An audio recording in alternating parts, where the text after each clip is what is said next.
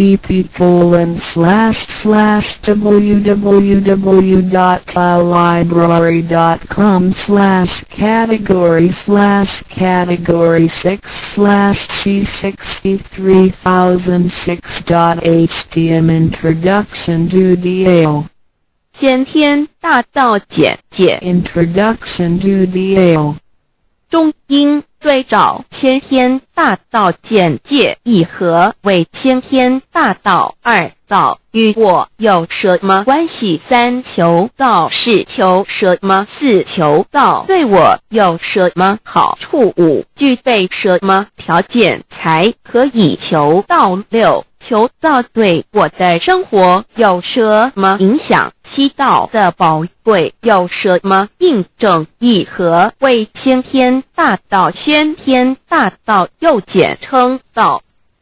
我们若仔细地去观察，心窍开悟之后，就可发觉宇宙间森罗万象皆是杂而有序，而自然界万事万物的运转也都有一定的法则。这天地人是万物的真主宰，就是道。道乃在天地生成之前即已存在，故曰先天大道。道者理也，理就是真理。在天地人万物未生以前，道即已存在，而道能生天、生地、生人、生万物万类。在天地人万物毁灭之后，道不会毁灭。道因为无去无来，不生不灭，乃代表着宇宙间亘古不变的真理。道的本体，也就是宇宙自然的本体。在混沌未判之初，宇宙间只是一团灵妙理，无天无地无人，也没有语言和文字，所以我们实无法以任何语言、文字或思虑来形容它。故大道无名，强名曰道。我们也是勉强用到这个名词来代表它。在天地万物生成之后，道又能贯穿于宇宙万事万物之中，使一切的自然现象均能呈现和谐有条不紊的运转。这就是道的妙用。道大理为，我们虽然无时无刻离不开道的本体和妙用，却又很不容易去认识它。因此在2-3千年前，各教圣人应运出世，各化一方，针对当时天时地利及众生的根器，留下千经万典，传下诸多去恶从善的修持法门，同时也让芸芸众生认识了冥冥中宇宙万事万物均有一个真正的主宰，或称为上帝，或称为造化，或称为天主。我们称其为道或无生老，均是一名而同义。我们对道有了深一层的认识和体悟之后，就会了解天地间实无一物不是道之本体与妙用的合一。因此道虽然涵盖各大教门的经义，为千门万教的总源头，确实不局限于宗教的领域里。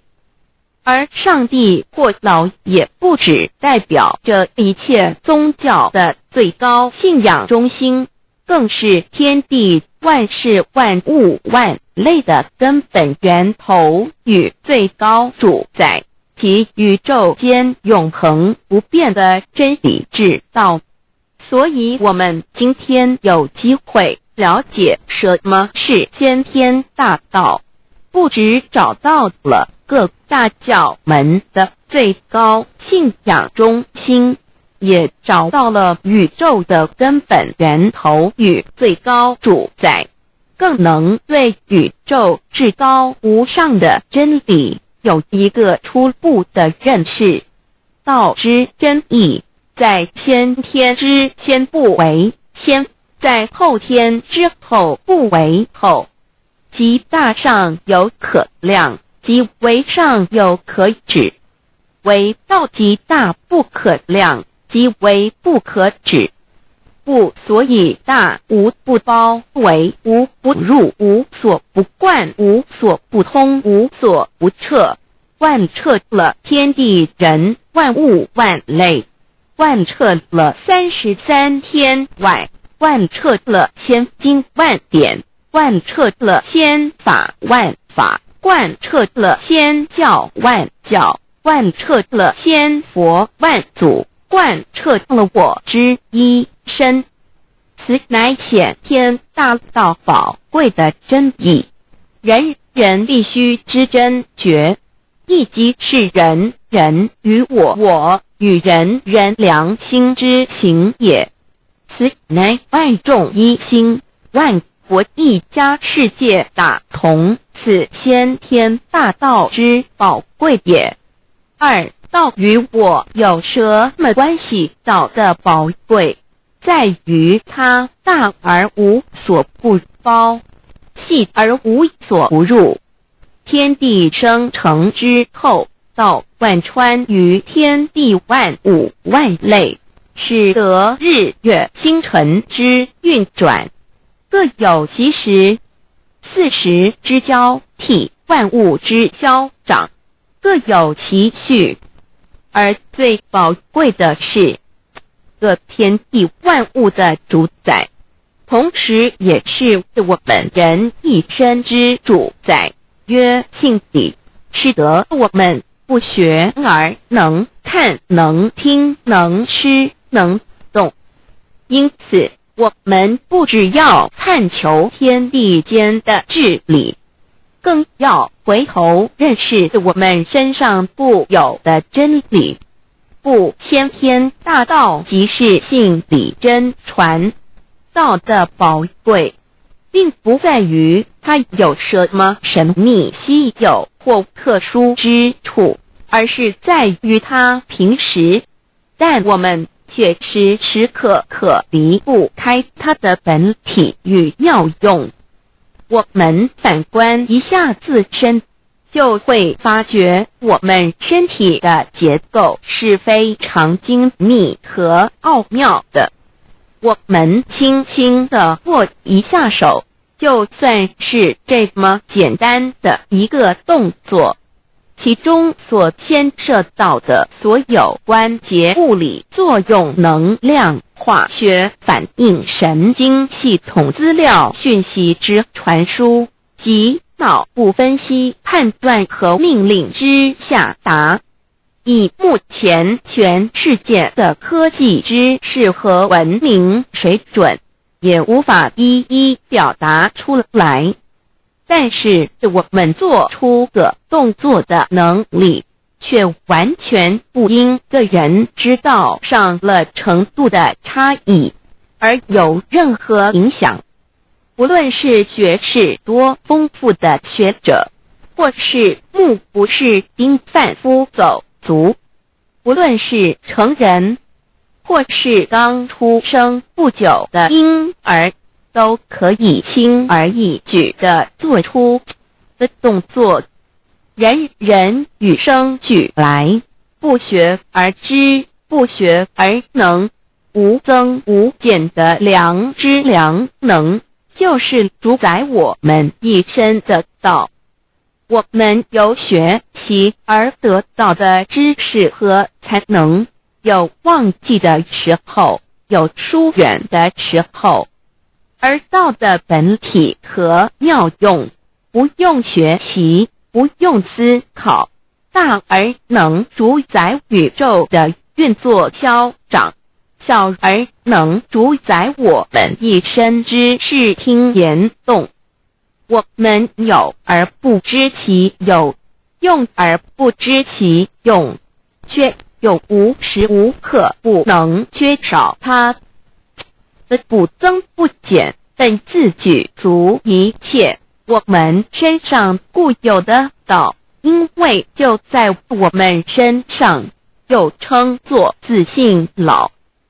我们了解了个主宰天地万物的道，在我们身上就有，它的作用不应受到我们赞美或否认而有任何增减。无论种族、肤色、国籍、宗教、信仰或贫贱富贵，均无分无别。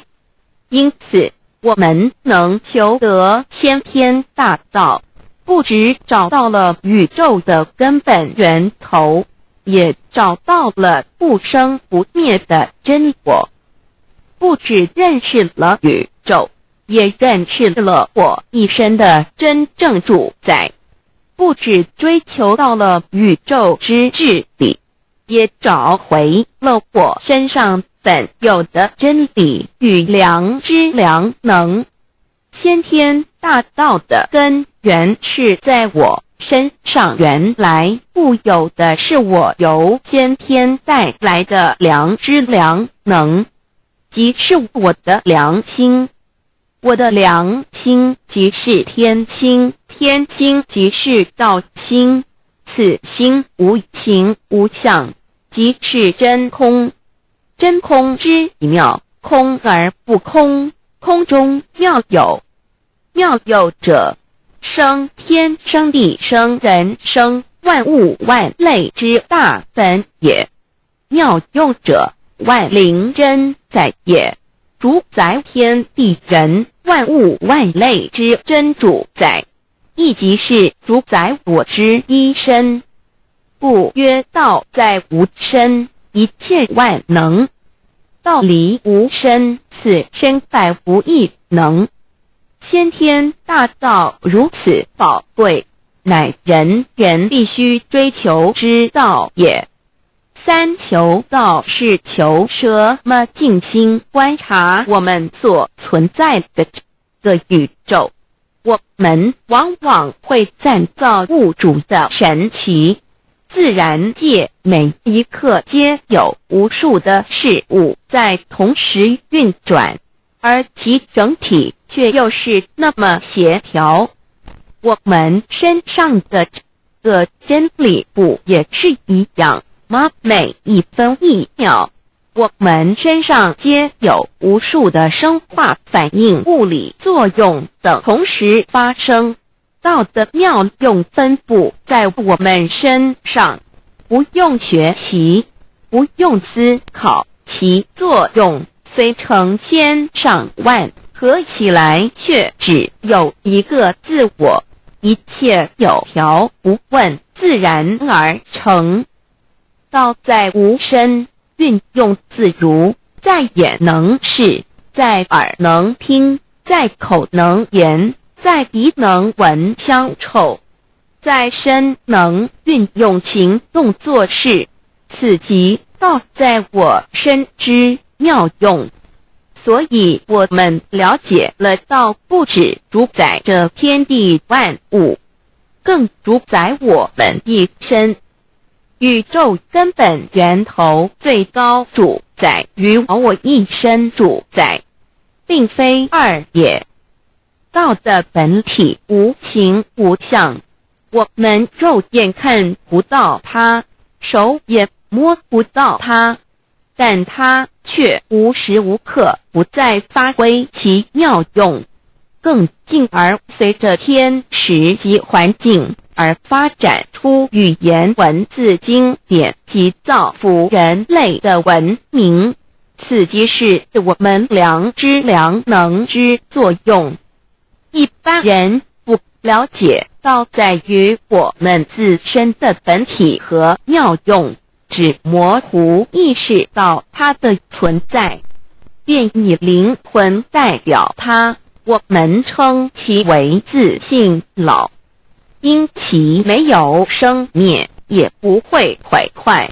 我们也称其为真我，此真我乃是最富足、最圆满、最光明、最完美、永恒不朽的。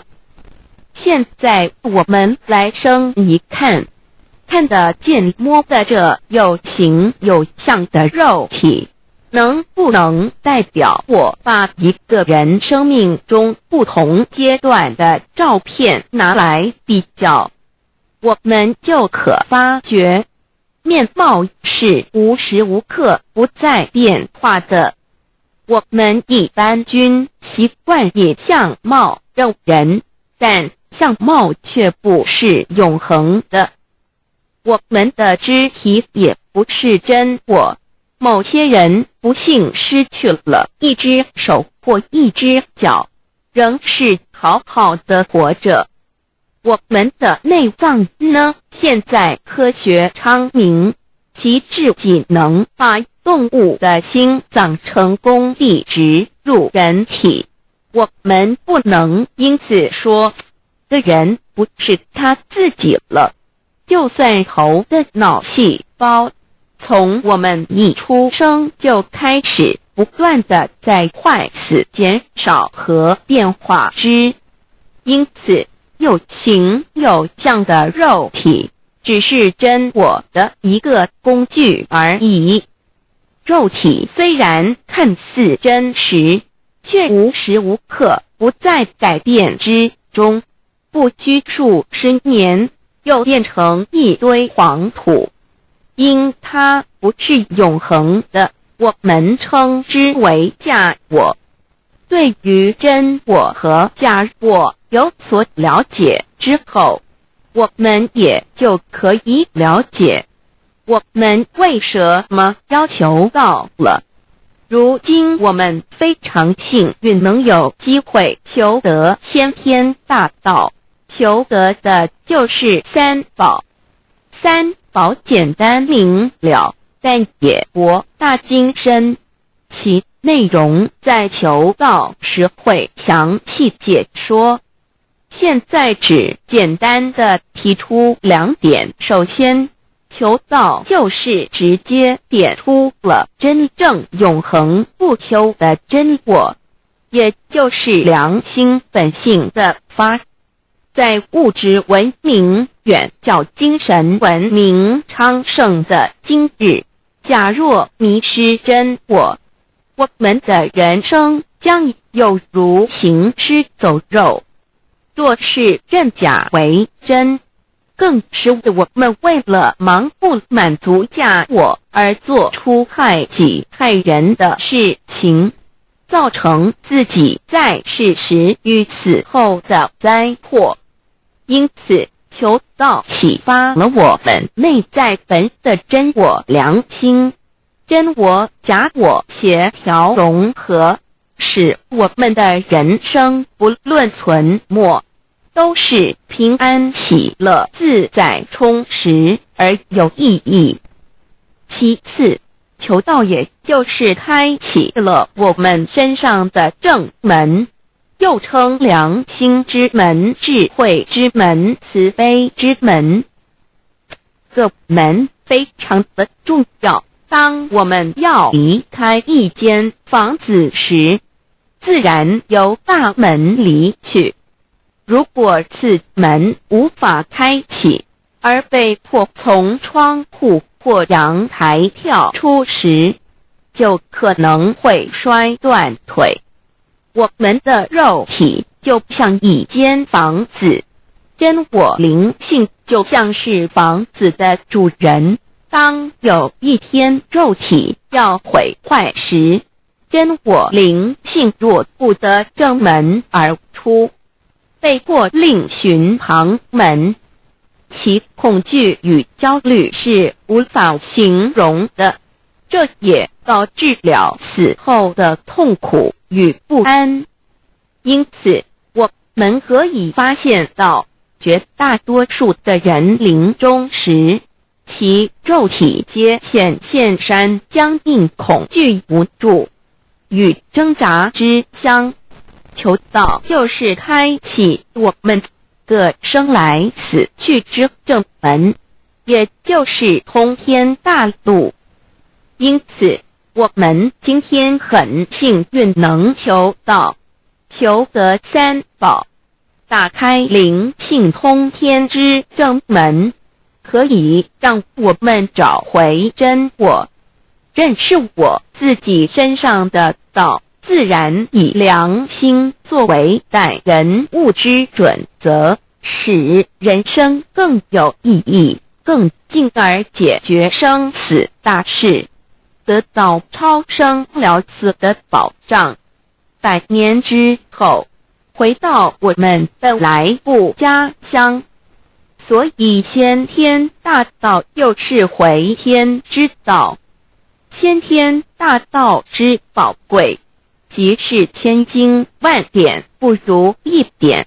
此典打开玄关正门佛门，天堂大路一步直超级的永生之道。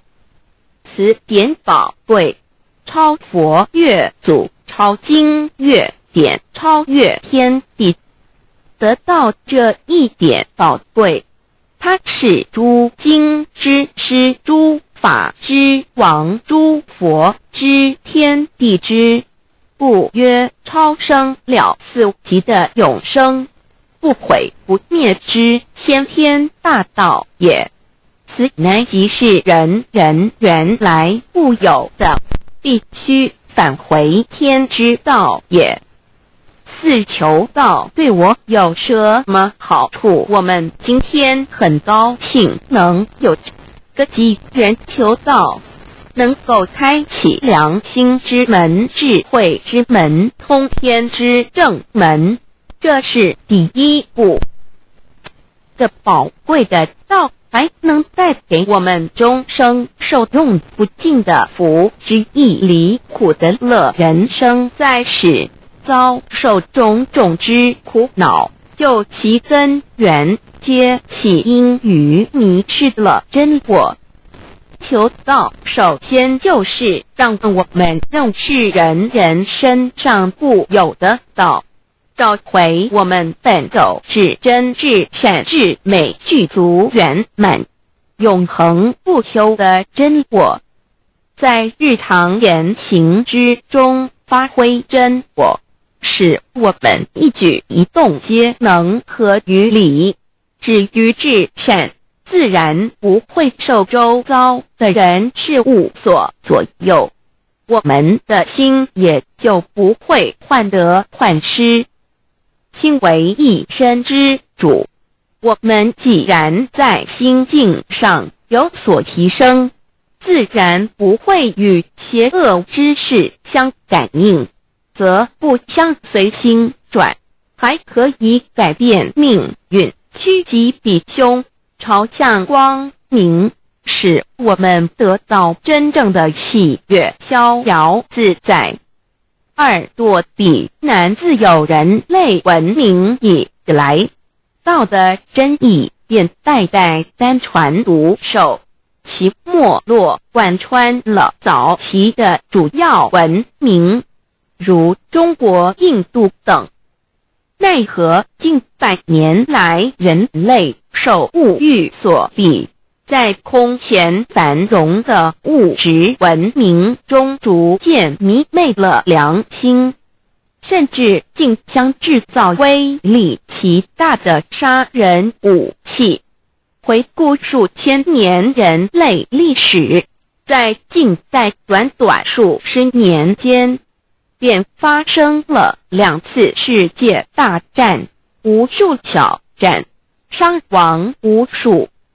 滥用科技文明，同时也损害了自然环境，造成大气臭氧层之破坏，全球性气候的改变，人心之变，干造了天灾人祸连连。人类以为自己酝酿了一个空前的浩劫，因此上帝洪恩慈悲，特将大道谱传于世，以挽救良善。求道以后，我们时刻存着道心，以良心待人处事。当遇有人力不可挽救的灾祸时，只要诚心使用三宝，必能灾必结，逢凶化吉。此事验证甚多，不胜枚举。三超生了四人生，有如一段苦乐相参的旅程。遭受生存竞争、衰老、病痛、死亡等困苦，人皆难免。而人间种种欢乐，又往往是短暂易变的。尤其当旅程结束时，终就成空，归宿渺茫，更不禁令人凄独怅惘。是以智慧者有见于此，乃以超生了死，追求真实永恒的人生意义为人生至高之目标。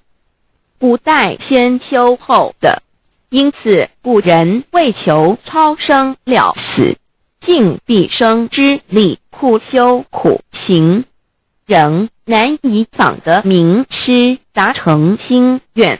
如今大道普传，先道后修，在求道过程中，天命名师一指，开启了我们通天正门，先赋予超生了死的保障。我们得道以后，认识了真我，以真我为主宰，远离邪心妄念，让我们的心念、言语、行为，无论待人处事，皆合于良知。100年之后，真我灵性自然返回故家乡，永享平安喜乐。4成圣成贤求道，也就是为我们种下一个成圣成贤的正因道种。只要我们以智慧慈悲心境灌溉它，它必然萌芽开花结果。在此功利主义弥漫的黑暗时代，大道乃是光明的灯塔。求道修道，不仅让我们能够独善其身，更使我们有机会可以兼善天下。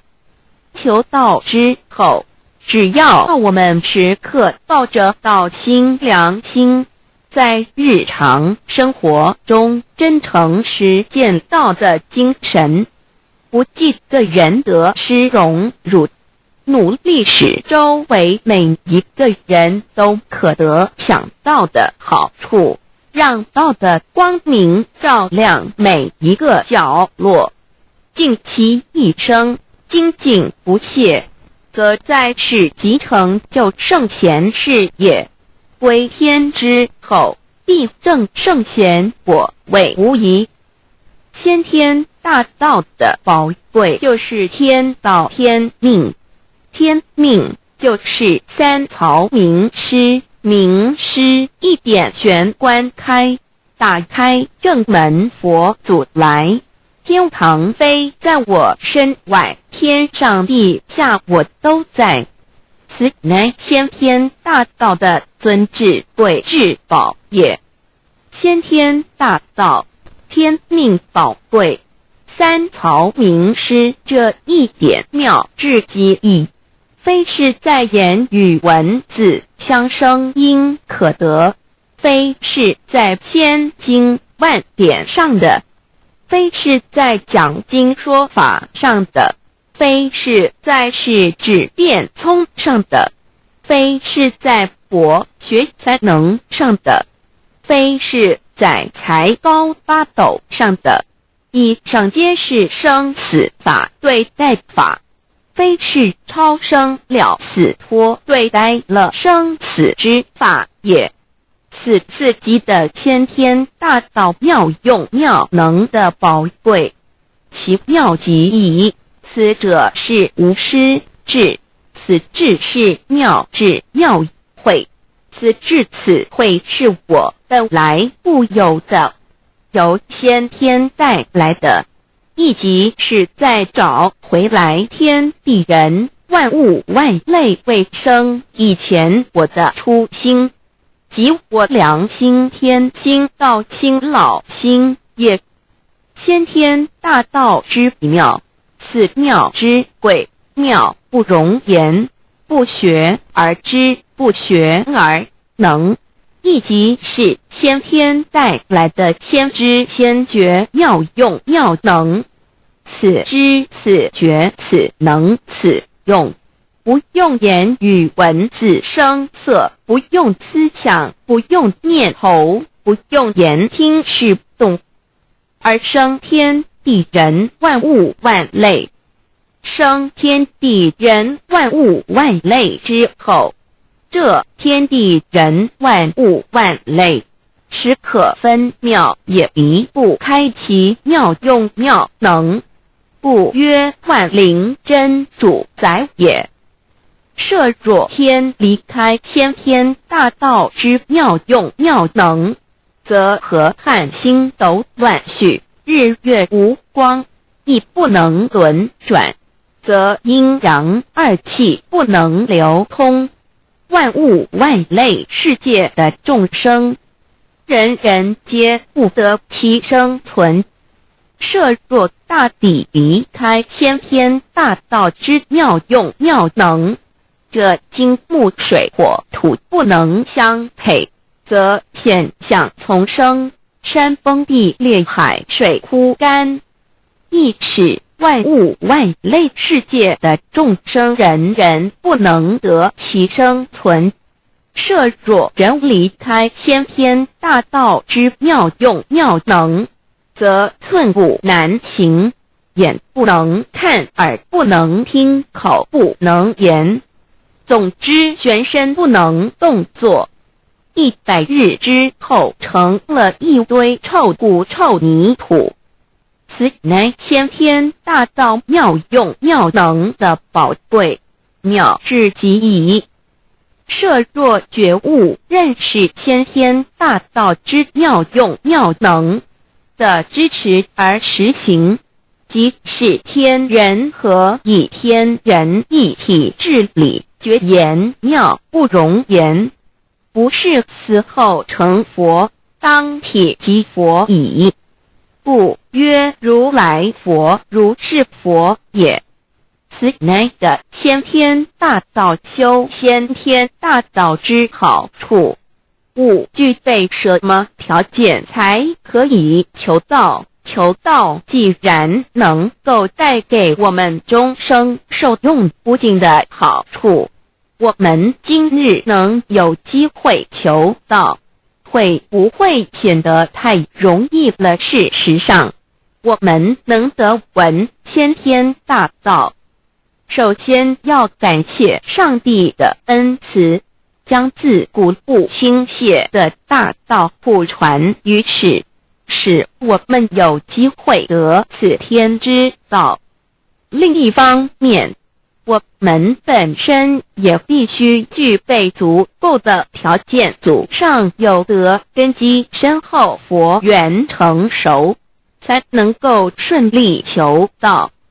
此外，我们必须向宇宙至高无上的造物主上帝发一个良心愿，此愿可归纳为3个要点：一得道以后，愿以明疾病实践道的精神，也就是日常生活所思所言所行，皆愿以良心作为依归。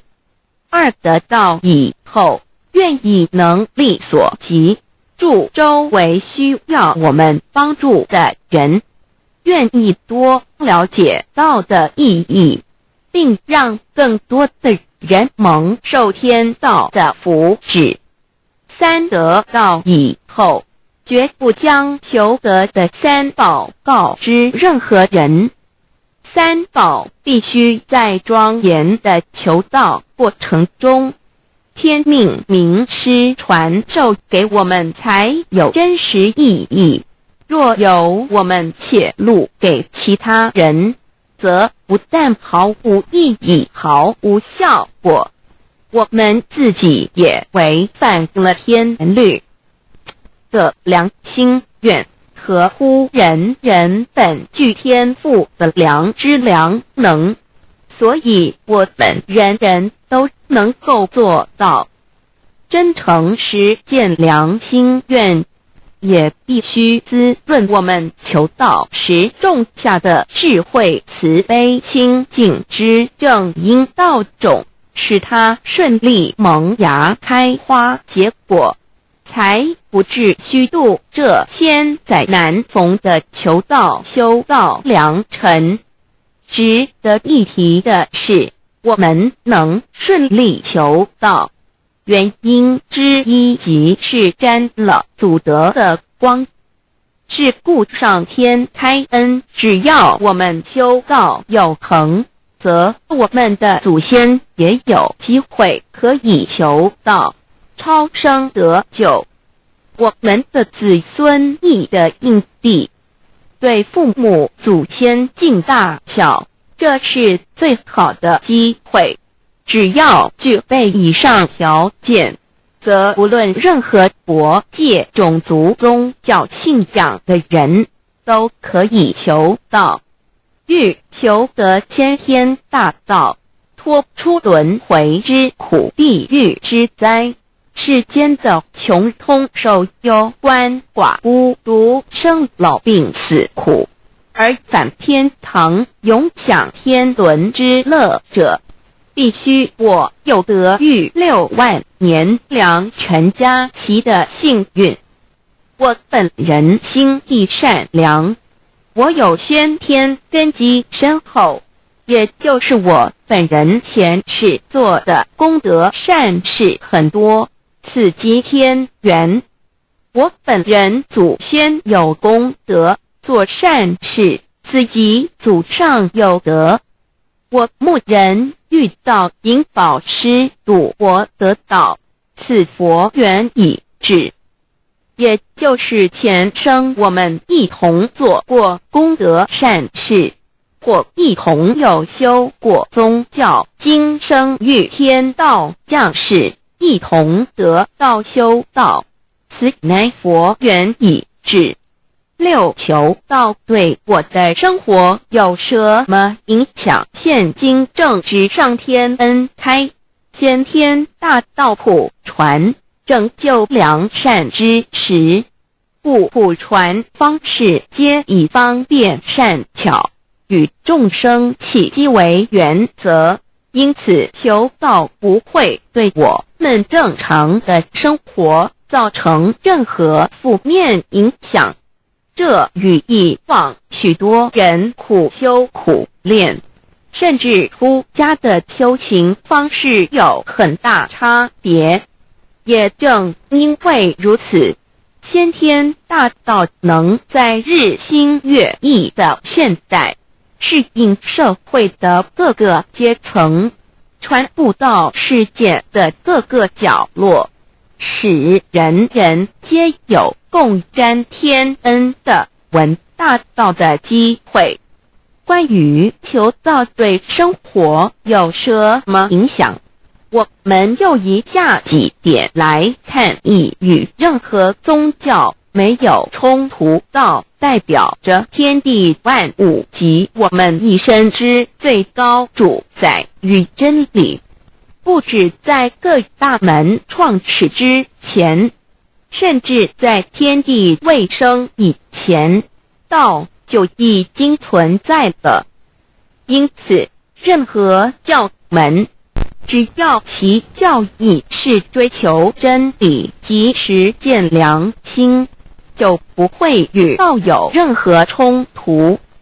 事实上，不止宗教，只要我们以探求真理的角度去观察，则自然界万事万物皆能与道吻合与印证。若我们原有某种宗教信仰，求道将不会造成任何抵触，也不会使我们背弃原有的信仰，反而让我们对真理的探求有更深一层的体认。二，以良心经为最高规戒每一个人生活环境中的文化习俗、时代背景、法律条文及价值观念都不完全相同，因此没有任何一个具体的规戒或条文能够适用于所有的人。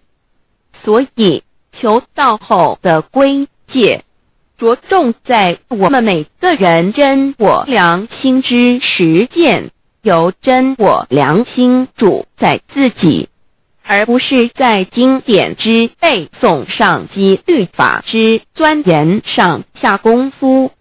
三，不照良心愿行。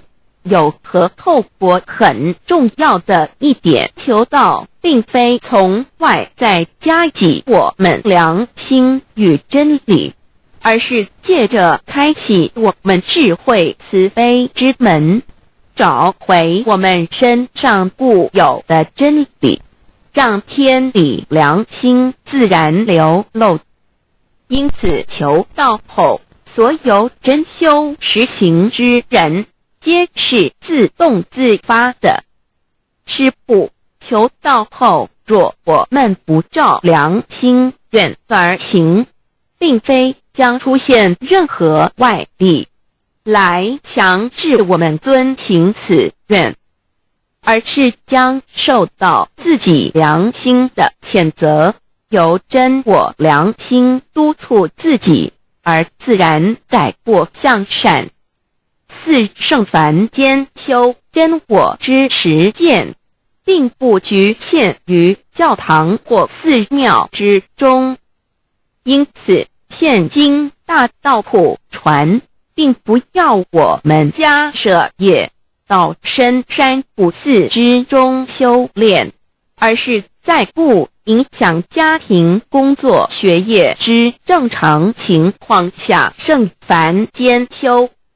在日常生活中，时时刻刻一言一行，皆能以天理良心为依归，就是真我之实践。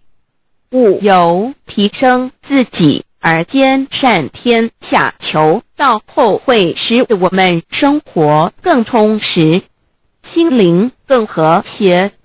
而更重要的是，我们每一个人尽一己之力，借自身之提升，影响周遭之人事物，继而汇成一股力量，在这举世天理良心日趋沦丧之潮流中，匡正人心，力挽狂澜。如此必能早日实现先天大道普传之宗旨，及弥勒佛的原慈大愿，化污浊的人间为人间净土，化纷乱的世界为世间天国。七道的宝贵有什么印证道是宇宙的至高真理？它的作用贯穿了天地万物万类，更是我们一生之最高主宰。真正了解了这一点，我们就会体认到，道是随时随处可以被印证的。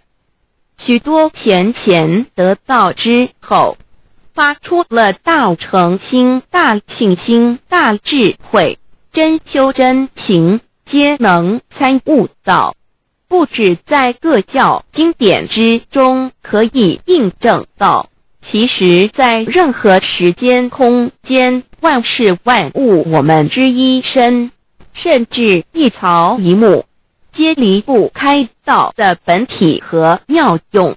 体认至此，自然能发出永不退转之道心。而尚未求道或刚求道者，则需借助于一些具有形象看得到、感受得到的印证，以奠定初步的信心。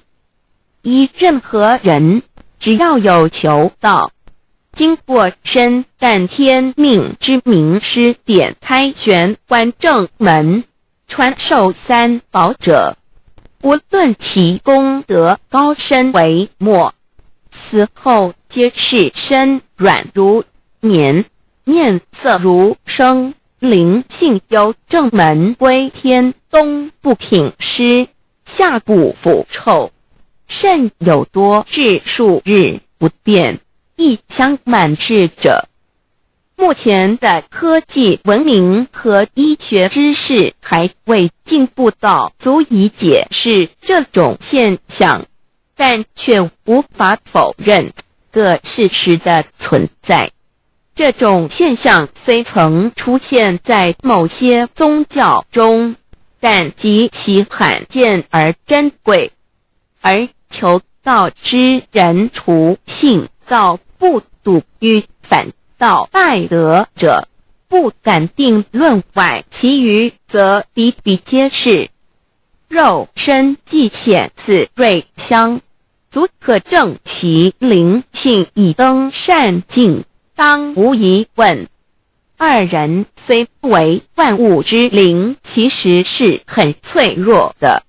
自从生在这个世界上，就难免天灾人祸的威胁，甚多以求道者，在遇到人力不可挽救之危急情况下，诚心使用三宝，皆能大事化小，小事化无。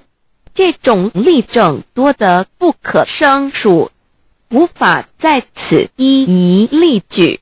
以上两点虽然极为宝贵，但却是任何人只要一求道，借着上帝的天命宝贵，立刻就可以得到的保障。此后就随个人的诚心、智慧及对真理之实践，而有或深或浅不同的体验了。如人饮水，冷暖自知。希望各位具有善根，有机会能得闻大道的先生女士，皆能入宝山而满载而归，皆能求道而同真善境。 Introduction to DAY. What is DAYI? DAO and MEII. What it is in DAYD.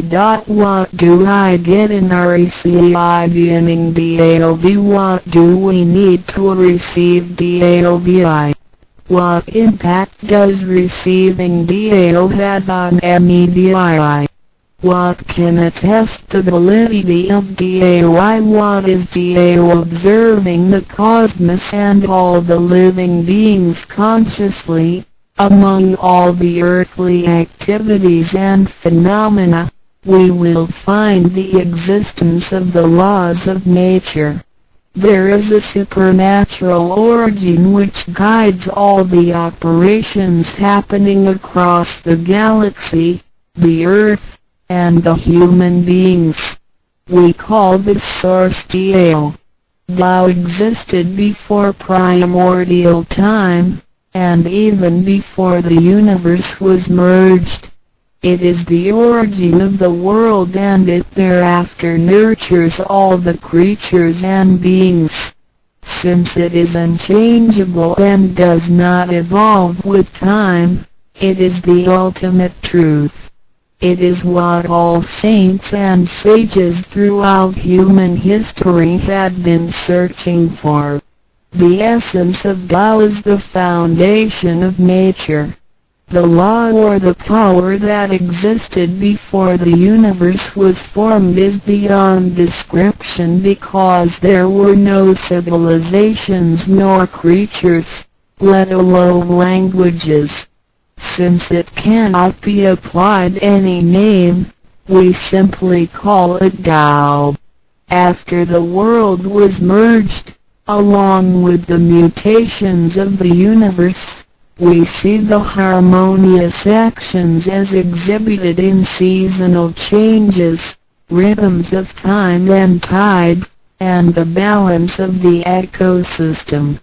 We also find some conformity of human nature across various cultures. These prove the laws of nature. This is the extension of that original Tao when it is substantiated and materialized. It merged into everything that is with and within us. Now that we know Tao is present universally and yet difficult to be recognized, there have been prophets and preachers trying to make us know and understand the origin and the truth of life through various teachings and literature since the beginning of civilization. They were scattered around the world throughout history.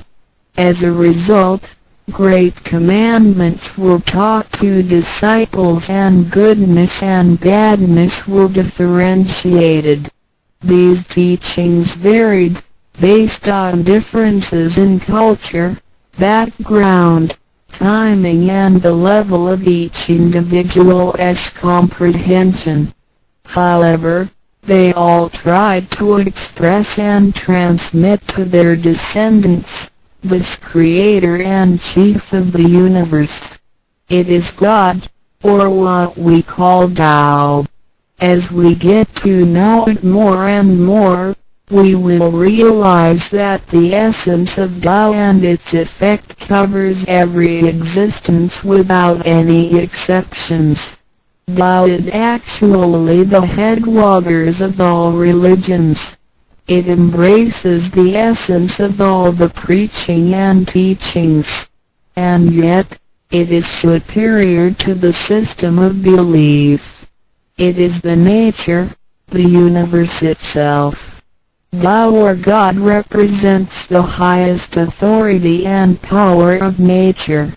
It is also the headstream and superior to all.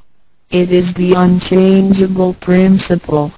Understanding Tao allows us not only to discover the center of all religious belief, but also to communicate with the origin and the highest power of nature.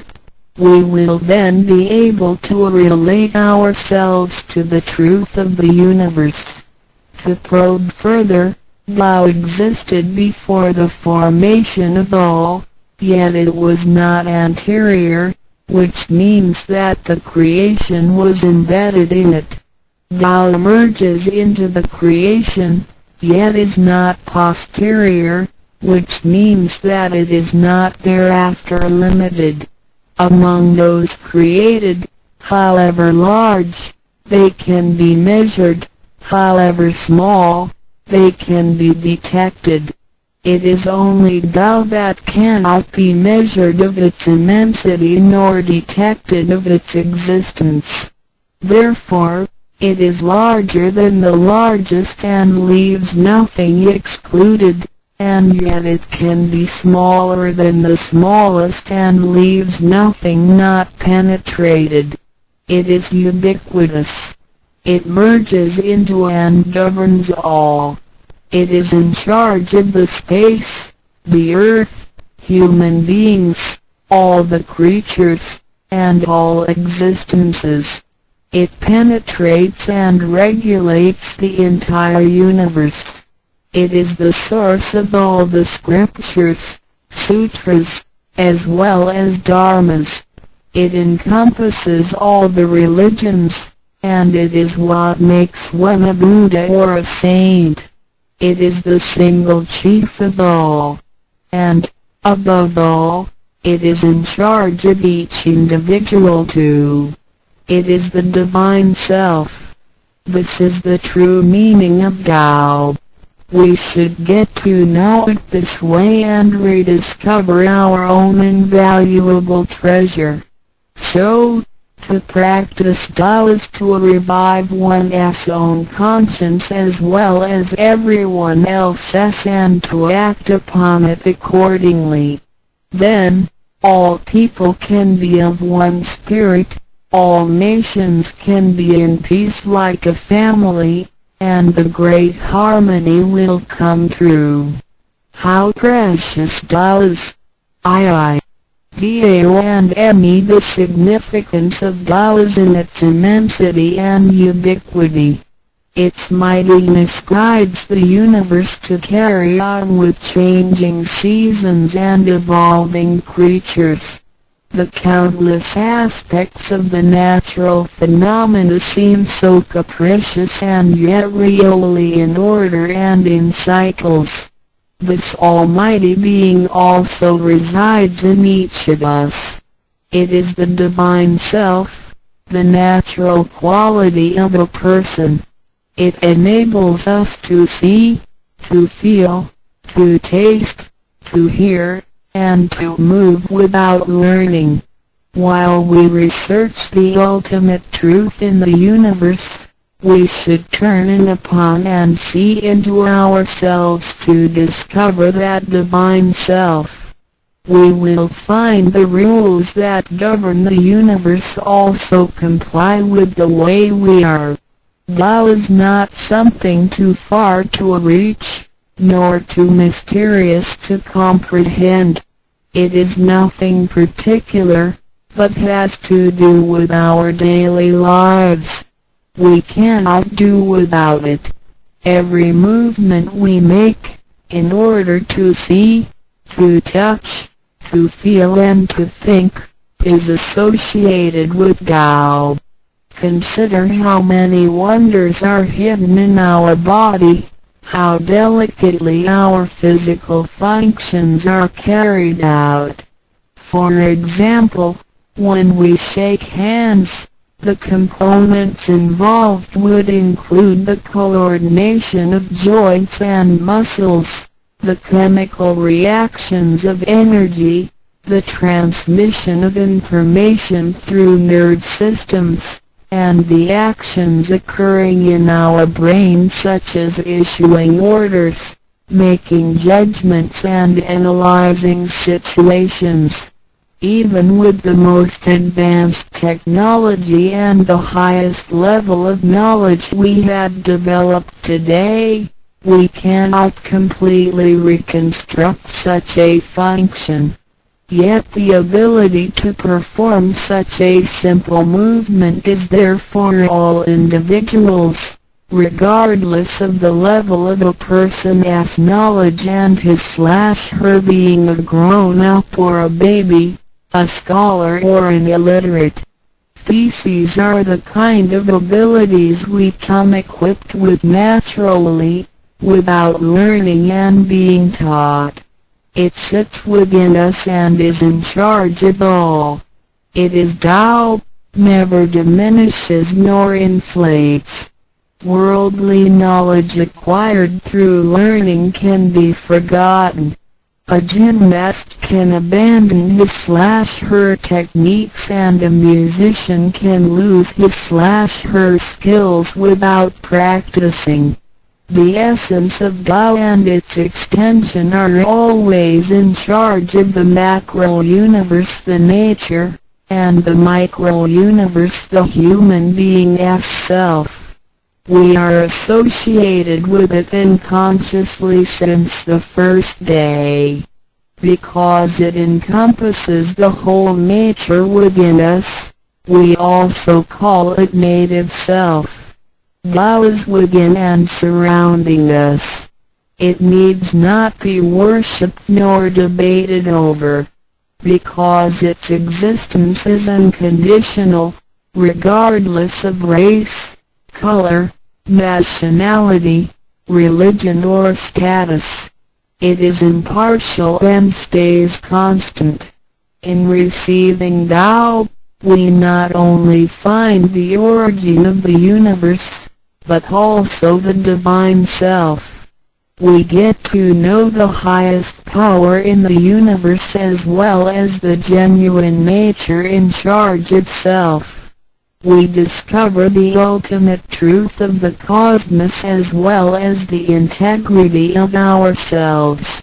Recognizing that the laws which govern the universe also govern us makes us be able to return to our true nature. To probe further, the most essential concept in Tao is that we all possess it intrinsically. It is the wisdom and ability we were born with without learning or practicing. It is one's conscience, which is like the Spirit of God, the divine and immortal nature. It is invisible and intangible. For this reason, we call it genuine emptiness, which means that to be really empty, it goes beyond emptiness and can therefore have marvelous existence in it. Marvelous existence is the foundation for the sky, the earth, human beings, all the creatures, and all existences. With omnipotence, Tao is called Great Lord of all beings. This almighty being is not only in charge of the entire universe, but also in charge of oneself. So the proverb is, Tao is within self, which is the drive of all one's abilities. A physical body without Tao is useless. This is the treasure that we should all realize and fully explore. What it is indeed. When we look around the world, we admire the miracles and wonders of nature. Countless things change and move simultaneously every second, and yet in order and in harmony. So do our bodies. Countless biochemical reactions and physical functions occur concurrently within our bodies. Without learning and thinking that comes subjectively, the thousands of activities that happen within us are the extension and action of Tao. And altogether, it is one single self. It functions naturally and automatically without the need for our intents to be involved. This is the effect of Tao within us. Tao is not only in control of the universe and nature, but also in charge of every human being in his/her own actions. In other words, it is the same source that governs us as well as everything else. Tao is invisible and intangible, but it has been working out its magic before day one. Thereafter, languages, cultures, religious scriptures, literature, and civilization were developed. They all originate from Tao functioning within us. People don't realize it is Tao that has been residing and working within us and have used soul to represent the confusing and yet irrefutable being. Because it is eternal and intangible, we also call it true self. This true self is the most abundant, brilliant, and imperishable being. Let us take a look at our tangible body and see if it can be the true self. We know the pictures taken throughout one's life show different faces and expressions. We recognize people by face, but our looks change and are not permanent. The handicapped, with impaired arms or legs, can also lead a complete life. One with a transplanted animal heart is still a human being. Even our brain cells keep decreasing and changing every second from the moment we were born. Therefore, the physical body is only the interim residence of the true self. though it seems so real, solid and alive, it turns into dirt eventually. We call it false self because of its tentative and transient nature. By recognizing the difference between the true self and the false self, we understand the reason and importance for us to receive Tao. Luckily, we are given the opportunity of receiving Tao and learning the three treasures. The three treasures are straightforward yet profound. The meaning and details of them will be illustrated through the rite of receiving Tao. Here, we only discuss two issues.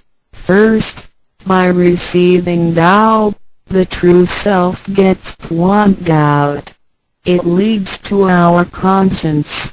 Upon the time when material pursuance surpasses spiritual seeking, giving up the true self only makes us a walking corpse. In order to fulfill and satisfy the sensational desires of the false self, we may commit wrongdoings and harm others, eventually creating troubles for ourselves. Our inner conscience is identified and enlightened by receiving Tao. Thus, the body gets to work with the spirit in a mutually beneficial and harmonious way, making our lives joyful and meaningful. Second, by receiving Tao, the front door or main gate of our bodies gets opened. It leads us to conscience, mercy and wisdom. When we leave a house, we leave through the front door.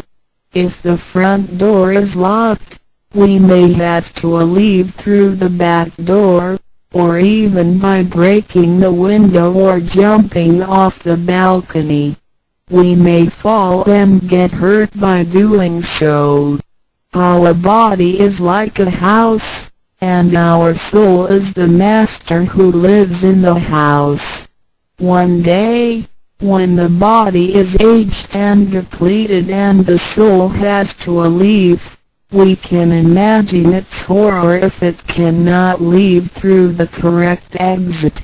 This is the pain and discomfort human beings experience at the coming of death and after death. As we know, for most people, when they are dying, their body shows stiffness and signs of helplessness and confusion. After we receive Tao, the door of life and death will be opened. Being able to receive Tao and the three treasures while having the door to heaven opened, we had the opportunity to recognize the true self and the Tao that dwells within us. We are going to treat people and the world with conscience and make our lives more meaningful. We can transcend life and death. Within 100 years, we will be able to return to where we came from. Therefore, the heavenly Tao is also the way to return back to heaven. To probe further, the enlightenment of Tao is superior to studying thousands of sutras. This is the value of Tao. The enlightenment of Tao opens the main gate, the front door, which is the entrance to heaven. It gives us the guarantee to be exempted from rebirth cycles and to reach eternity. The superiority of this enlightenment lies in that it surpasses Buddhas and saints, it exceeds the scope of sutras and dharmas, and it transcends the universe. Tao is therefore source of all sutras, king of all dharmas, mother of all Buddhas, and creator of the universe. Transcendence of rebirth cycles leads to eternity. Being imperishable, Tao never deteriorates, and we had never lost it at all. Hence Tao is the direct way back to heaven. What do I get in RECI beginning Tao as mentioned earlier? By receiving Tao, we act upon our conscience, gain more wisdom, and find the door to heaven. In addition to these basics, we also benefit from the following for our lifetime. Being away from sufferings and closer to happiness. The troubles and worries we face in our daily lives mostly result from our disregard of the true self. Receiving Tao helps us to recognize the Tao that has been dwelling in us and to restore the beauty of the true self, so that our behavior and mind is free from being controlled by the earthly pleasures and being swayed by the losses and gains of the material world. Since our minds are cultivated spiritually, devils would not approach and get close to us. Thus, our fortune can be altered from bad to bright, and we can obtain real joy. Being away from disaster and calamities. Tao has been passed on through generations to one single master since the beginning of human history. The thread of its passage weaves through ancient civilizations, including China and India. However, in recent centuries, human beings have been trapped by materialism and a weaker sense of right and wrong. Wars prompted the development of powerful lethal weapons. In reviewing the thousands of years of human history, we realize, in just less than 100 years, there had been 2 major world wars, which caused numerous killings and tragedies. The abuse of science and technology has also destroyed the ecology, causing damage to the ozonosphere and the unbalance of the climate. The corruption of human beings' minds has called the natural disasters to come. The human have created calamity. God, with His mercy, makes Tao available to everybody in order to save good people. After we receive Tao, with the true meaning of Tao in mind, we will be conscientious. We can use the 3 treasures whenever something dangerous and uncontrollable happens to us. We will be able to get away from bad encounters. This is a confessed fact. See Transcending Life and Death. Life is a mixture of happiness and bitterness. Throughout the journey of life, we experience birth, growth, aging, illness, and death. Joys are momentary and wealth is here today and gone tomorrow. Rather than seeking the pleasure of material life, the wise make full use of their lifetime searching the true meaning of life and eternity. In old times, Tao could only be received after harsh self-cultivation. Among the hermits looking for the master in order to receive Tao, only very few could obtain it. Whereas in this century, Tao is allowed to be spread and transmitted through the authorized masters to the truth seekers. The master points out the main gate of life and death, assuring the completeness of our true self.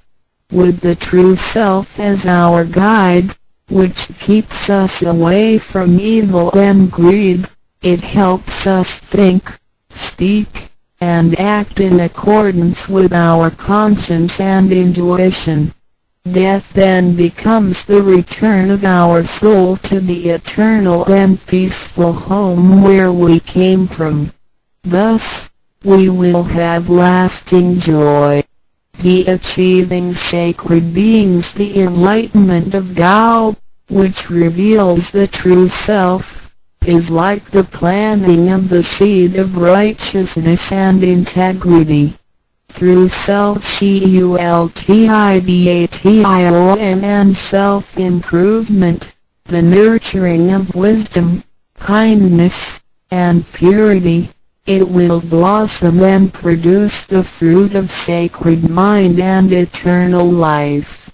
In time of overwhelming utilitarianism, Tao is the lighthouse to the truth. Receiving Tao, and then cultivating ourselves, not only improves our own lives, but also gives us the opportunity to better the world.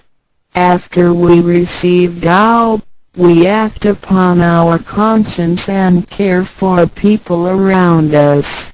We cherish Tao and disregard personal disadvantages. Then we make an effort to spread the message of Tao to the world, in order for everyone to benefit from it.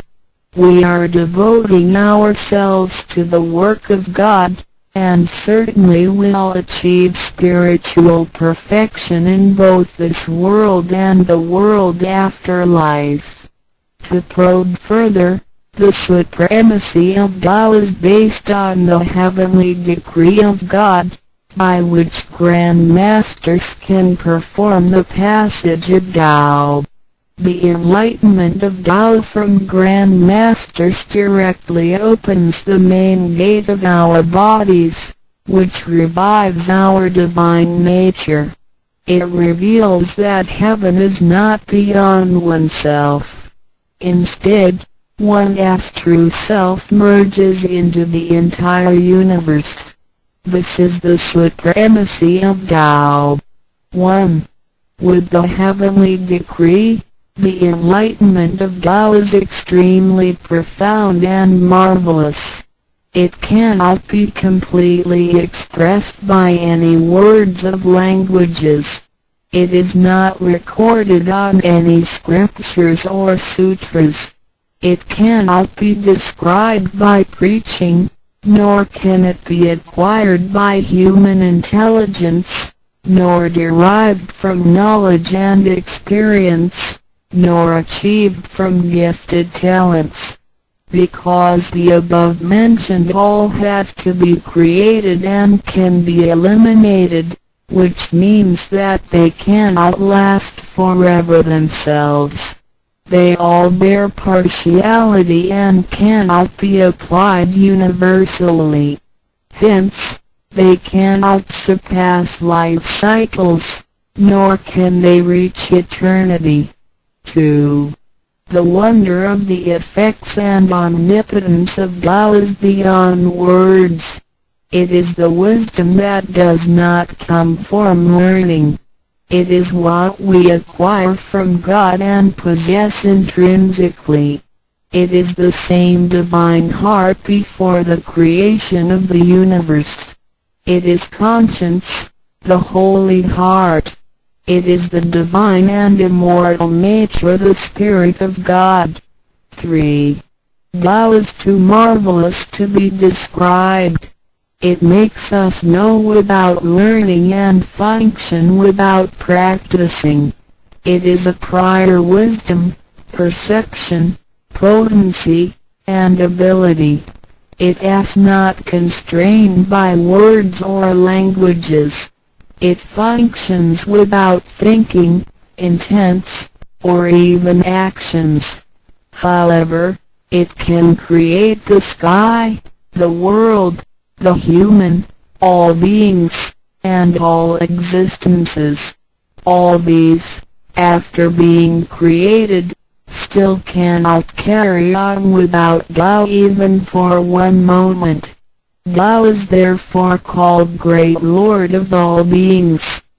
4. Without Tao, the stars and planets in the sky wouldn't he had been in order. The sun and the moon couldn't he had illuminated or revolved properly. Then the yin-yang energies wouldn't he had circulated, and, as a result, this world wouldn't he had been suitable for all of us to live in. 5. Without Tao, the 5 primary elements of the earth, metal, wood, water, fire, and soil, wouldn't he had been balanced and complemented one another, which could have put the entire world in chaos.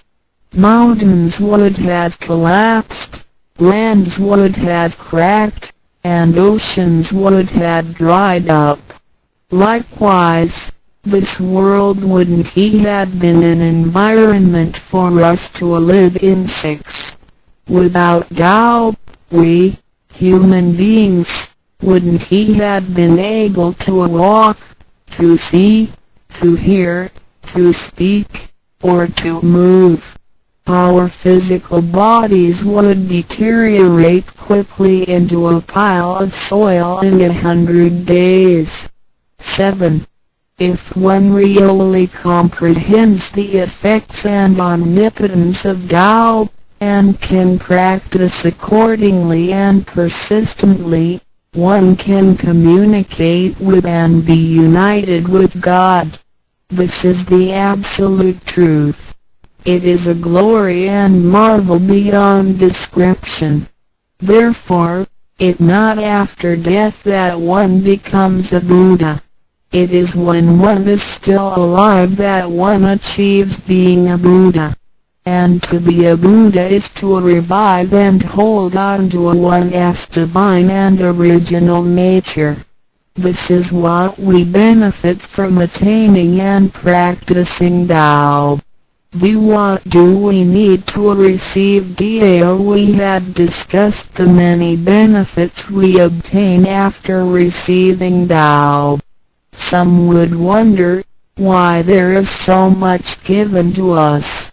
Of course, we should realize it comes from God's grace toward human beings. This allows Tao to be spread around the world, especially at the approaching of the worldwide calamity. People with merit and conscientious mind will have the opportunity of learning about Tao and the way back to heaven.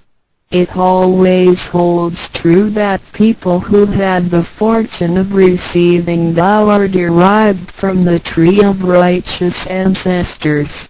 In addition, during the passage of Tao, it is required that we make promises to God that, after we receive Tao, we will keep in mind the true meaning of Tao and put it into action in our daily life.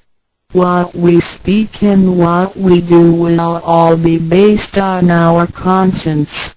After we receive Tao, we offer help to those in need of it, and do our best to indicate Tao to more people so that they can all benefit from the grace of God. After we attain these 3 treasures, we promise not to tell them to any other person. These 3 treasures can only be transmitted through authorized masters in front of God. If we reveal them to any person, they become invalid to the person, and we also defy the heavenly decree. All the promises required are reasonable and achievable. It goes with our nature. If we practice and keep the promises, we will be able to become a wiser and a better person. We will become merciful, and nurture the good seed of doubt planted in our mind. One last thing to mention is that one of the reasons we are able to receive Tao is due to the good deeds of our ancestors. Therefore, as we persistently practice Tao, our ancestors will also benefit from it, and so will our descendants. As long as you are prepared for the above mentioned, you are qualified to receive Tao, no matter what nationality, race, or religion you belong to. Notes: in order to be exempted from the rebirth cycles, to avoid the ordeal of hell, to alleviate the suffering and misfortunes in our lives, and to be able to return back to heaven after death and enjoy permanent happiness, we have to receive Tao. And the general qualifications are: 1. To be with a compassionate heart, and to be fortunate enough to be born in a time when Tao is available to the public. 2. To have sown the seeds of virtue by helping many people and offering lots of charitable services in the previous lives. This is the divine affinity with God. 3. To have ancestors with beneficences and welfare work as well. 4. To meet the introducer and guarantor who indicate the way to attain Tao to me. It is very likely that, in the previous lives, we did charitable services together, or we cultivated together in the same religion. So, in this life, when Tao is available, we can help each other out and practice Tao together again. So time is right for Tao due to our divine affinity. VI. What impact does receiving Tao have on me? As we mentioned before, unlike the old days when hermits had to leave their families to receive Tao through meditation and self-cultivation, Tao, at the present time, can be received in a way that is applicable and conforming to our practical needs. We don't have to give up our lifestyle in order to attain Tao. By the grace of God, Tao is intended to be delivered to the public at all levels of occupations and around the world, rather than being limited to a privileged group of people. The impacts that receiving Tao can have on our daily life are summarized as the following. A. Receiving Tao creates no conflicts with any religions. Tao governs the universe, including all human beings. It existed before the formation of any religions. It is concordant with all religions, in the sense that religions preach the awareness of conscience and the pursuit of the truth.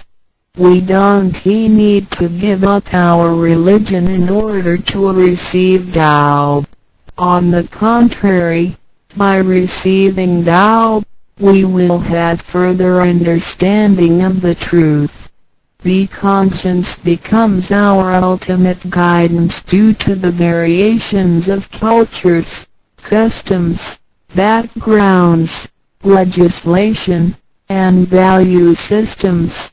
It is difficult to find a universal guideline for all of us to follow in our daily life.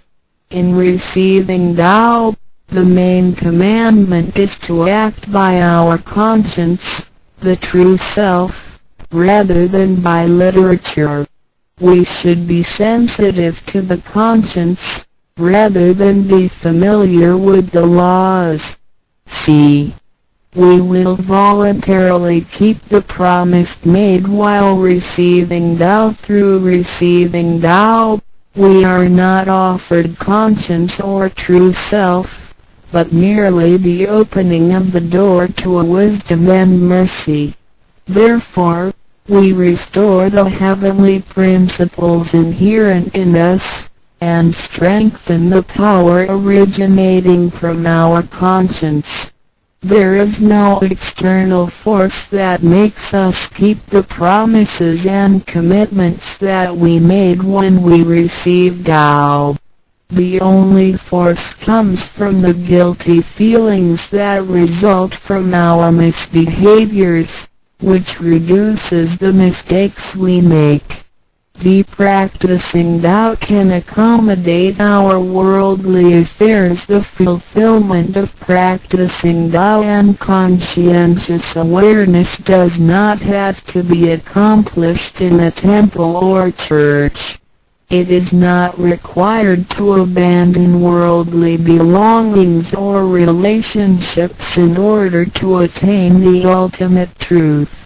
Each individual can still have his/her family, career, and schooling at the same time. As long as we keep in mind the basic guideline we should have our practicing Tao and getting closer to our divine self, we will make a better world by improving ourselves first after we receive Tao. By realizing the true self and what we are, the feeling of joy comes to us. The improvements on the quality of our spiritual life will affect people surrounding us. By interacting and working together in Tao, we will make the world better with lower crime rate and less pollution. The wish of Maitreya will finally come true to turn the world into God's kingdom and make people all live in harmony. What can attest the validity of Dao Tao, due to its completeness and generality, regulates the totality of all beings. Many people, after receiving Tao, with their wisdom, faith, and devotion, realize that Tao is the fundamental principle that governs all things. They comprehend the truth of the universe not only through literature, but also through daily living and nature. Their faith in Tao becomes strengthened and they move forward in their spiritual life.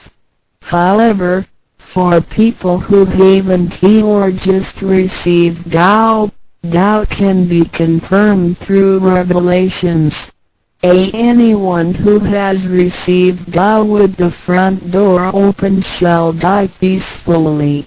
One proof of this is that for those who have received Tao and died, their bodies remain soft and their faces vivid. Since the soul leaves the body through the correct exit, the corpse can actually remain uncorroded for a few days. With the most advanced modern science and technology, it is still difficult to explain this phenomenon. However, it is a fact that cannot be denied. This has happened before in some religions, but very rarely. For people who have received Tao, this kind of testimony is ubiquitous, unless they have committed serious sins and corrupted their own mind. This can prove the soul has reached an ultimate harmony. Being the superintendent of the things on earth, human beings are nonetheless weak. Since birth, we are subject to unpredictable accidents and natural disasters. There have been many people who encountered danger, used the three treasures with faith, and got away from the danger or reduced the damage to the minimum. Testimonies of this kind are numerous. The above two mentioned are rarely heard of and difficult to believe, but they are the immediate security given by God once a person has received Tao. Thereafter, with each individual's faith, wisdom, and the accumulation of good deeds, one will come to know the truth more and more. It is up to you to experience the value of this treasure.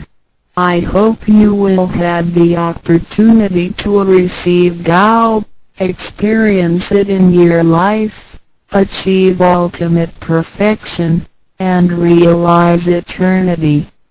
ndrucdivol.html 先天大道简介中应对照 http://www.library.com/category/c63006.htm Introduction to DAO 先天大道简介 Introduction to DAO 中应对照先天大道简介一和为先天大道二道与我有什么关系？三求道是求什么？四求道对我有什么好处？五具备什么条件才可以求道？六求道对我的生活有什么影响？七道的宝贵有什么印证？一和为先天大道，先天大道又简称道。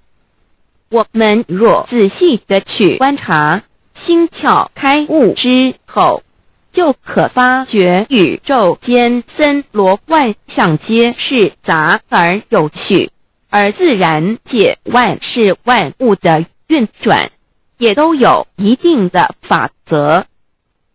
这天地人是万物的真主宰，就是道。道乃在天地生成之前即已存在，故曰先天大道。道者理也，理就是真理。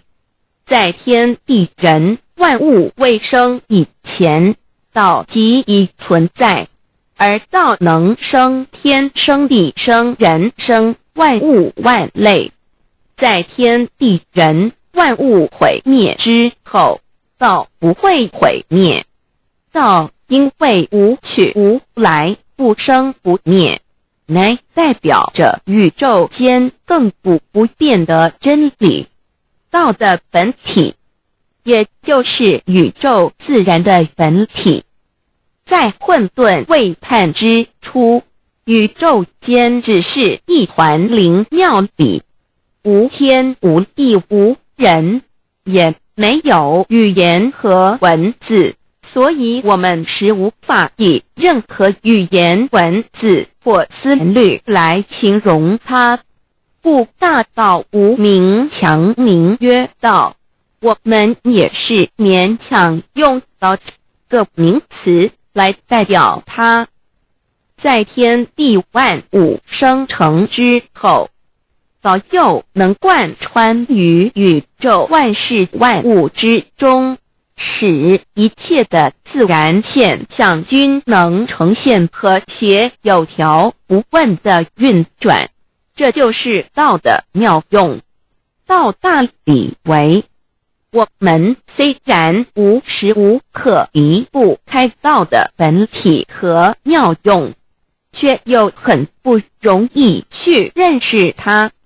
因此在2-3千年前，各教圣人应运出世，各化一方，针对当时天时地利及众生的根器，留下千经万典，传下诸多去恶从善的修持法门，同时也让芸芸众生认识了冥冥中宇宙万事万物均有一个真正的主宰，或称为上帝，或称为造化，或称为天主。我们称其为道或无生老，均是一名而同义。我们对道有了深一层的认识和体悟之后，就会了解天地间实无一物不是道之本体与妙用的合一。因此道虽然涵盖各大教门的精义，为千门万教的总源头，确实不局限于宗教的领域里。而上帝或老也不只代表着一切宗教的最高信仰中心，更是天地万事万物万类的根本源头与最高主宰，及宇宙间永恒不变的真理之道。所以我们今天有机会了解什么是先天大道，不只找到了各大教门的最高信仰中心，也找到了宇宙的根本源头与最高主宰，更能对宇宙至高无上的真理有一个初步的认识。道之真义，在先天之先不为先，在后天之后不为后，即大上有可量，即为上有可止，为道即大不可量，即为不可止。不所以大无不包，为无不入，无所不贯，无所不通，无所不彻，贯彻了天地人万物万类，贯彻了33天外，贯彻了千经万典，贯彻了千法万法，贯彻了千教万教，贯彻了千佛万祖，贯彻了我之一身。此乃显天大道宝贵的真义，人人必须知真觉，亦即是人人与我，我与人人良心之行也。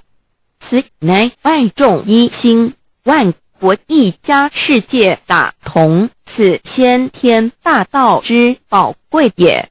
二，道与我有什么关系？道的宝贵在于它大而无所不包，细而无所不入。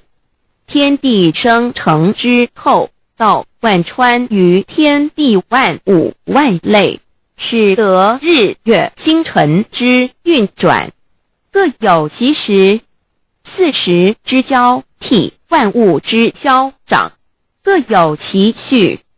而最宝贵的是各天地万物的主宰，同时也是我们人一生之主宰，曰性理，使得我们不学而能看，能听，能吃，能动。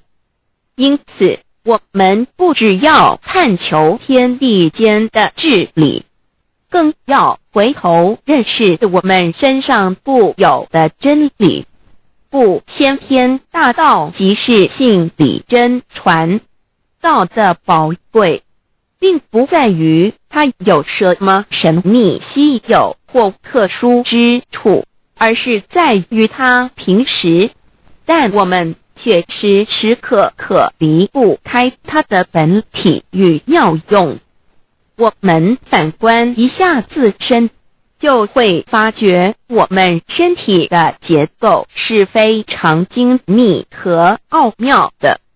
我们轻轻地握一下手，就算是这么简单的一个动作，其中所牵涉到的所有关节物理作用、能量、化学反应、神经系统资料讯息之传输及脑部分析、判断和命令之下达，以目前全世界的科技知识和文明水准，也无法一一表达出来。但是我们做出个动作的能力，却完全不因个人知道上了程度的差异而有任何影响。无论是学识多丰富的学者，或是目不识丁贩夫走卒，无论是成人，或是刚出生不久的婴儿，都可以轻而易举地做出的动作。人人与生俱来，不学而知，不学而能，无增无减的良知良能，就是主宰我们一生的道。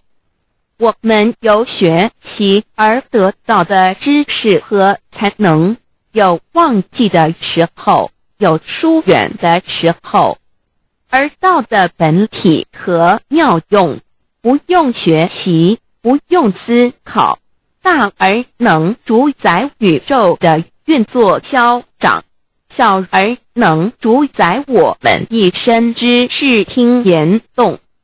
我们有而不知其有，用而不知其用，却又无时无刻不能缺少它的不增不减，本自具足一切我们身上固有的道，因为就在我们身上，又称作自性老。我们了解了个主宰天地万物的道，在我们身上就有，它的作用不应受到我们赞美或否认而有任何增减。无论种族、肤色、国籍、宗教、信仰或贫贱富贵，均无分无别。因此，我们能求得先天大道，不只找到了宇宙的根本源头，也找到了不生不灭的真我。不只认识了宇宙，也认识了我一生的真正主宰。不只追求到了宇宙之至理，也找回了我身上本有的真理与良知良能。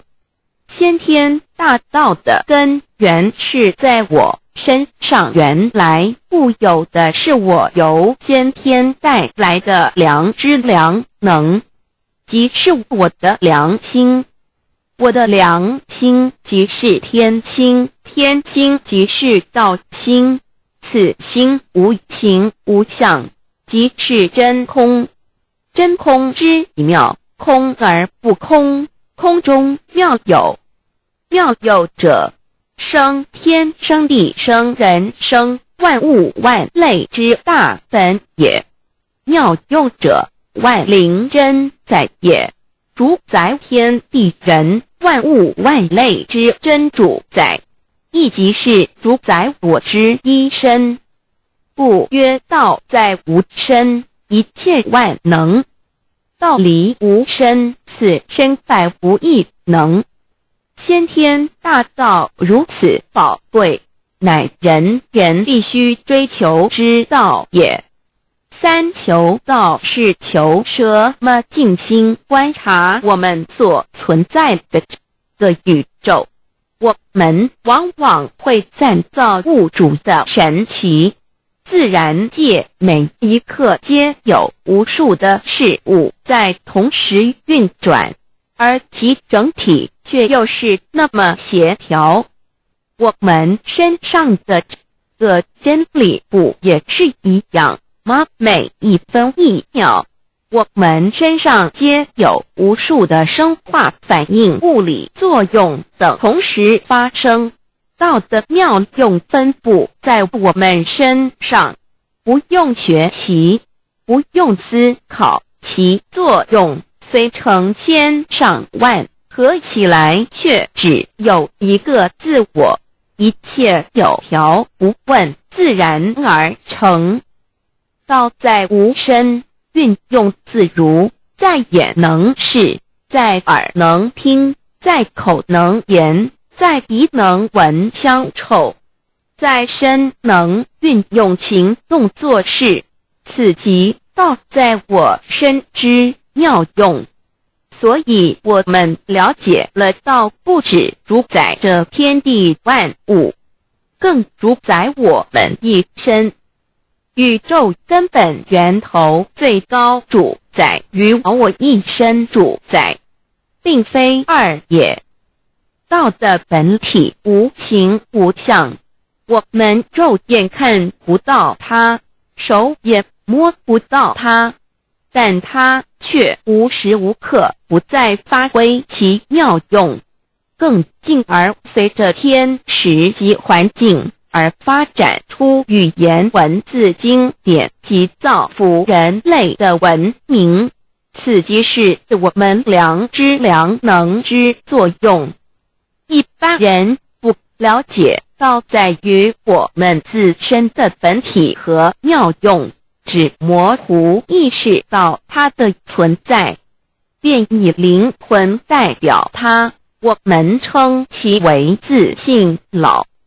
因其没有生灭，也不会毁坏，我们也称其为真我。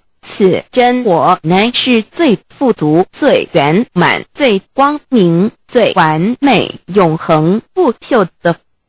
现在我们来生一看，看得见摸得着有形有相的肉体，能不能代表我把一个人生命中不同阶段的照片拿来比较，我们就可发觉面貌是无时无刻不在变化的。我们一般均习惯以相貌认人，但相貌却不是永恒的。我们的肢体也不是真我，某些人不幸失去了一只手或一只脚，仍是好好的活着。我们的内脏呢？现在科学昌明，其至仅能把动物的心脏成功地植入人体。我们不能因此说这人不是他自己了。就算头的脑细胞从我们一出生就开始不断地在坏死、减少和变化之，因此有形有相的肉体只是真我的一个工具而已。肉体虽然看似真实，却无时无刻不在改变之中，不拘数十年又变成一堆黄土。因它不是永恒的，我们称之为假我。对于真我和假我有所了解之后，我们也就可以了解我们为什么要求道了。如今我们非常幸运能有机会求得先天大道，求得的就是三宝。三宝简单明了，但也博大精深，其内容在求道时会详细解说。现在只简单的提出两点。首先，求道就是直接点出了真正永恒不朽的真我，也就是良心本性的发。在物质文明远较精神文明昌盛的今日，假若迷失真我，我们的人生将有如行尸走肉。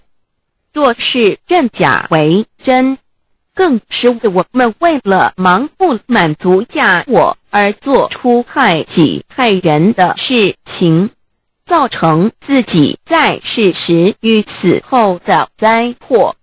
因此，求道启发了我们内在本的真我良心，真我假我协调融合，使我们的人生不论存没，都是平安喜乐自在充实而有意义。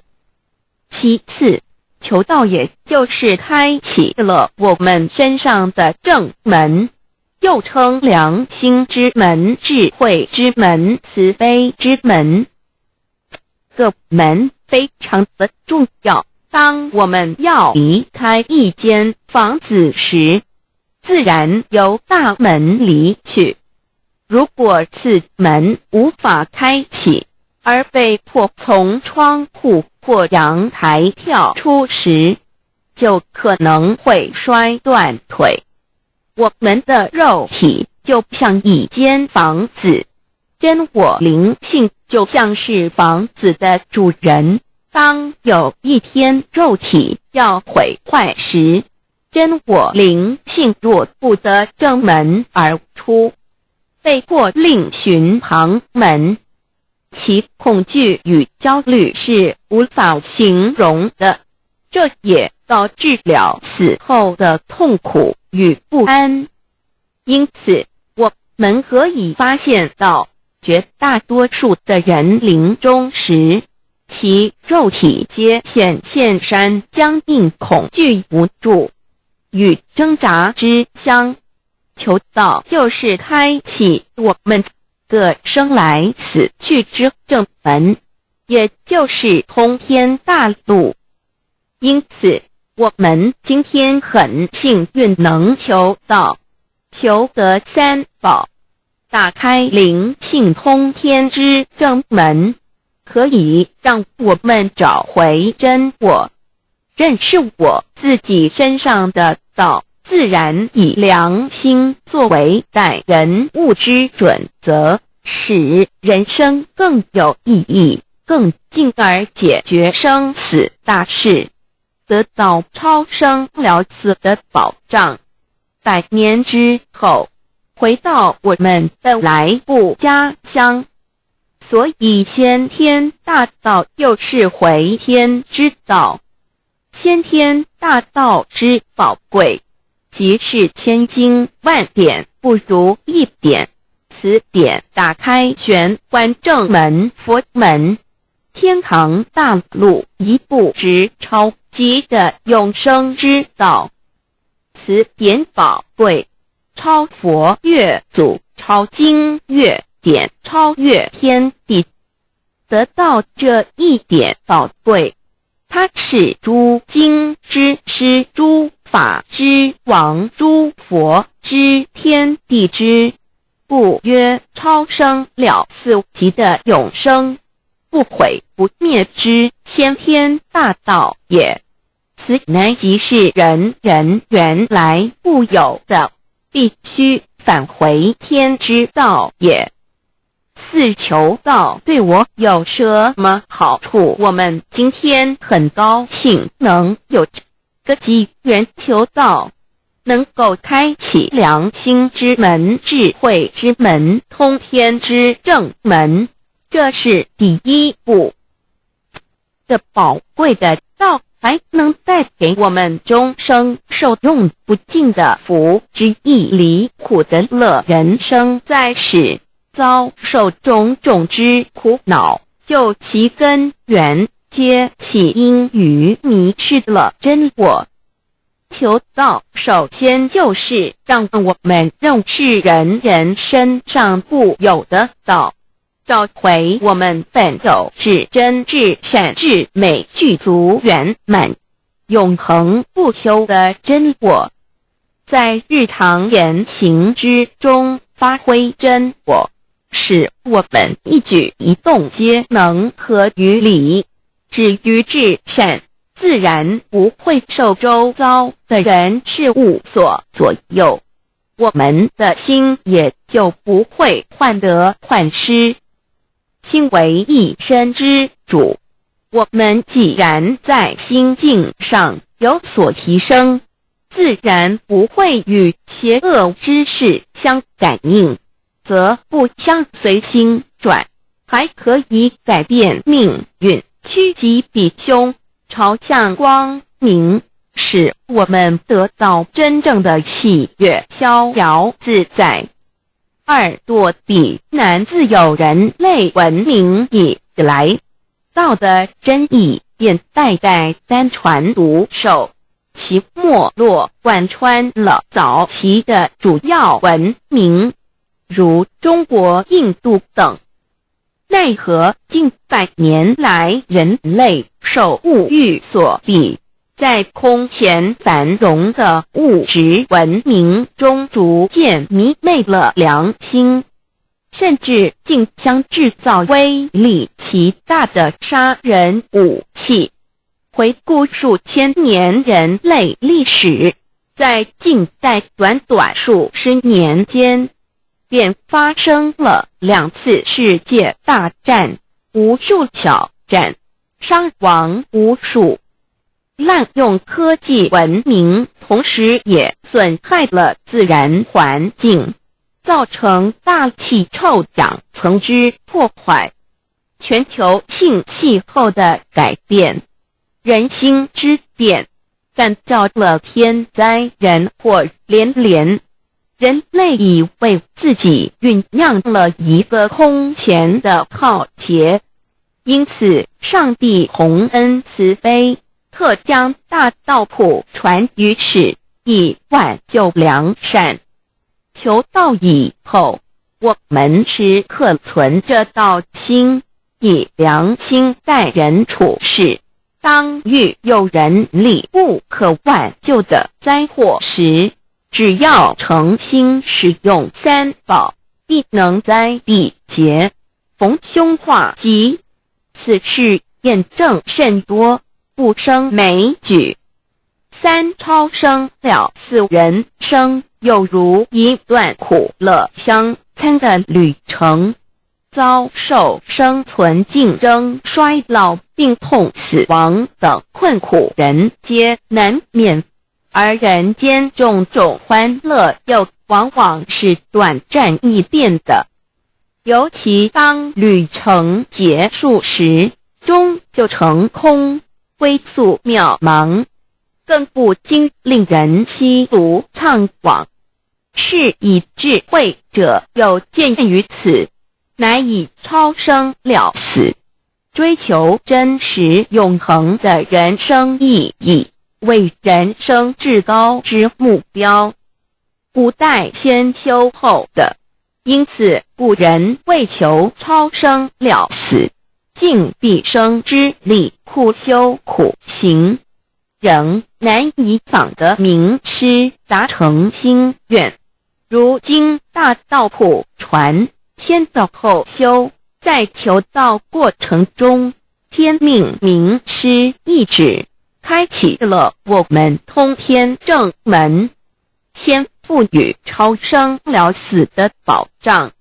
我们得道以后，认识了真我，以真我为主宰，远离邪心妄念，让我们的心念、言语、行为，无论待人处事，皆合于良知。100年之后，真我灵性自然返回故家乡，永享平安喜乐。4成圣成贤求道，也就是为我们种下一个成圣成贤的正因道种。只要我们以智慧慈悲清净灌溉它，它必然萌芽开花结果。在此功利主义弥漫的黑暗时代，大道乃是光明的灯塔。求道修道，不仅让我们能够独善其身，更使我们有机会可以兼善天下。求道之后，只要我们时刻抱着道心良心，在日常生活中真诚实践道的精神，不计个人得失荣辱，努力使周围每一个人都可得享道的好处，让道的光明照亮每一个角落，尽其一生精进不懈，则在世即成就圣贤事业，归天之后，必证圣贤果位无疑。先天大道的宝贵就是天道天命，天命就是3曹名师，名师一点玄关开，打开正门佛祖来。天堂非在我身外，天上地下我都在。此乃先天大道的尊智贵至宝也。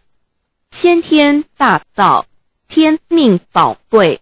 三曹名师这一点妙之极意，非是在言语文字相声音可得，非是在千经万典上的，非是在讲经说法上的，非是在世智辩聪上的，非是在博学才能上的，非是在才高八斗上的，以上皆是生死法对待法，非是超生了死脱对待了生死之法也。此四级的先天大道妙用妙能的宝贵，其妙极矣。此者是无师智，此智是妙智妙慧，此智此慧是我本来固有的，由先天带来的，亦即是在找回来天地人万物万类未生以前我的初心，即我良心天心道心老心也。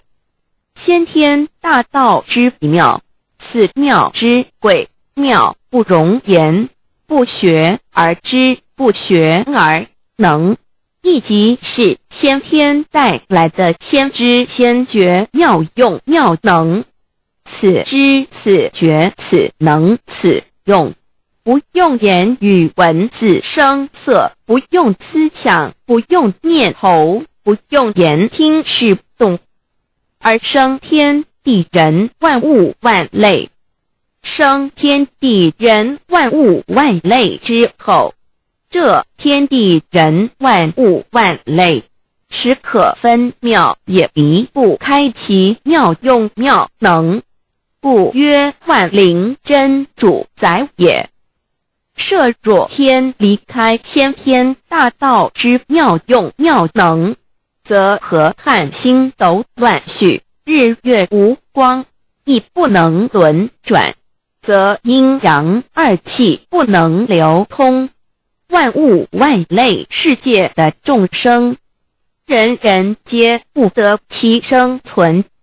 设若大地离开先天大道之妙用妙能，这金木水火土不能相配，则现象丛生，山崩地裂，海水枯干，亦使万物万类世界的众生人人不能得其生存。设若人离开先天大道之妙用妙能，则寸步难行，眼不能看，耳不能听，口不能言，总之全身不能动作。100日之后成了一堆臭骨臭泥土。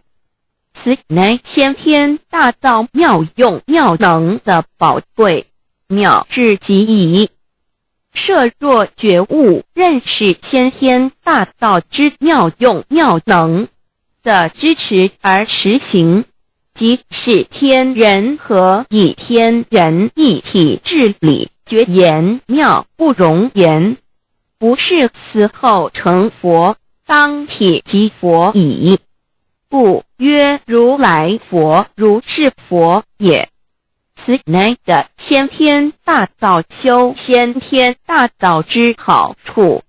勿具备什么条件才可以求道？求道既然能够带给我们终生受用不尽的好处，我们今日能有机会求道，会不会显得太容易了？事实上，我们能得闻先天大道，首先要感谢上帝的恩慈，将自古不倾泻的大道普传于世，使我们有机会得此天之道。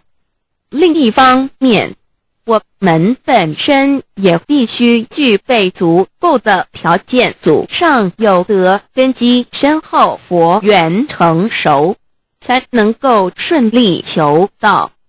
此外，我们必须向宇宙至高无上的造物主上帝发一个良心愿。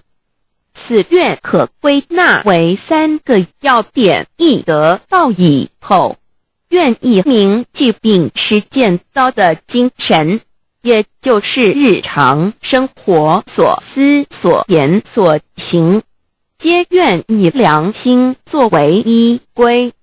二得到以后，愿以能力所及，助周围需要我们帮助的人，愿意多了解道的意义，并让更多的人蒙受天道的福祉。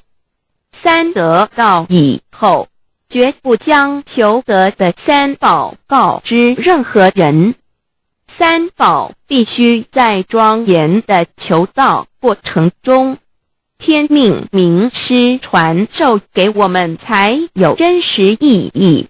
若由我们泄露给其他人，则不但毫无意义、毫无效果，我们自己也违反了天律的良心愿，合乎人人本具天赋的良知良能。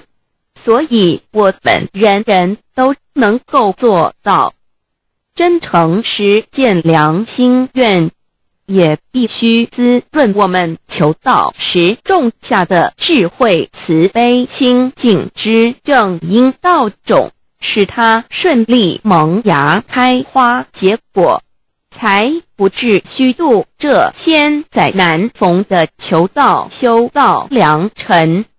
值得一提的是，我们能顺利求道，原因之一即是沾了祖德的光，是故上天开恩，只要我们修道有恒，则我们的祖先也有机会可以求道超生得救。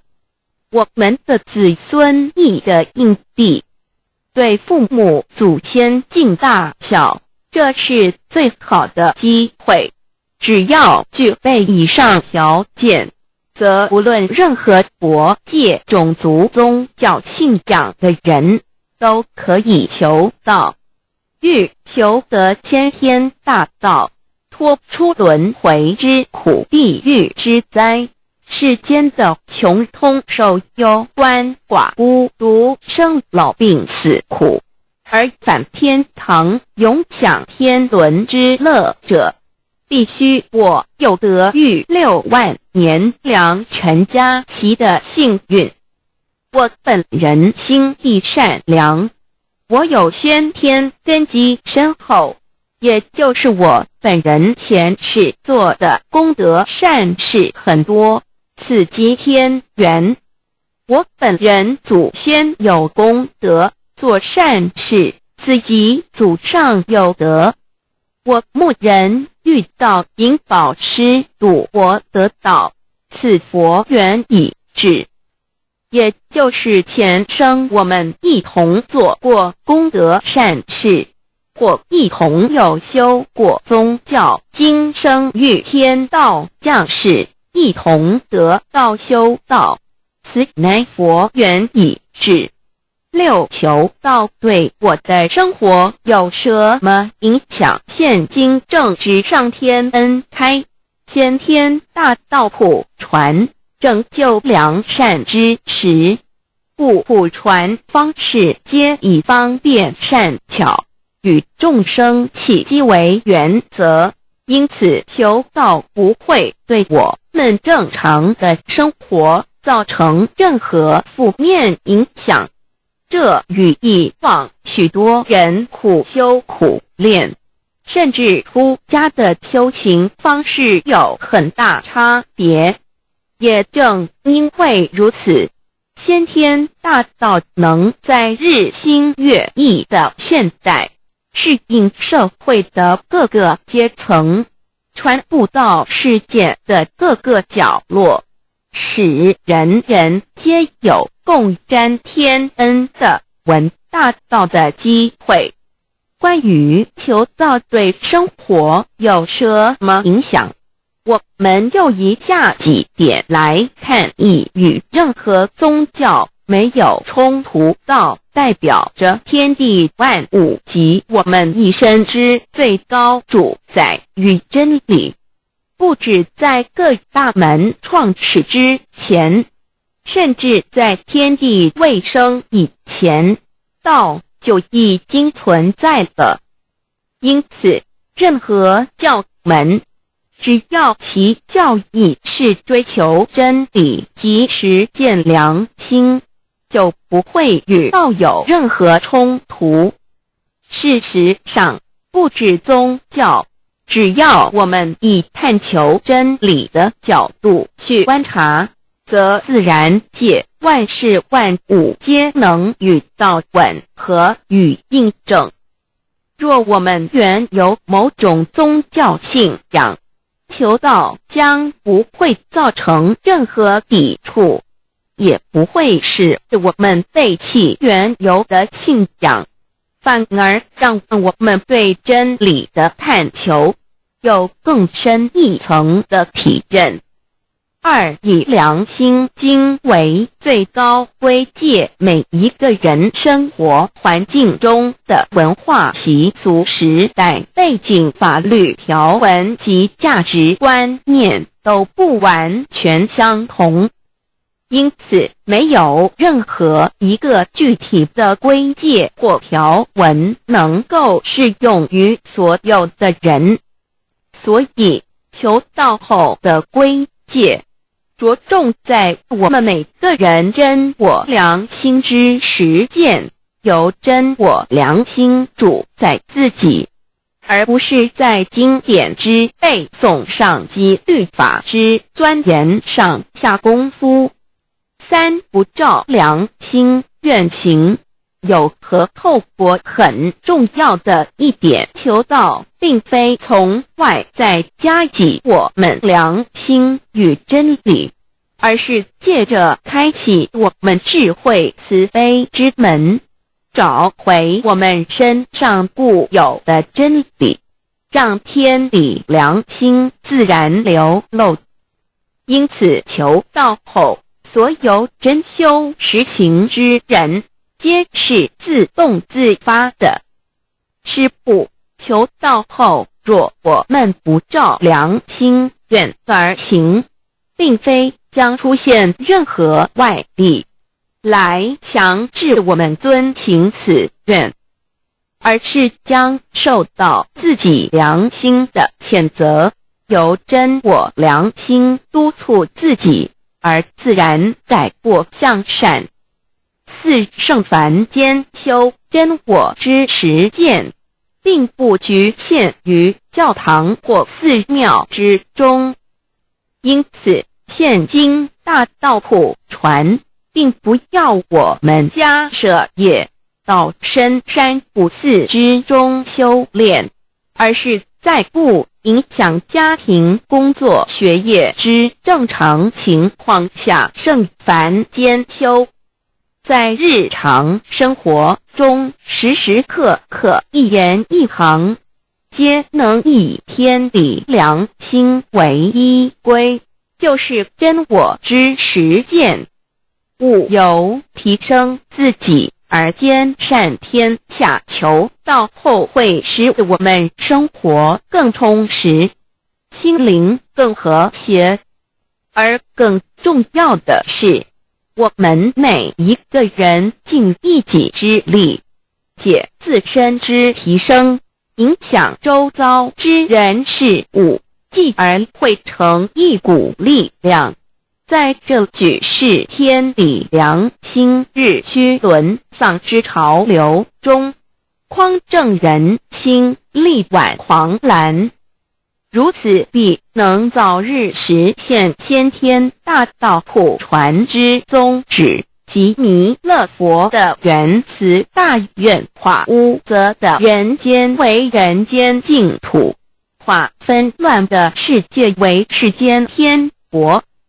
七道的宝贵有什么印证道是宇宙的至高真理？它的作用贯穿了天地万物万类，更是我们一生之最高主宰。真正了解了这一点，我们就会体认到，道是随时随处可以被印证的。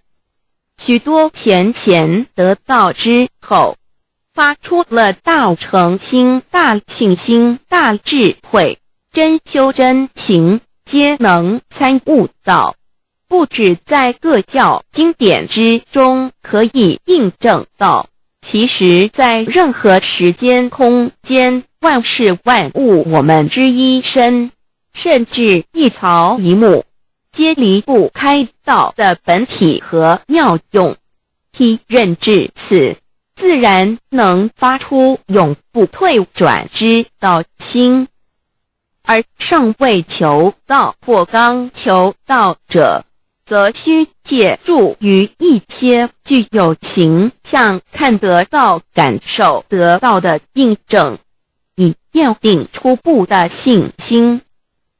任何人只要有求道，经过身干天命之名师点开玄关正门，传授三宝者，无论其功德高深为末，死后皆是身软如棉，面色如生，灵性由正门归天，东不品湿，下不腐臭，甚有多至数日不变，一腔满志者。目前的科技文明和医学知识还未进步到足以解释这种现象，但却无法否认个事实的存在。这种现象虽曾出现在某些宗教中，但极其罕见而珍贵，而求道之人除信道不笃于反道败德者，不敢定论外，其余则比比皆是。肉身既显似瑞香，足可证其灵性已登善境，当无疑问。二人虽不为万物之灵，其实是很脆弱的。自从生在这个世界上，就难免天灾人祸的威胁，甚多以求道者，在遇到人力不可挽救之危急情况下，诚心使用三宝，皆能大事化小，小事化无。这种例证多得不可胜数，无法在此一一例举。以上两点虽然极为宝贵，但却是任何人只要一求道，借着上帝的天命宝贵，立刻就可以得到的保障。此后就随个人的诚心、智慧及对真理之实践，而有或深或浅不同的体认了。如人饮水，冷暖自知。希望各位具有善根，有机会能得闻大道的先生女士，皆能入宝山而满载而归，皆能求道而同真善境。 Introduction to DAY. What is DAYI? DAY&MEII. What it is in DAYD. What do I get in RECI beginning DAOB? What do we need to receive DAOBI? What impact does receiving DAO have on MEBII? What can attest the validity of DAY? What is DAO? Observing the cosmos and all the living beings consciously, among all the earthly activities and phenomena, we will find the existence of the laws of nature. There is a supernatural origin which guides all the operations happening across the galaxy, the earth, and the human beings. We call this source DAO. Tao existed before primordial time, and even before the universe was merged. It is the origin of the world, and it thereafter nurtures all the creatures and beings. Since it is unchangeable and does not evolve with time, it is the ultimate truth.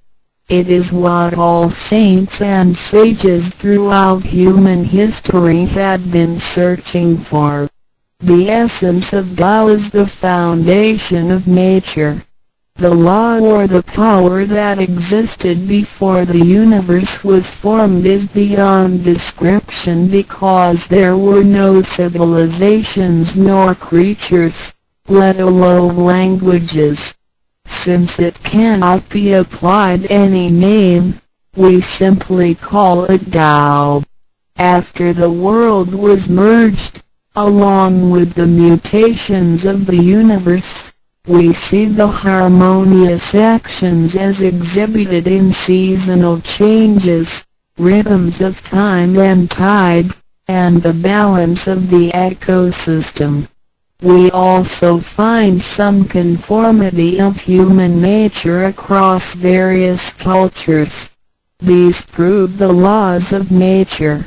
This is the extension of that original Tao when it is substantiated and materialized.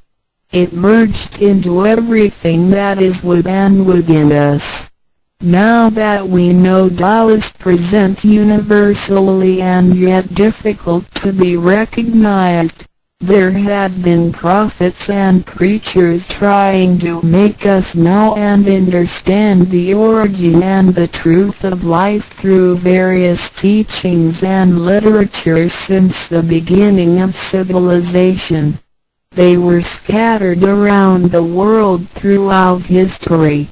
As a result, great commandments were taught to disciples and goodness and badness were differentiated. These teachings varied, based on differences in culture, background, timing and the level of each individual's comprehension.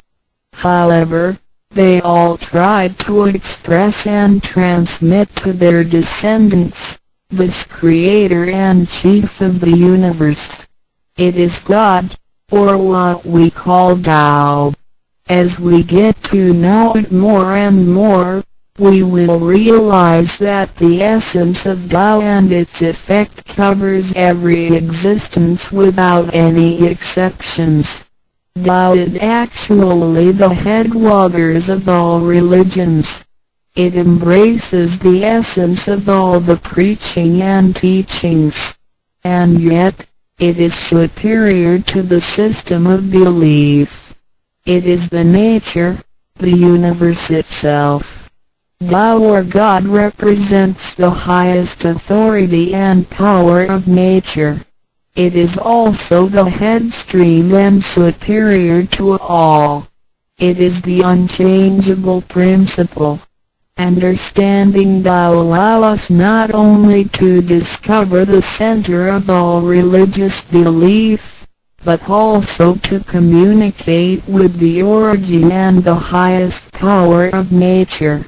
We will then be able to relate ourselves to the truth of the universe.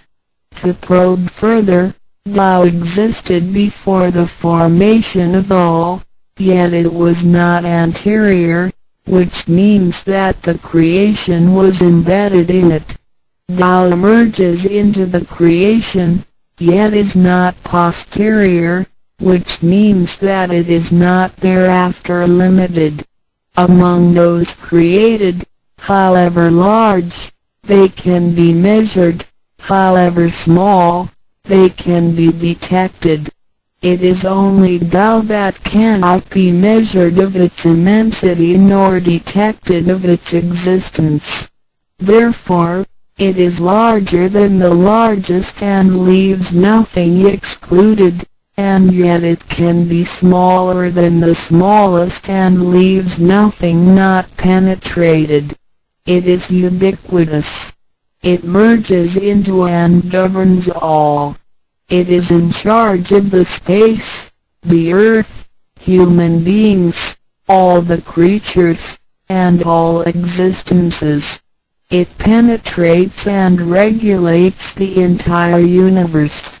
It is the source of all the scriptures, sutras, as well as dharmas.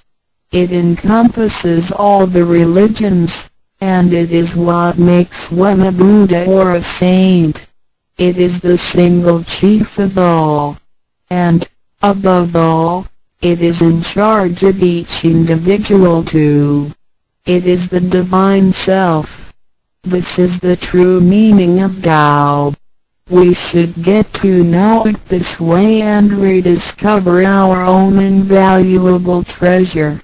So, to practice Tao is to revive one's own conscience as well as everyone else's and to act upon it accordingly.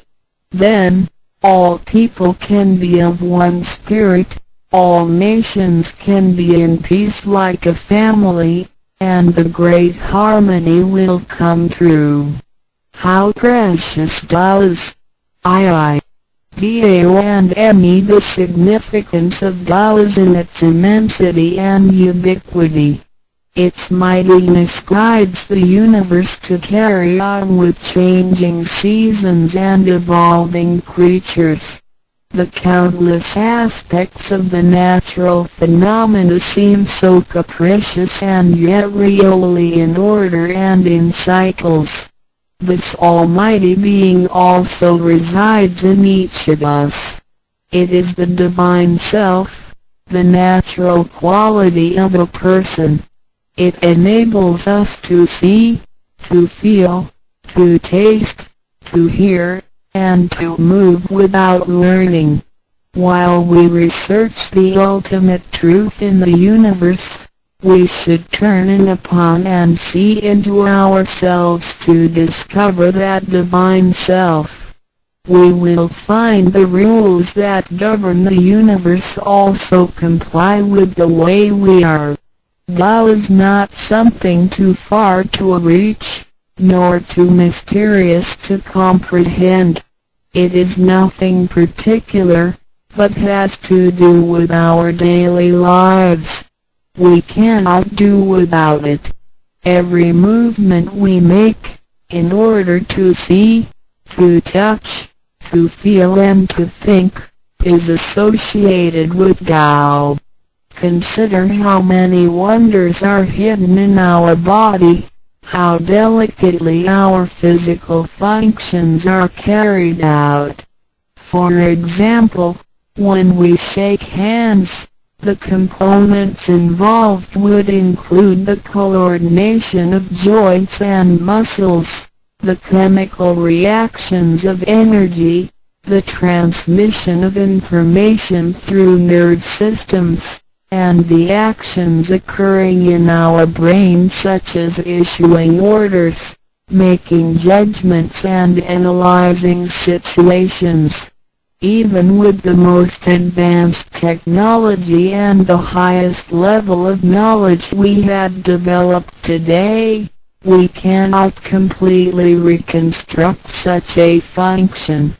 Yet the ability to perform such a simple movement is there for all individuals, regardless of the level of a person's knowledge and his/her being a grown-up or a baby, a scholar or an illiterate. These are the kind of abilities we come equipped with naturally, without learning and being taught. It sits within us and is in charge of all. It is Tao, never diminishes nor inflates. Worldly knowledge acquired through learning can be forgotten. A gymnast can abandon his/her techniques and a musician can lose his/her skills without practicing.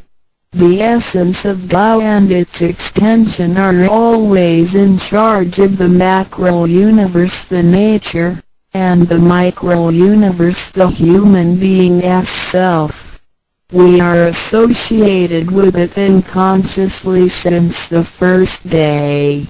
because it encompasses the whole nature within us. We also call it native self. Tao is within and surrounding us.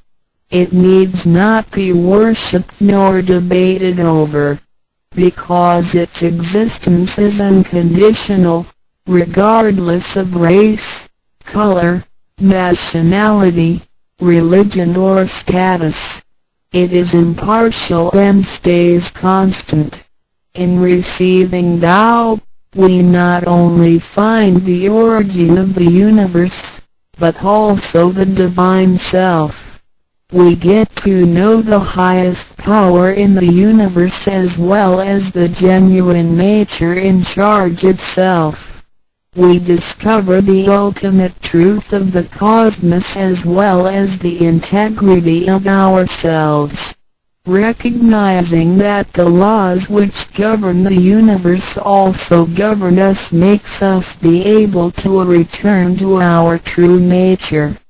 To probe further, the most essential concept in Tao is that we all possess it intrinsically. It is the wisdom and ability we were born with without learning or practicing. It is one's conscience, which is like the Spirit of God, the divine and immortal nature. It is invisible and intangible.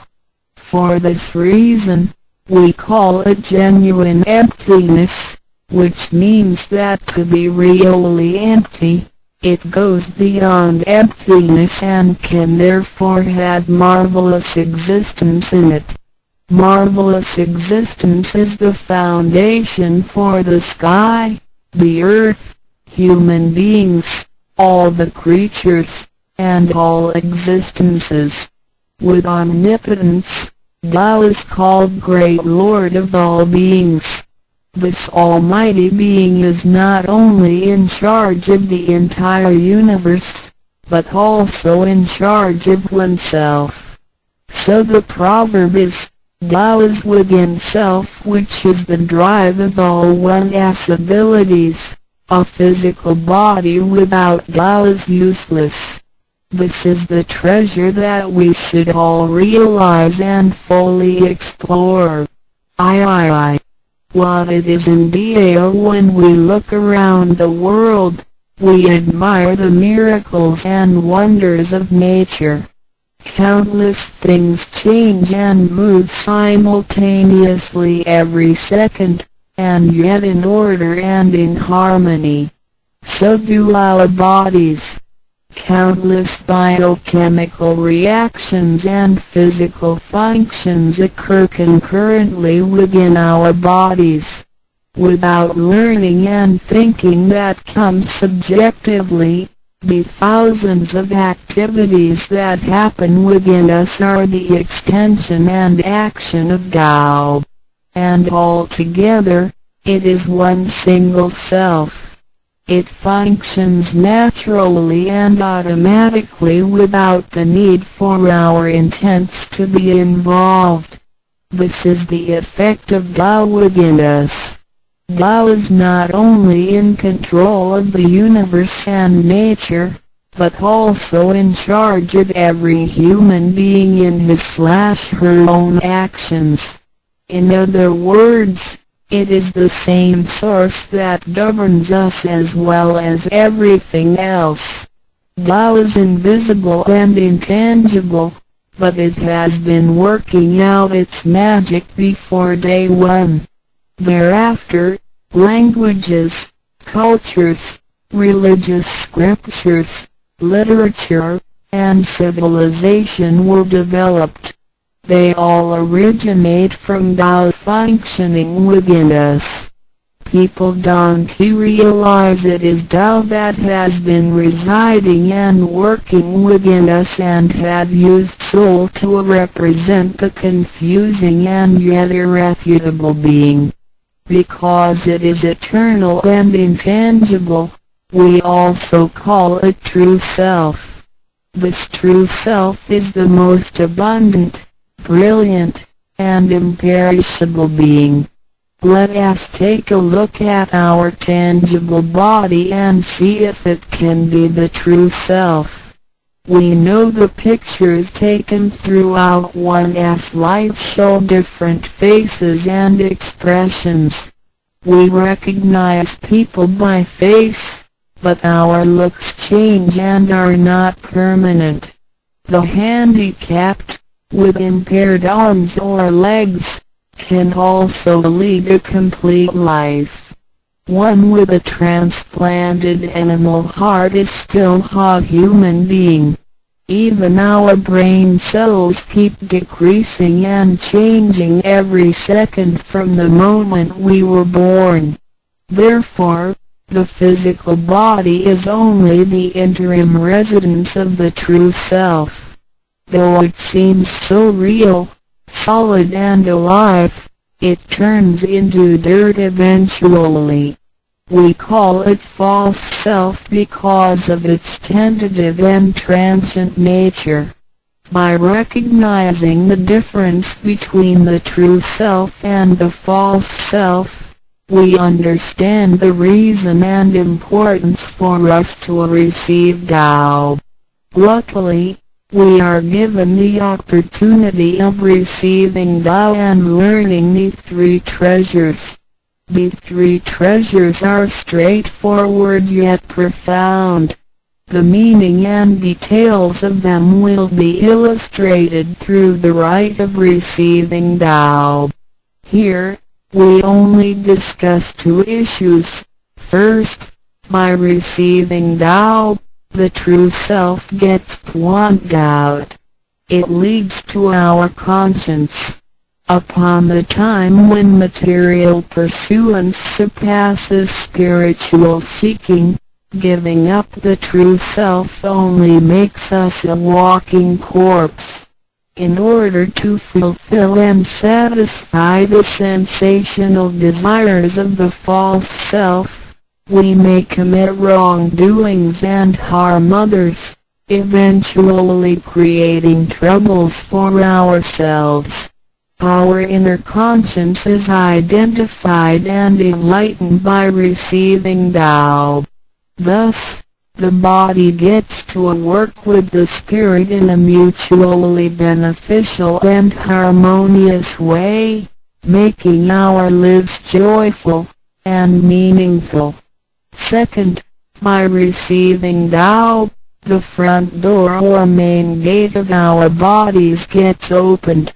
It leads us to conscience, mercy and wisdom. When we leave a house, we leave through the front door. If the front door is locked, we may have to leave through the back door, or even by breaking the window or jumping off the balcony. We may fall and get hurt by doing so. Our body is like a house, and our soul is the master who lives in the house. One day, when the body is aged and depleted and the soul has to leave, we can imagine its horror if it cannot leave through the correct exit. This is the pain and discomfort human beings experience at the coming of death and after death. As we know, for most people, when they are dying, their body shows stiffness, and signs of helplessness and confusion.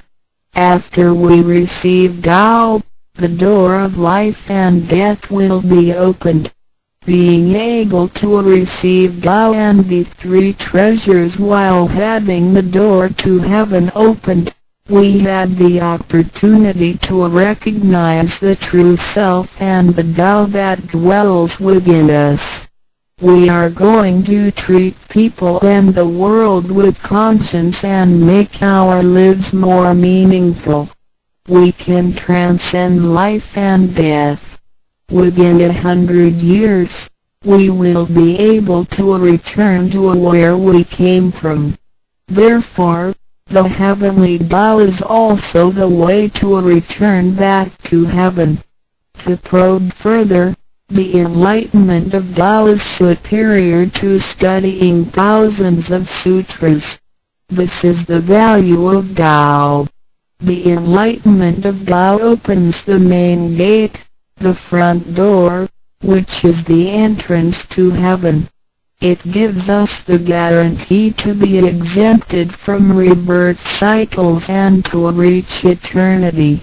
The superiority of this enlightenment lies in that it surpasses Buddhas and saints, it exceeds the scope of sutras and dharmas, and it transcends the universe. Tao is therefore source of all sutras, king of all dharmas, mother of all Buddhas, and creator of the universe. Transcendence of rebirth cycles leads to eternity. Being imperishable, Tao never deteriorates, and we had never lost it at all. Hence Tao is the direct way back to heaven. What do I get in RECI beginning Dao as mentioned earlier? By receiving Tao, we act upon our conscience, gain more wisdom, and find the door to heaven. In addition to these basics, we also benefit from the following for our lifetime. Being away from sufferings and closer to happiness. The troubles and worries we face in our daily lives mostly result from our disregard of the true self. Receiving Tao helps us to recognize the Tao that has been dwelling in us and to restore the beauty of the true self, so that our behavior and mind is free from being controlled by the earthly pleasures and being swayed by the losses and gains of the material world. Since our minds are cultivated spiritually, devils would not approach and get close to us. Thus, our fortune can be altered from bad to bright, and we can obtain real joy. Being away from disaster and calamities. Tao has been passed on through generations to one single master since the beginning of human history. The thread of its passage weaves through ancient civilizations, including China and India. However, in recent centuries, human beings had been trapped by materialism and a weaker sense of right and wrong. Wars prompted the development of powerful lethal weapons. In reviewing the thousands of years of human history, we realize, in just less than 100 years, there had been 2 major world wars, which caused numerous killings and tragedies. The abuse of science and technology has also destroyed the ecology, causing damage to the ozonosphere and the unbalance of the climate. The corruption of human beings' minds has called the natural disasters to come. The human have created calamity. God, with His mercy, makes Tao available to everybody in order to save good people. After we receive Tao, with the true meaning of Tao in mind, we will be conscientious. We can use the 3 treasures whenever something dangerous and uncontrollable happens to us. We will be able to get away from bad encounters. This is a confessed fact. See, transcending life and death. Life is a mixture of happiness and bitterness. Throughout the journey of life, we experience birth, growth, aging, illness, and death. Joys are momentary and wealth is here today and gone tomorrow. Rather than seeking the pleasure of material life, the wise make full use of their lifetime searching the true meaning of life and eternity. In old times, Tao could only be received after harsh self-cultivation.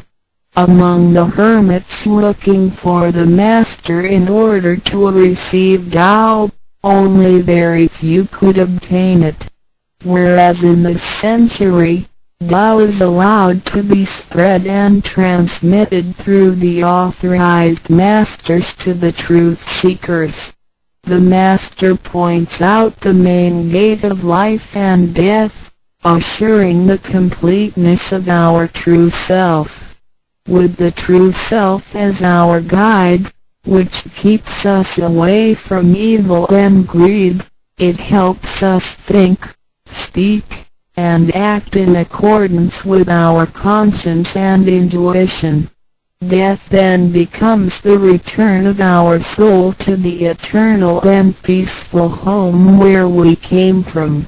Thus, we will have lasting joy. The achieving sacred beings the enlightenment of Tao, which reveals the true self, is like the planting of the seed of righteousness and integrity.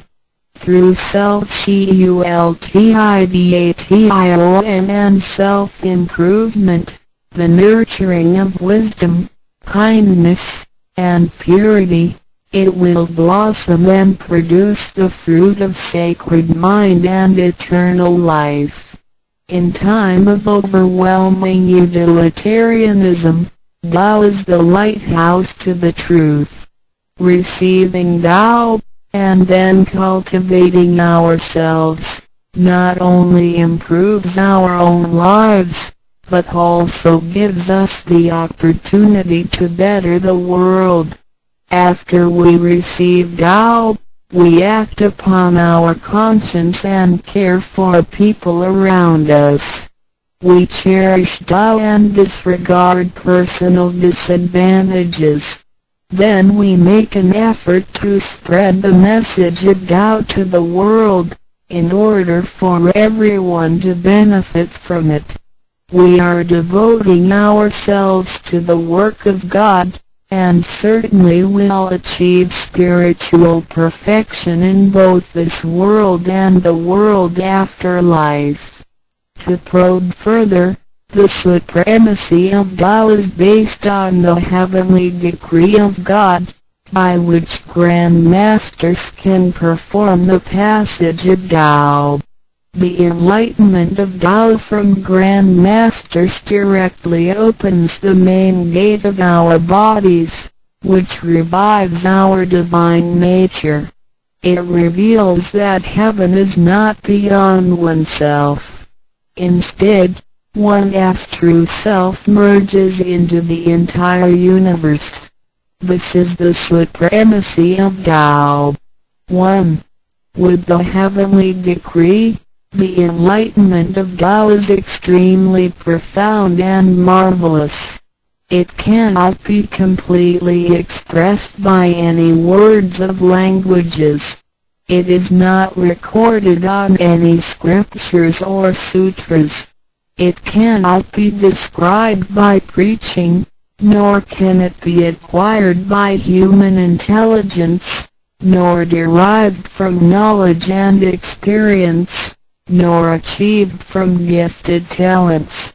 Because the above-mentioned all have to be created and can be eliminated, which means that they cannot last forever themselves. They all bear partiality and cannot be applied universally. Hence, they cannot surpass life cycles, nor can they reach eternity. 2.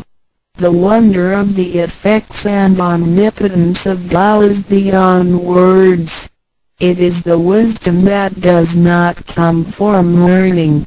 It is what we acquire from God and possess intrinsically. It is the same divine heart before the creation of the universe. It is conscience, the Holy Heart.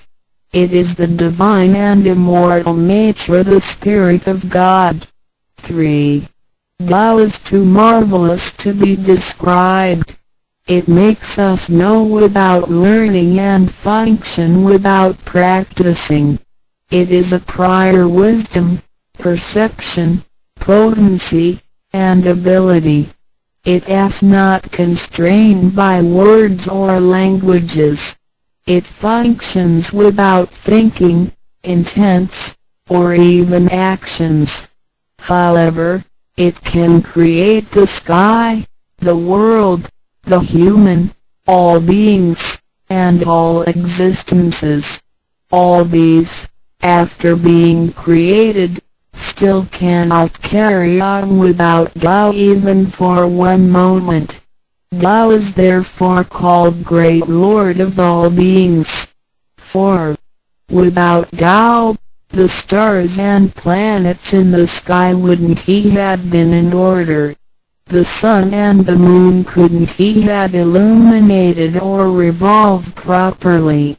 Then the yin-yang energies wouldn't he have circulated, and, as a result, this world wouldn't he have been suitable for all of us to live in. 5. Without Tao, the 5 primary elements of the earth, metal, wood, water, fire, and soil, wouldn't he have been balanced and complemented one another, which could have put the entire world in chaos. Mountains would have collapsed, lands would have cracked, and oceans would have dried up. Likewise, this world wouldn't he have been an environment for us to live in. 6. Without Tao, we, human beings, wouldn't he have been able to walk, to see, to hear, to speak, or to move. Our physical bodies would deteriorate quickly into a pile of soil in 100 days. 7. If one really comprehends the effects and omnipotence of Tao, and can practice accordingly and persistently, one can communicate with and be united with God. This is the absolute truth. It is a glory and marvel beyond description. Therefore, it not after death that one becomes a Buddha. It is when one is still alive that one achieves being a Buddha. And to be a Buddha is to revive and hold on to one's divine and original nature. This is what we benefit from attaining and practicing Tao. What do we need to receive Tao? We have discussed the many benefits we obtain after receiving Tao. Some would wonder why there is so much given to us.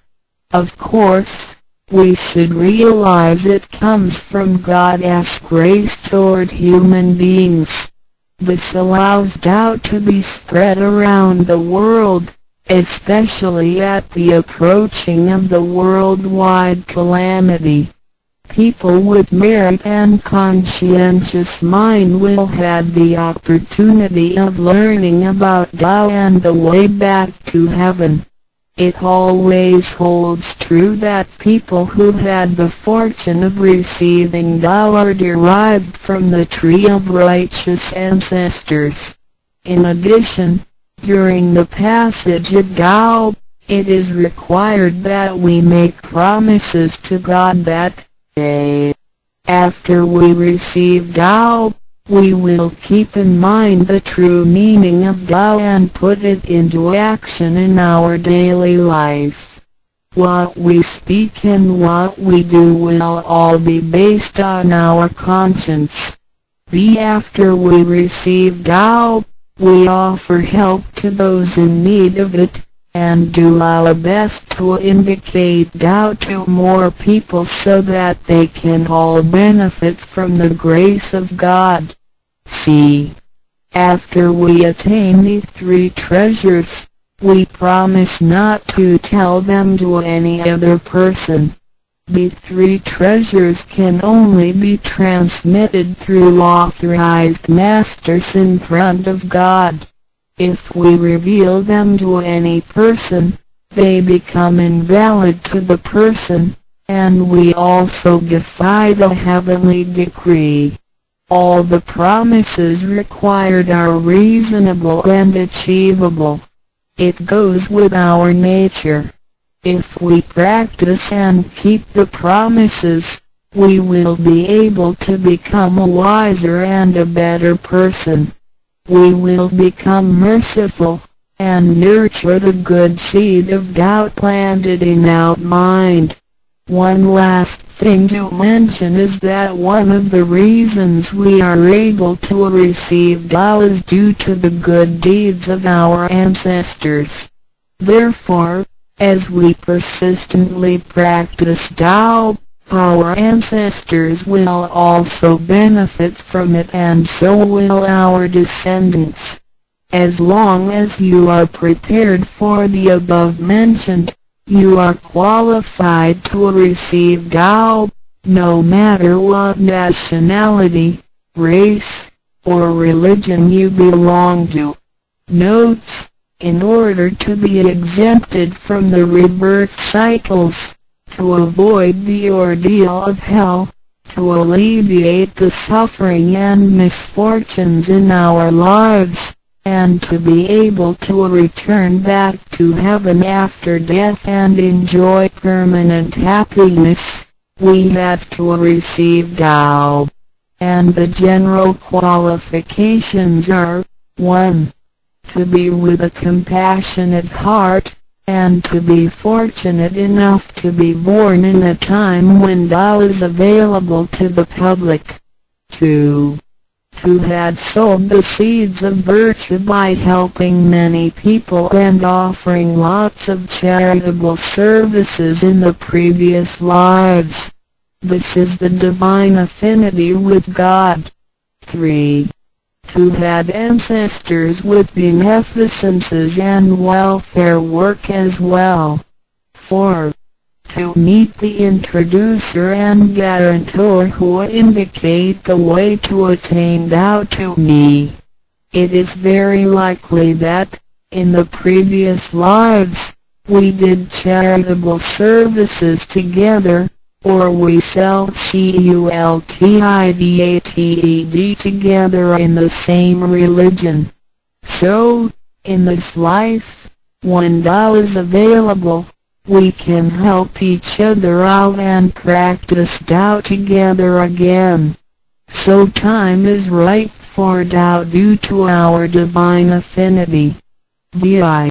What impact does receiving Tao have on me? As we mentioned before, and like the old days when hermits had to leave their families to receive Tao through meditation and self-cultivation, Tao, at the present time, can be received in a way that is applicable and conforming to our practical needs. We don't have to give up our lifestyle in order to attain Tao. By the grace of God, Tao is intended to be delivered to the public at all levels of occupations and around the world, rather than being limited to a privileged group of people. The impacts that receiving Tao can have on our daily life are summarized as the following. A. Receiving Tao creates no conflicts with any religions. Tao governs the universe, including all human beings. It existed before the formation of any religions. It is concordant with all religions, in the sense that religions preach the awareness of conscience and the pursuit of the truth. We don't need to give up our religion in order to receive Tao. On the contrary, by receiving Tao, we will have further understanding of the truth. The conscience becomes our ultimate guidance due to the variations of cultures, customs, backgrounds, legislation, and value systems. It is difficult to find a universal guideline for all of us to follow in our daily life. In receiving Tao, the main commandment is to act by our conscience, the true self, rather than by literature. We should be sensitive to the conscience, rather than be familiar with the laws. C. We will voluntarily keep the promise made while receiving Tao. Through receiving Tao, we are not offered conscience or true self, but merely the opening of the door to a wisdom and mercy. Therefore, we restore the heavenly principles inherent in us, and strengthen the power originating from our conscience. There is no external force that makes us keep the promises and commitments that we made when we received Tao. The only force comes from the guilty feelings that result from our misbehaviors, which reduces the mistakes we make. The practicing Tao can accommodate our worldly affairs. The fulfillment of practicing Tao and conscientious awareness does not have to be accomplished in a temple or church. It is not required to abandon worldly belongings or relationships in order to attain the ultimate truth. Each individual can still have his/her family, career, and schooling at the same time. As long as we keep in mind the basic guideline, we should have our practicing Tao and getting closer to our divine self. We will make a better world by improving ourselves first after we receive Tao. By realizing the true self and what we are, the feeling of joy comes to us. The improvements on the quality of our spiritual life will affect people surrounding us. By interacting and working together in Tao, we will make the world better with lower crime rate and less pollution. The wish of Maitreya will finally come true to turn the world into God's kingdom and make people all live in harmony. DII. What can attest to the validity of Dao Tao, due to its completeness and generality, regulates the totality of all beings. Many people, after receiving Tao, with their wisdom, faith, and devotion, realize that Tao is the fundamental principle that governs all things. They comprehend the truth of the universe not only through literature, but also through daily living and nature. Their faith in Tao becomes strengthened and they move forward in their spiritual life. However, for people who haven't or just received Tao, Tao can be confirmed through revelations. Anyone who has received Tao with the front door open shall die peacefully. One proof of this is that for those who have received Tao and died, their bodies remain soft and their faces vivid. Since the soul leaves the body through the correct exit, the corpse can actually remain uncorroded for a few days. With the most advanced modern science and technology, it is still difficult to explain this phenomenon. However, it is a fact that cannot be denied. This has happened before in some religions, but very rarely. For people who have received Tao, this kind of testimony is ubiquitous, unless they had committed serious sins and corrupted their own mind. This can prove the soul has reached an ultimate harmony. Being the superintendent of the things on earth, human beings are nonetheless weak. Since birth, we are subject to unpredictable accidents and natural disasters.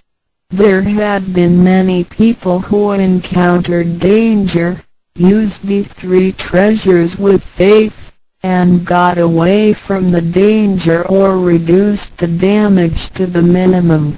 Testimonies of this kind are numerous. The above two mentioned are rarely heard of and difficult to believe, but they are the immediate security given by God once a person has received Tao.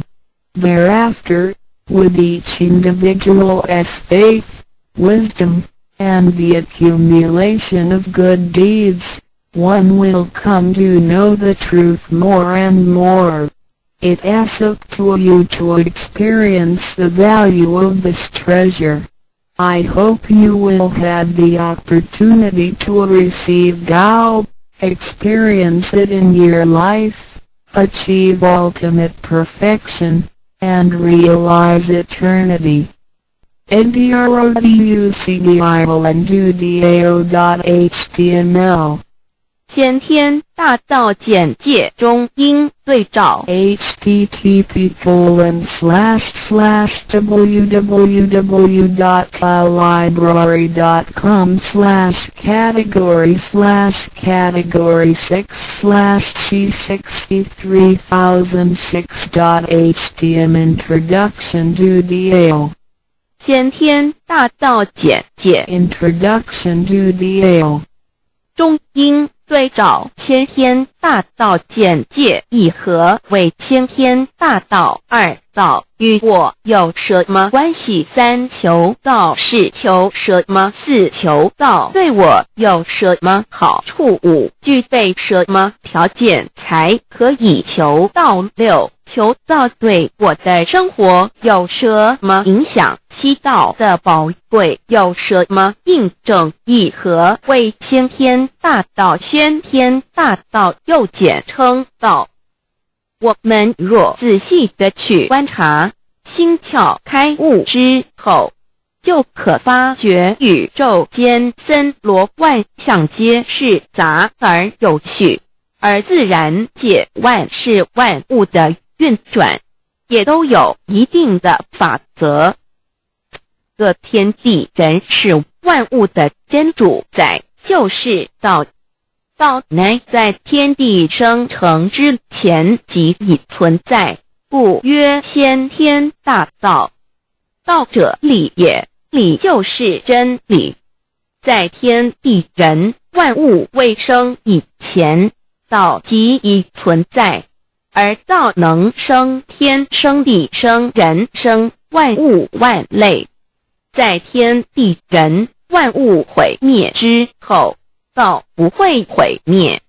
道因为无去无来，不生不灭，乃代表着宇宙间亘古不变的真理。道的本体，也就是宇宙自然的本体。在混沌未判之初，宇宙间只是一团灵妙理，无天无地无人，也没有语言和文字，所以我们是无法以任何语言、文字或思虑来形容它。故大道无名强名曰道，我们也是勉强用道这个名词来代表它。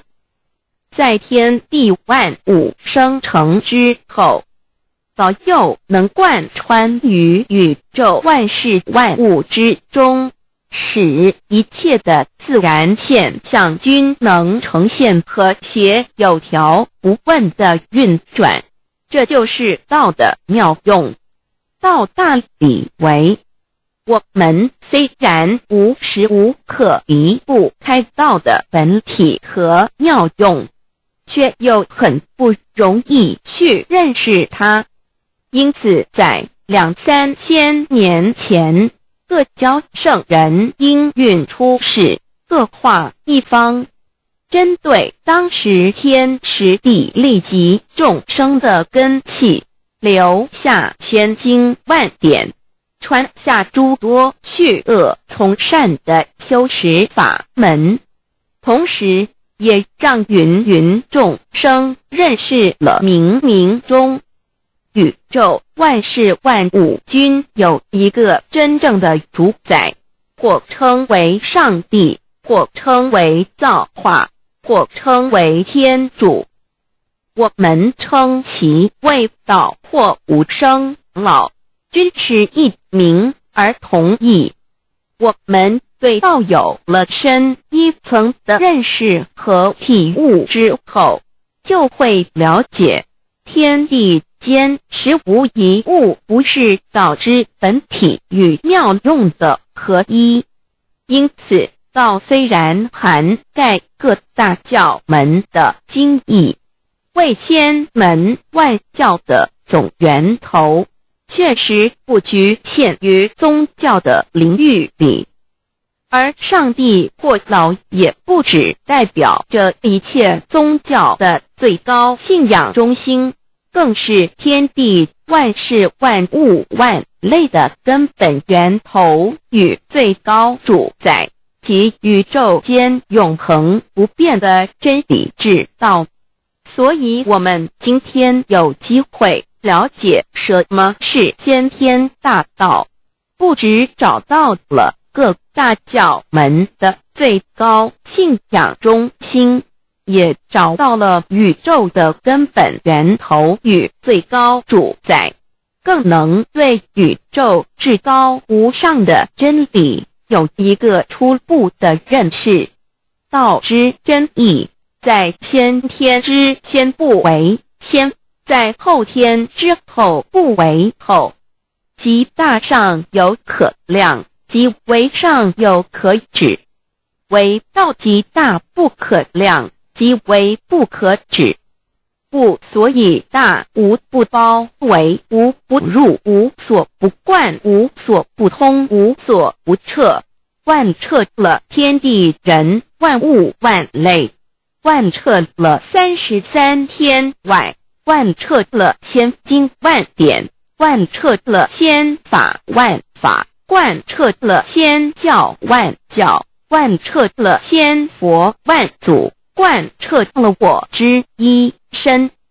此乃显天大道宝贵的真义，人人必须知真觉，亦即是人人与我与人人良心之行也。此乃万众一心，万国一家，世界大同，此先天大道之宝贵也。二、道与我有什么关系？道的宝贵在于它大而无所不包，细而无所不入。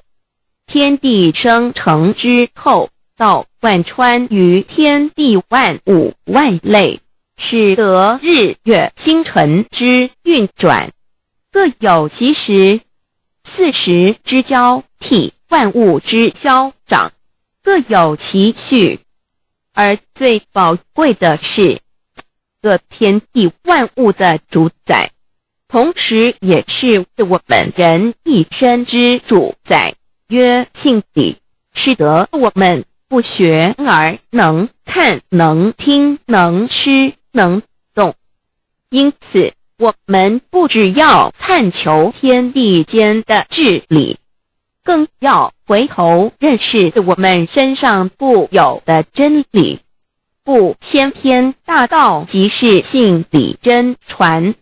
道的宝贵并不在于它有什么神秘稀有或特殊之处，而是在于它平时但我们却时时刻刻离不开它的本体与妙用。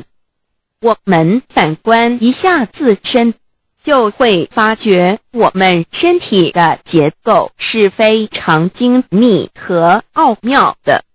我们轻轻地握一下手，就算是这么简单的一个动作，其中所牵涉到的所有关节物理作用、能量、化学反应、神经系统资料讯息之传输及脑部分析、判断和命令之下达，以目前全世界的科技知识和文明水准，也无法一一表达出来。但是我们做出个动作的能力，却完全不因个人知道上了程度的差异而有任何影响。不论是学识多丰富的学者，或是目不识丁贩夫走卒，不论是成人，或是刚出生不久的婴儿，都可以轻而易举地做出的动作。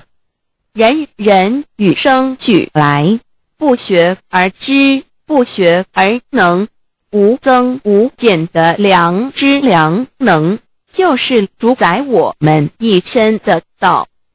我们由学习而得到的知识和才能，有忘记的时候，有疏远的时候，而道的本体和妙用，不用学习，不用思考，大而能主宰宇宙的运作消长，小而能主宰我们一生之视听言动。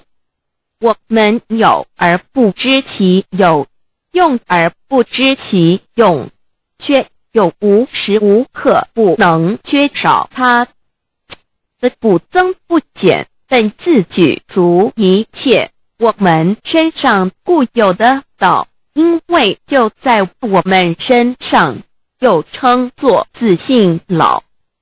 我们了解了个主宰天地万物的道，在我们身上就有，它的作用不应受到我们赞美或否认而有任何增减。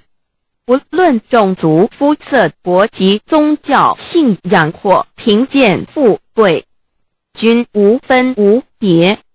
因此，我们能求得先天大道，不只找到了宇宙的根本源头，也找到了不生不灭的真我。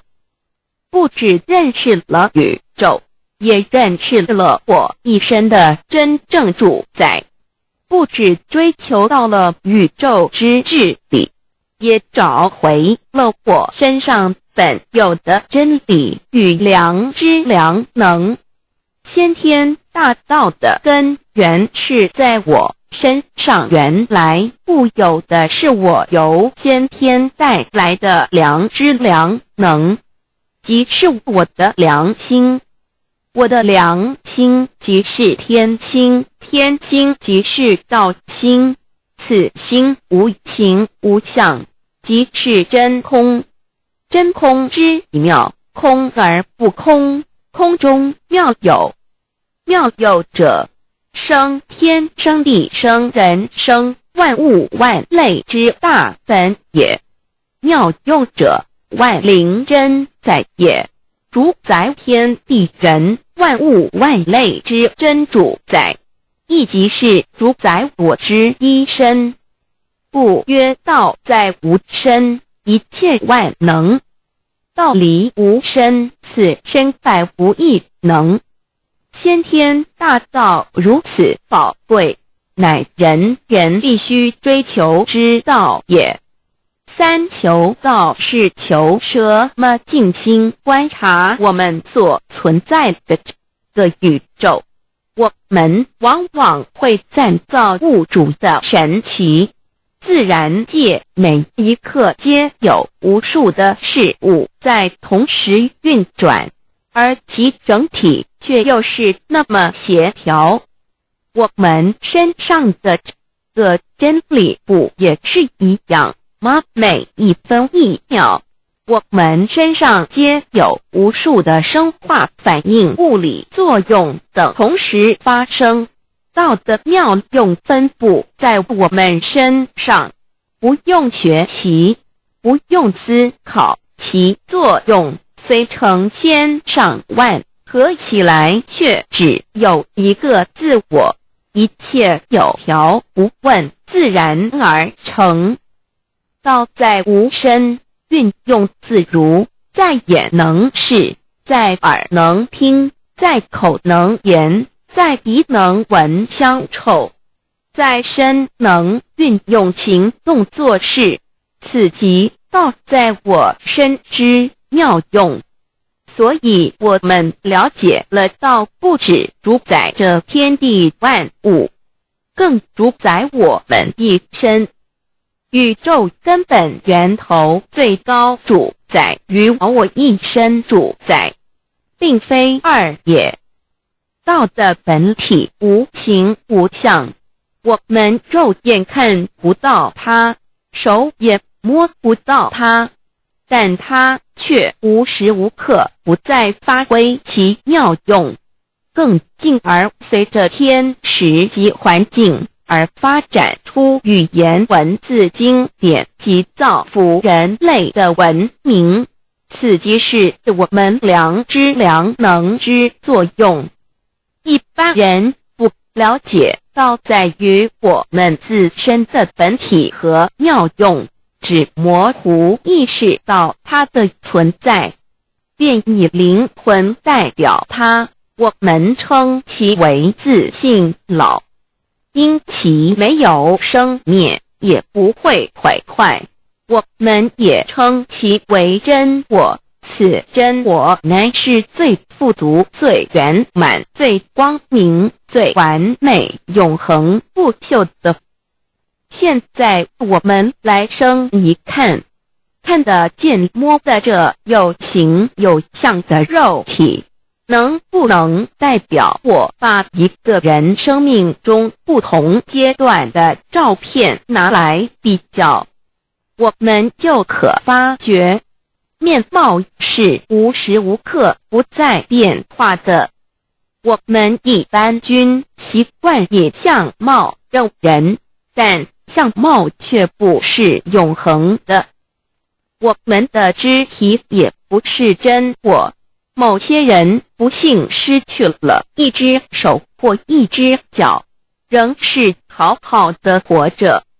我们的内脏呢？现在科学昌明，其至仅能把动物的心脏成功地植入人体。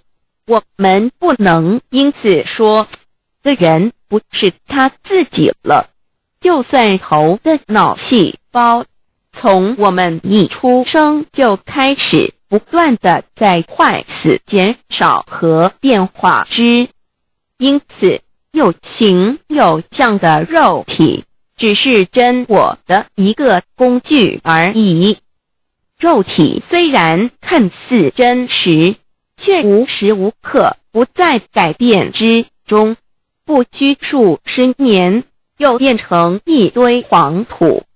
因它不是永恒的，我们称之为假我。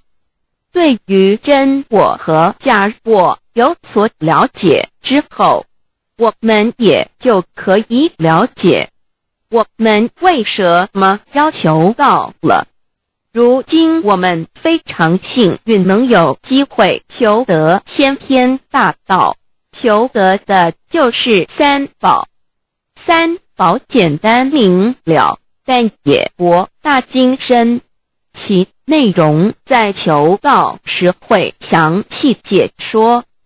现在只简单的提出两点。首先，求道就是直接点出了真正永恒不朽的真我，也就是良心本性的发。在物质文明远较精神文明昌盛的今日，假若迷失真我，我们的人生将有如行尸走肉。若是认假为真，更是我们为了盲目满足假我而做出害己害人的事情，造成自己在世时与死后的灾祸。因此，求道启发了我们内在本的真我良心，真我假我协调融合，使我们的人生不论存没，都是平安喜乐自在充实而有意义。其次，求道也就是开启了我们身上的正门，又称良心之门、智慧之门、慈悲之门。这门非常的重要，当我们要离开一间房子时，自然由大门离去。如果此门无法开启，而被迫从窗户或阳台跳出时，就可能会摔断腿。我们的肉体就像一间房子，真我灵性就像是房子的主人。当有一天肉体要毁坏时，真我灵性若不得正门而出，被迫另寻旁门，其恐惧与焦虑是无法形容的，这也导致了死后的痛苦与不安。因此，我们可以发现到，绝大多数的人临终时，其肉体皆显现山僵硬、恐惧、无助与挣扎之相。求道就是开启我们的生来死去之正门，也就是通天大路。因此，我们今天很幸运能求道，求得三宝，打开灵性通天之正门，可以让我们找回真我，认识我自己身上的道，自然以良心作为待人物之准则，使人生更有意义，更进而解决生死大事，得到超生了死的保障。100年之后，回到我们的来部家乡。所以先天大道又是回天之道。先天大道之宝贵，即是千金万点不如一点。此点打开玄关正门佛门，天堂大路一步之超级的永生之道。此点宝贵，超佛越祖，超经越典，超越天地。得到这一点宝贵，它是诸经之师，诸法之王，诸佛之天地之故曰超生了死极的永生，不毁不灭之先天大道也。此乃即是人人原来固有的，必须返回天之道也。四求道对我有什么好处？我们今天很高兴能有这个机缘求道，能够开启良心之门、智慧之门、通天之正门，这是第一步。这宝贵的道还能带给我们终生受用不尽的福之益，离苦的乐。人生在世，遭受种种之苦恼，就其根源皆起因于迷失了真我。求道首先就是让我们认识人身上固有的道，找回我们本有至真至善至美具足圆满永恒不朽的真我，在日常言行之中发挥真我，使我们一举一动皆能合于理，止于至善，自然不会受周遭的人事物所左右，我们的心也就不会患得患失。心为一身之主，我们既然在心境上有所提升，自然不会与邪恶之事相感应，则不相随心转，还可以改变命运，趋吉避凶，朝向光明，使我们得到真正的喜悦，逍遥自在。二堕地南自有人类文明以来，道的真义便代代单传独授，其没落贯穿了早期的主要文明，如中国、印度等。奈何近百年来人类受物欲所逼，在空前繁荣的物质文明中逐渐迷昧了良心，甚至竟将制造威力极大的杀人武器。回顾数千年人类历史，在近代短短数十年间，便发生了2次世界大战，无数小战，伤亡无数。滥用科技文明，同时也损害了自然环境，造成大气臭氧层之破坏，全球性气候的改变，人心之变，干造了天灾人祸连连。人类已为自己酝酿了一个空前的浩劫，因此上帝洪恩慈悲，特将大道谱传于世，以挽救良善。求道以后，我们时刻存着道心，以良心待人处事。当遇有人力不可挽救的灾祸时，只要诚心使用三宝，必能灾必劫，逢凶化吉。此事验证甚多，不胜枚举。3超生了4人生，有如一段苦乐相参的旅程，遭受生存竞争、衰老、病痛、死亡等困苦，人皆难免。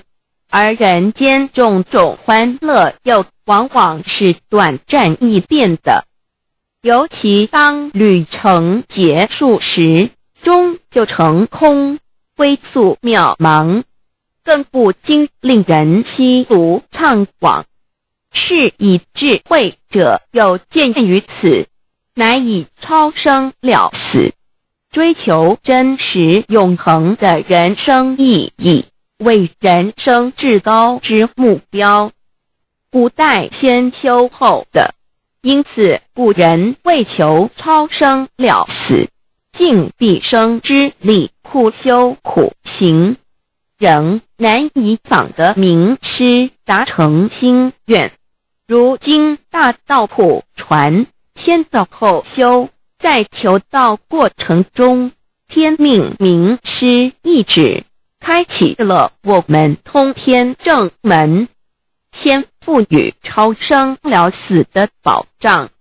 我们得道以后，认识了真我，以真我为主宰，远离邪心妄念，让我们的心念、言语、行为，无论待人处事，皆合于良知。100年之后，真我灵性自然返回故家乡，永享平安喜乐。4成圣成贤求道，也就是为我们种下一个成圣成贤的正因道种。只要我们以智慧慈悲清净灌溉它，它必然萌芽开花结果。在此功利主义弥漫的黑暗时代，大道乃是光明的灯塔。求道修道，不仅让我们能够独善其身，更使我们有机会可以兼善天下。求道之后，只要我们时刻抱着道心良心，在日常生活中真诚实践道的精神，不计个人得失荣辱，努力使周围每一个人都可得享道的好处，让道的光明照亮每一个角落，尽其一生精进不懈，则在世即成就圣贤事业，归天之后必证圣贤果位无疑。先天大道的宝贵就是天道天命，天命就是三曹名师，名师一点玄关开，打开正门佛祖来，天堂飞在我身外，天上地下我都在，此乃先天大道的尊至贵至宝也。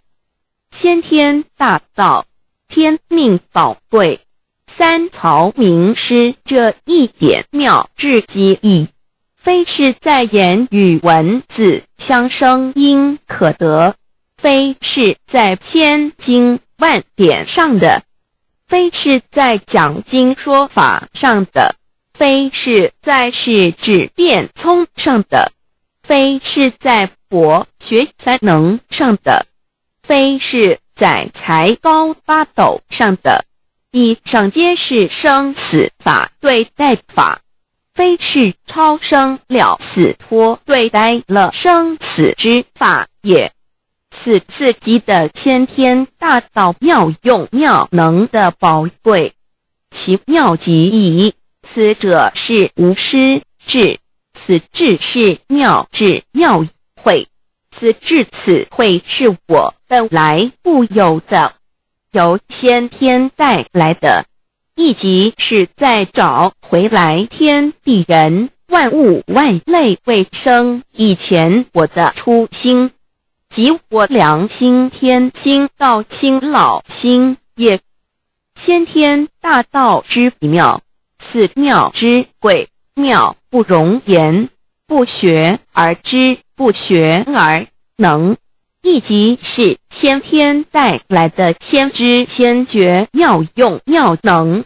此知此觉此能此用，不用言语文字声色，不用思想，不用念头，不用言听是动，而生天地人万物万类。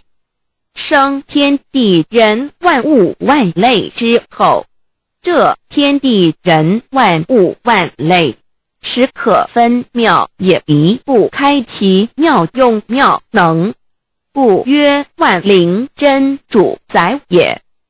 设若天离开先天大道之妙用妙能，则河汉星斗乱序，日月无光，亦不能轮转，则阴阳二气不能流通，万物万类世界的众生，人人皆不得其生存。设若大地离开先天大道之妙用妙能，这金木水火土不能相配，则现象丛生，山崩地裂，海水枯干，亦使万物万类世界的众生人人不能得其生存。设若人离开先天大道之妙用妙能，则寸步难行，眼不能看，耳不能听，口不能言，总之全身不能动作。100日之后成了一堆臭骨臭泥土。此乃先天大道妙用妙能的宝贵，妙至极矣。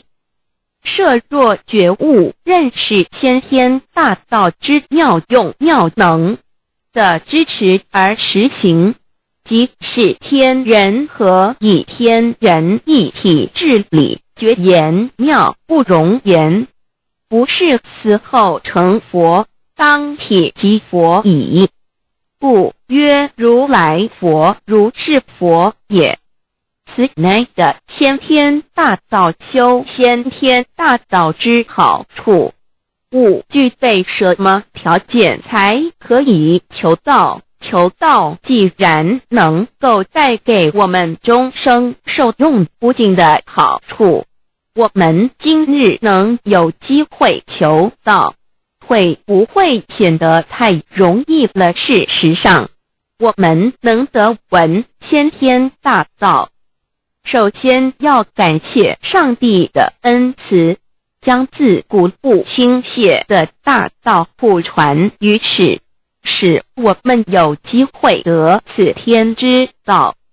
另一方面，我们本身也必须具备足够的条件，祖上有德，根基深厚，佛缘成熟，才能够顺利求道。此外，我们必须向宇宙至高无上的造物主上帝发一个良心愿，此愿可归纳为3个要点：一得道以后，愿以明记并实践道的精神，也就是日常生活所思所言所行，皆愿以良心作为依归。二得道以后，愿以能力所及，助周围需要我们帮助的人，愿意多了解道的意义，并让更多的人蒙受天道的福祉。三得道以后，绝不将求得的3宝告知任何人。3宝必须在庄严的求道过程中，天命名师传授给我们，才有真实意义。若由我们泄露给其他人，则不但毫无意义，毫无效果，我们自己也违反了天律。的良心愿合乎人人本具天赋的良知良能，所以我们人人都能够做到。真诚实践良心愿，也必须滋润我们求道时种下的智慧、慈悲、清净之正因道种，使它顺利萌芽、开花结果，才不至虚度这千载难逢的求道修道良辰。值得一提的是，我们能顺利求道，原因之一即是沾了祖德的光。是故上天开恩，只要我们修道有成，则我们的祖先也有机会可以求道超生得救。我们的子孙亦的印地，对父母祖先尽大孝，这是最好的机会。只要具备以上条件，则无论任何国界、种族、宗教信仰的人，都可以求道。欲求得先天大道，脱出轮回之苦、地狱之灾，世间的穷通受忧、鳏寡孤独、生老病死苦，而返天堂永享天伦之乐者，必须我有得遇6万年良辰佳期的幸运。我本人心地善良，我有先天根基深厚，也就是我本人前世做的功德善事很多，此即天缘。我本人祖先有功德，做善事，此即祖上有德。我牧人遇到引导师度我得道，此佛缘已至，也就是前生我们一同做过功德善事，或一同有修过宗教，今生遇天道降世，一同得道修道，此乃佛缘已至。6求道对我的生活有什么影响？现今正值上天恩开，先天大道普传，拯救良善之时，故普传方式皆以方便善巧，与众生契机为原则，因此求道不会对我们正常的生活造成任何负面影响。这与以往许多人苦修苦练，甚至出家的修行方式有很大差别。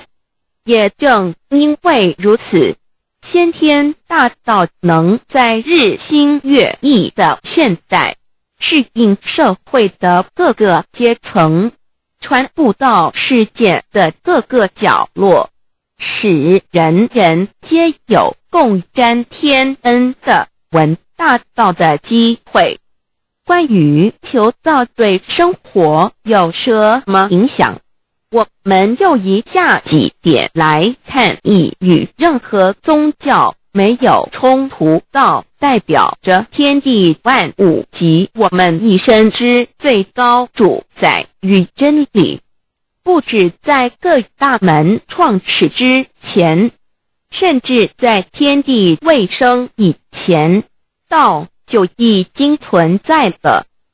因此，任何教门，只要其教义是追求真理及实践良心，就不会与道有任何冲突。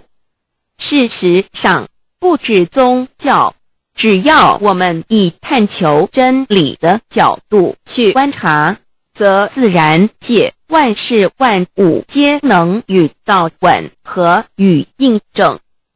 若我们原有某种宗教信仰，求道将不会造成任何抵触，也不会使我们背弃原有的信仰，反而让我们对真理的探求有更深一层的体认。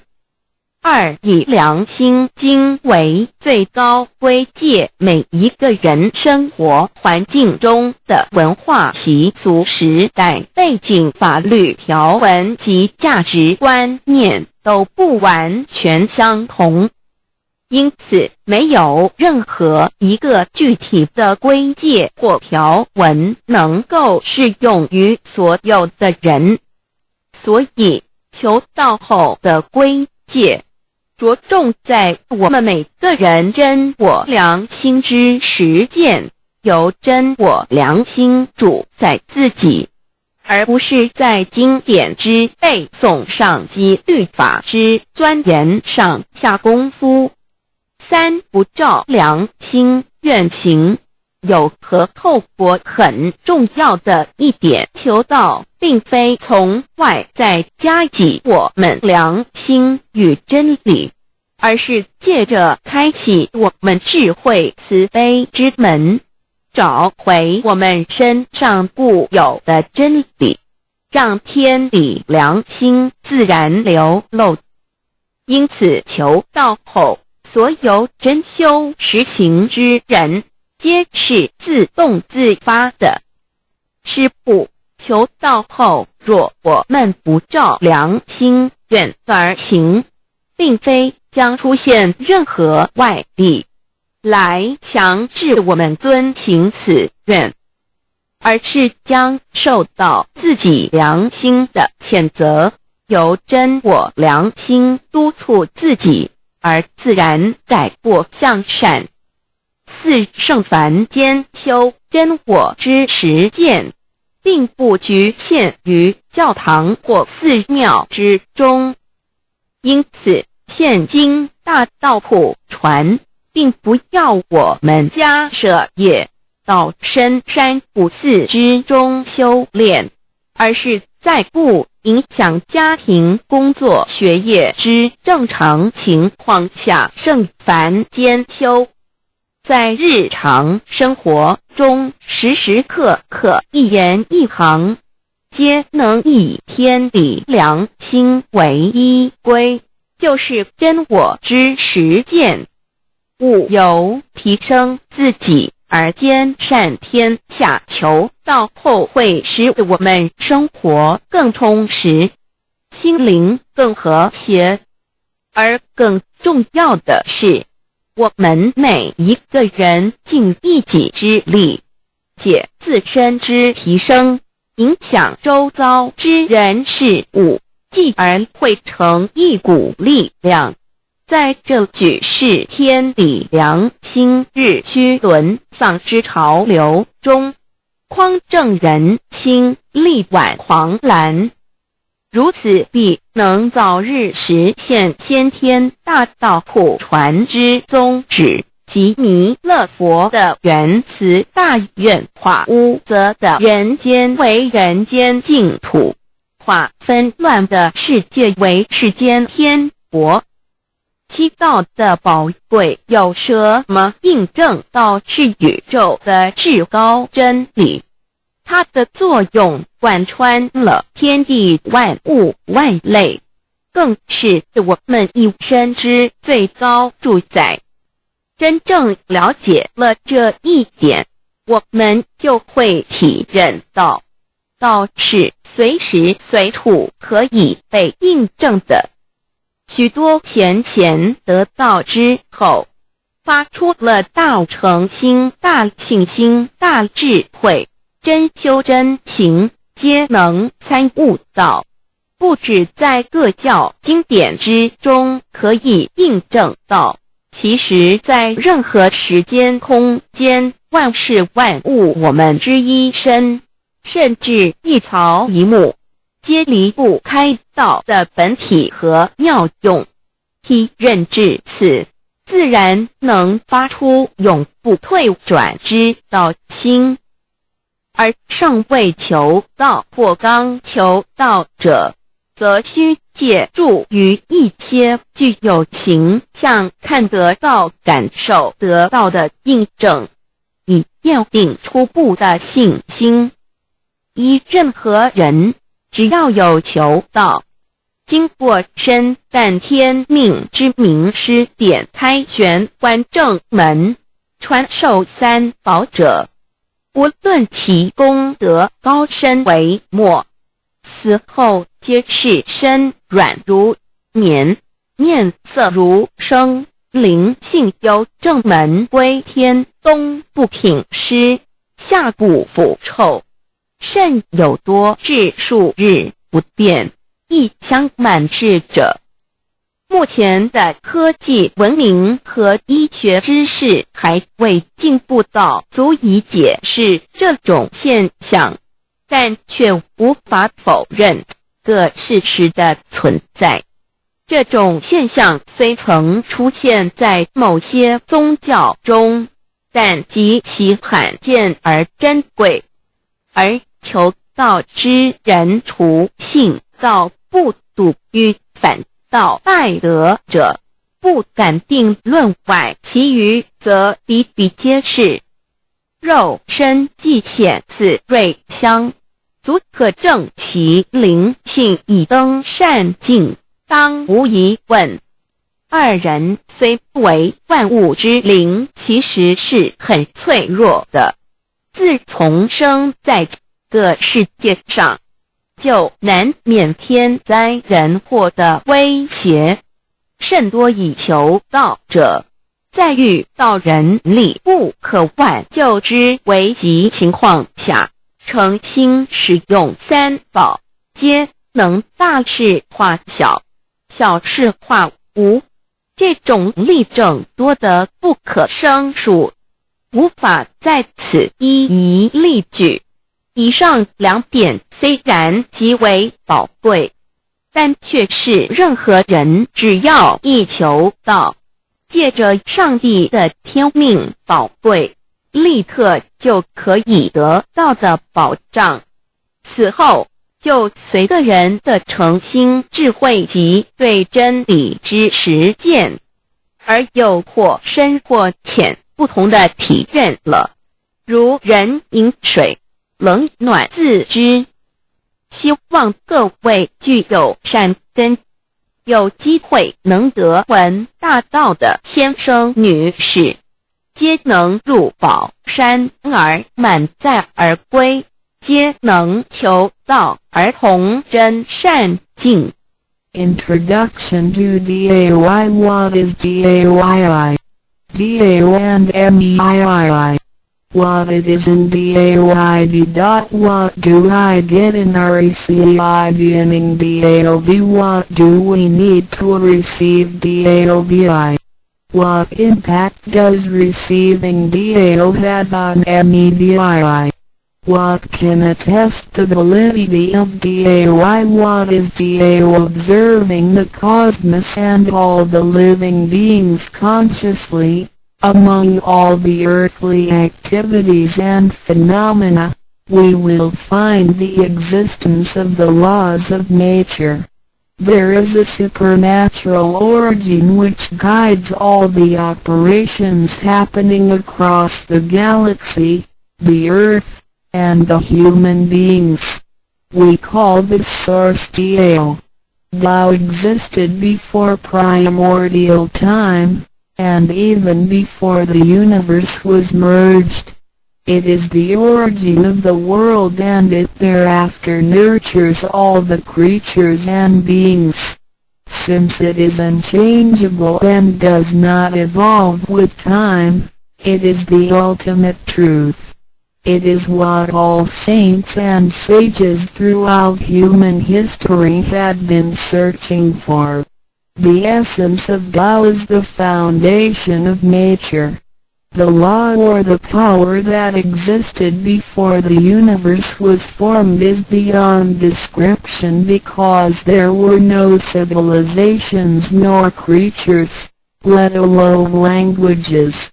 Since it cannot be applied any name, we simply call it Tao.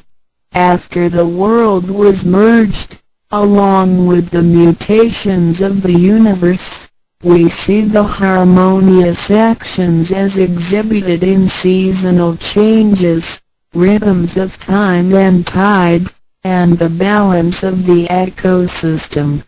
We also find some conformity of human nature across various cultures. These prove the laws of nature. This is the extension of that original Tao when it is substantiated and materialized.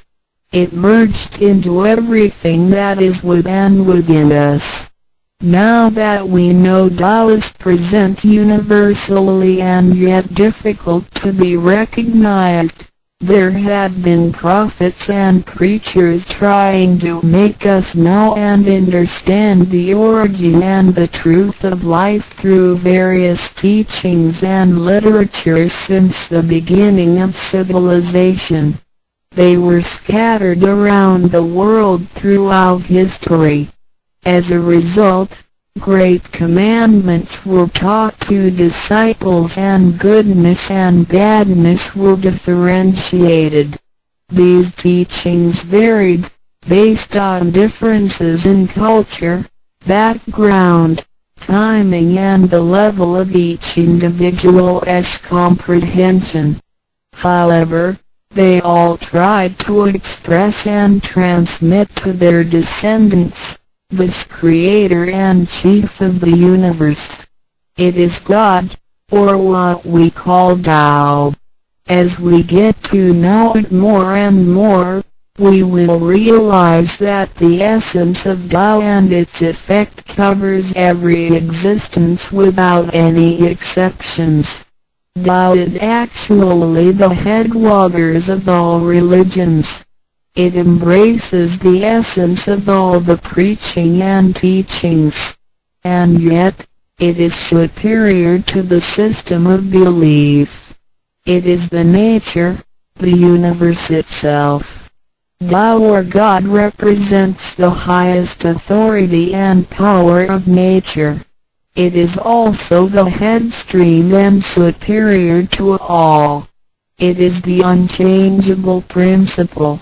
Understanding Tao allows us not only to discover the center of all religious belief, but also to communicate with the origin and the highest power of nature. We will then be able to relate ourselves to the truth of the universe. To probe further, Tao existed before the formation of all, yet it was not anterior, which means that the creation was embedded in it. Tao emerges into the creation, yet is not posterior, which means that it is not thereafter limited. Among those created, however large, they can be measured, however small, they can be detected. It is only Tao that cannot be measured of its immensity nor detected of its existence. Therefore, it is larger than the largest and leaves nothing excluded, and yet it can be smaller than the smallest and leaves nothing not penetrated. It is ubiquitous. It merges into and governs all. It is in charge of the space, the earth, human beings, all the creatures, and all existences. It penetrates and regulates the entire universe. It is the source of all the scriptures, sutras, as well as dharmas. It encompasses all the religions, and it is what makes one a Buddha or a saint. It is the single chief of all. And, above all, it is in charge of each individual too. It is the Divine Self. This is the true meaning of Tao. We should get to know it this way and rediscover our own invaluable treasure.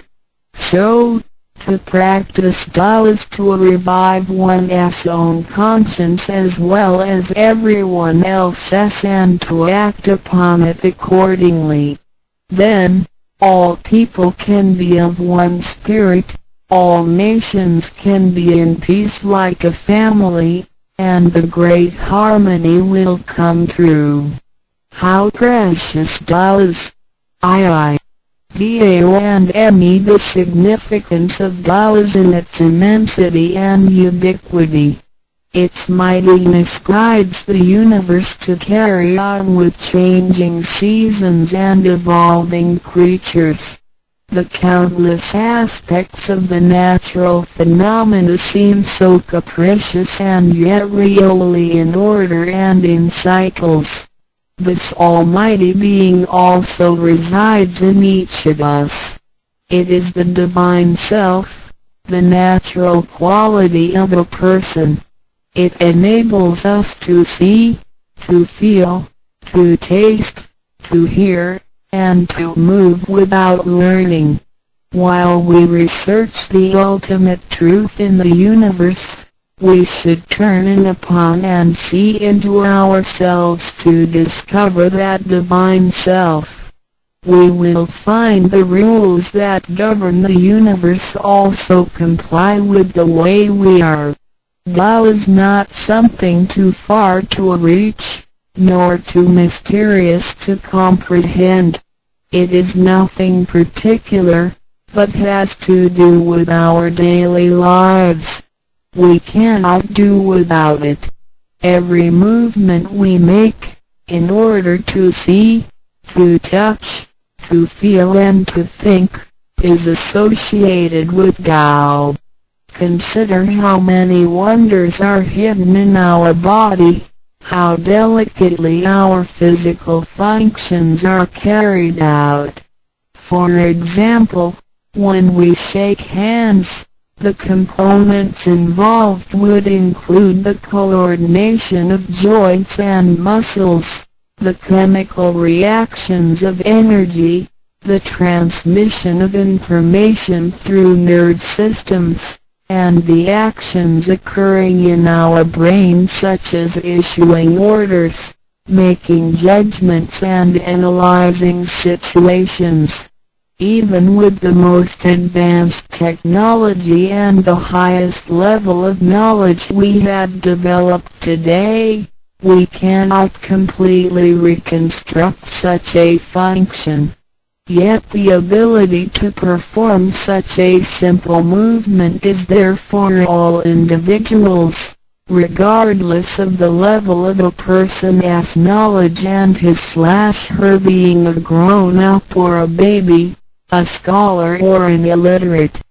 These are the kind of abilities we come equipped with naturally, without learning and being taught. It sits within us and is in charge of all. It is Tao, never diminishes nor inflates. Worldly knowledge acquired through learning can be forgotten. A gymnast can abandon his/her techniques and a musician can lose his/her skills without practicing.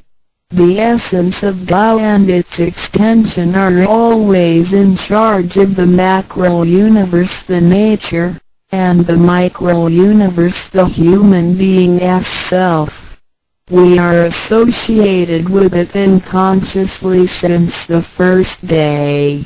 Because it encompasses the whole nature within us, we also call it native self. Tao is within and surrounding us. It needs not be worshipped nor debated over, because its existence is unconditional, regardless of race, color, nationality, religion or status. It is impartial and stays constant. In receiving Tao, we not only find the origin of the universe, but also the divine self. We get to know the highest power in the universe as well as the genuine nature in charge itself. We discover the ultimate truth of the cosmos as well as the integrity of ourselves. Recognizing that the laws which govern the universe also govern us makes us be able to return to our true nature. To probe further, the most essential concept in Tao is that we all possess it intrinsically. It is the wisdom and ability we were born with without learning or practicing. It is one's conscience, which is like the Spirit of God, the divine and immortal nature. It is invisible and intangible. For this reason, we call it genuine emptiness, which means that to be really empty, it goes beyond emptiness and can therefore have marvelous existence in it. Marvelous existence is the foundation for the sky, the earth, human beings, all the creatures, and all existences. With omnipotence, Tao is called Great Lord of all beings. This almighty being is not only in charge of the entire universe, but also in charge of oneself. So the proverb is, Tao is within self, which is the drive of all one's abilities. A physical body without Tao is useless. This is the treasure that we should all realize and fully explore. What it is indeed. When we look around the world, we admire the miracles and wonders of nature. Countless things change and move simultaneously every second, and yet in order and in harmony. So do our bodies. Countless biochemical reactions and physical functions occur concurrently within our bodies. Without learning and thinking that comes subjectively, the thousands of activities that happen within us are the extension and action of Tao. And altogether, it is one single self.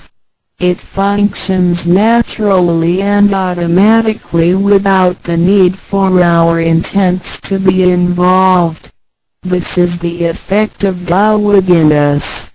Tao is not only in control of the universe and nature, but also in charge of every human being in his/her own actions. In other words, it is the same source that governs us as well as everything else.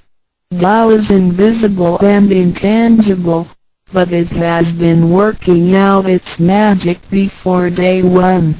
Thereafter, languages, cultures, religious scriptures, literature, and civilization were developed. They all originate from Tao functioning within us. People don't realize it is Tao that has been residing and working within us and have used soul to represent the confusing and yet irrefutable being. Because it is eternal and intangible, we also call it true self. This true self is the most abundant, brilliant, and imperishable being. Let us take a look at our tangible body and see if it can be the true self. We know the pictures taken throughout one's life show different faces and expressions. We recognize people by face, but our looks change and are not permanent. The handicapped, with impaired arms or legs, can also lead a complete life. One with a transplanted animal heart is still a human being. Even our brain cells keep decreasing and changing every second from the moment we were born. Therefore, the physical body is only the interim residence of the true self. Though it seems so real, solid and alive, it turns into dirt eventually. We call it false self because of its tentative and transient nature. By recognizing the difference between the true self and the false self, we understand the reason and importance for us to receive Tao. Luckily, we are given the opportunity of receiving Tao and learning the three treasures. The three treasures are straightforward yet profound. The meaning and details of them will be illustrated through the rite of receiving Tao. Here, we only discuss two issues. First, by receiving Tao, the true self gets plucked out. It leads to our conscience. Upon the time when material pursuance surpasses spiritual seeking, giving up the true self only makes us a walking corpse. In order to fulfill and satisfy the sensational desires of the false self, we may commit wrongdoings and harm others, eventually creating troubles for ourselves. Our inner conscience is identified and enlightened by receiving Tao. Thus, the body gets to work with the spirit in a mutually beneficial and harmonious way, making our lives joyful and meaningful. Second, by receiving Tao, the front door or main gate of our bodies gets opened. It leads us to conscience, mercy and wisdom. When we leave a house, we leave through the front door. If the front door is locked, we may have to leave through the back door, or even by breaking the window or jumping off the balcony. We may fall and get hurt by doing so. Our body is like a house, and our soul is the master who lives in the house. One day, when the body is aged and depleted and the soul has to leave, we can imagine its horror if it cannot leave through the correct exit. This is the pain and discomfort human beings experience at the coming of death and after death. As we know, for most people, when they are dying, their body shows stiffness, and signs of helplessness and confusion. After we receive Tao, the door of life and death will be opened. Being able to receive Tao and the three treasures while having the door to heaven opened, we had the opportunity to recognize the true self and the Tao that dwells within us. We are going to treat people and the world with conscience and make our lives more meaningful. We can transcend life and death.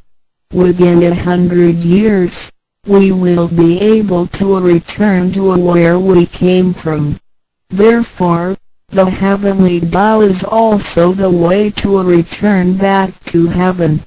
To probe further, the enlightenment of Tao is superior to studying thousands of sutras. This is the value of Tao. The enlightenment of Tao opens the main gate, the front door, which is the entrance to heaven.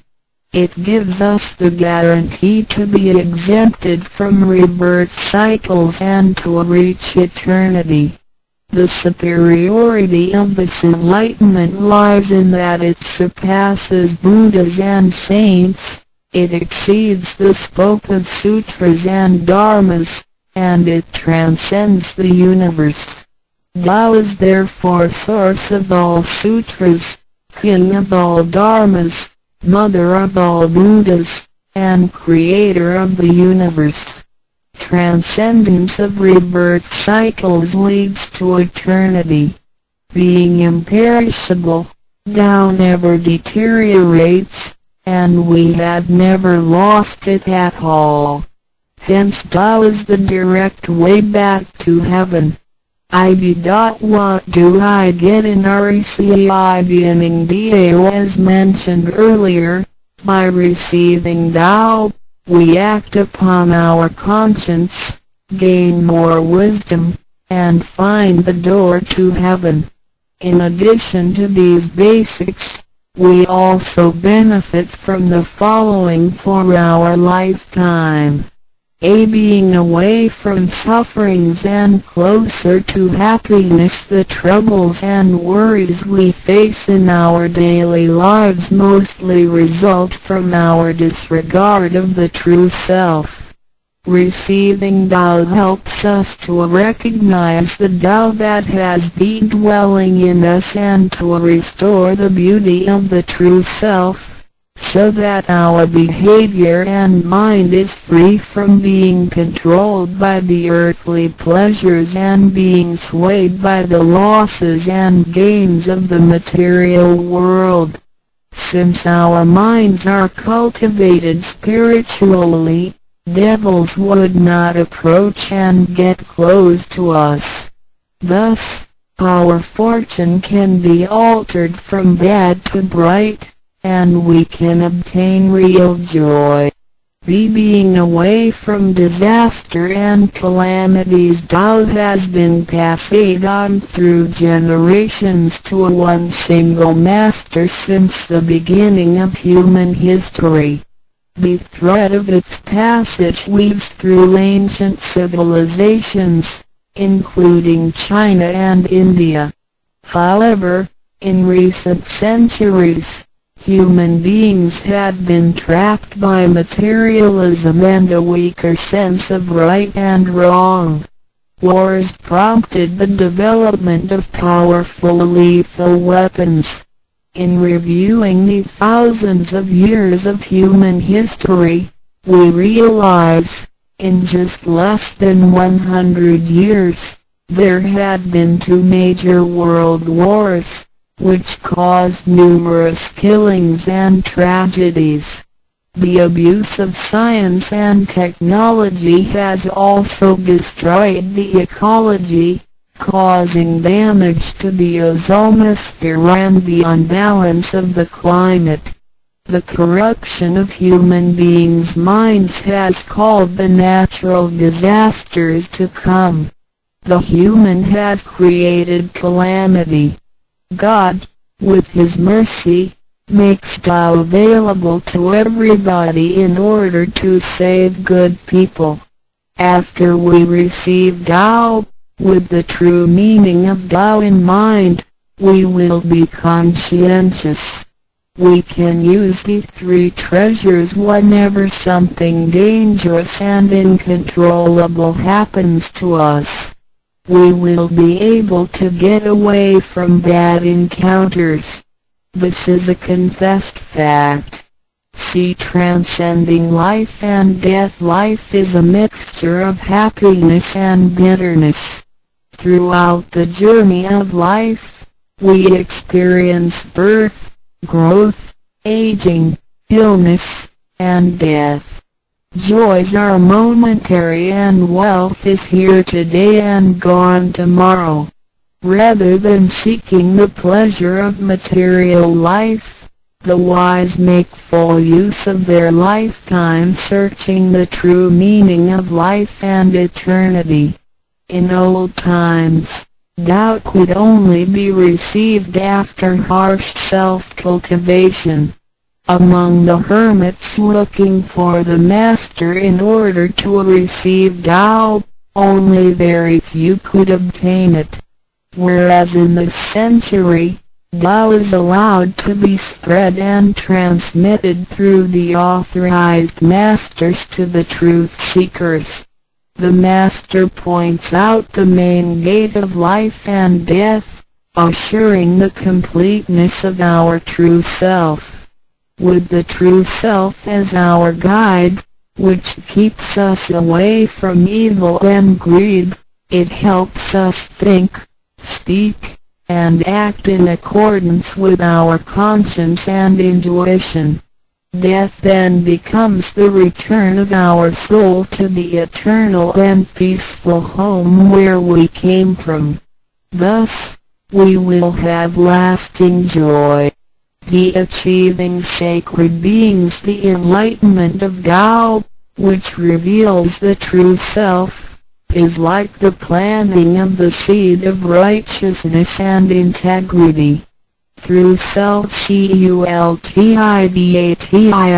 and self-improvement, the nurturing of wisdom, kindness, and purity, it will blossom and produce the fruit of sacred mind and eternal life. In time of overwhelming utilitarianism, Tao is the lighthouse to the truth. Receiving Tao, and then cultivating ourselves, not only improves our own lives, but also gives us the opportunity to better the world. After we receive Tao, we act upon our conscience and care for people around us. We cherish Tao and disregard personal disadvantages.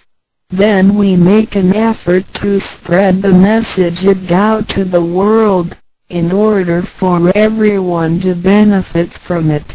We are devoting ourselves to the work of God, and certainly will achieve spiritual perfection in both this world and the world after life. To probe further, the supremacy of Tao is based on the heavenly decree of God, by which Grand Masters can perform the passage of Tao. The enlightenment of Tao from Grand Masters directly opens the main gate of our bodies, which revives our divine nature.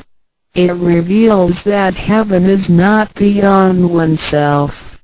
Instead, one's true self merges into the entire universe. This is the supremacy of Tao. 1. With the heavenly decree, the enlightenment of Tao is extremely profound and marvelous.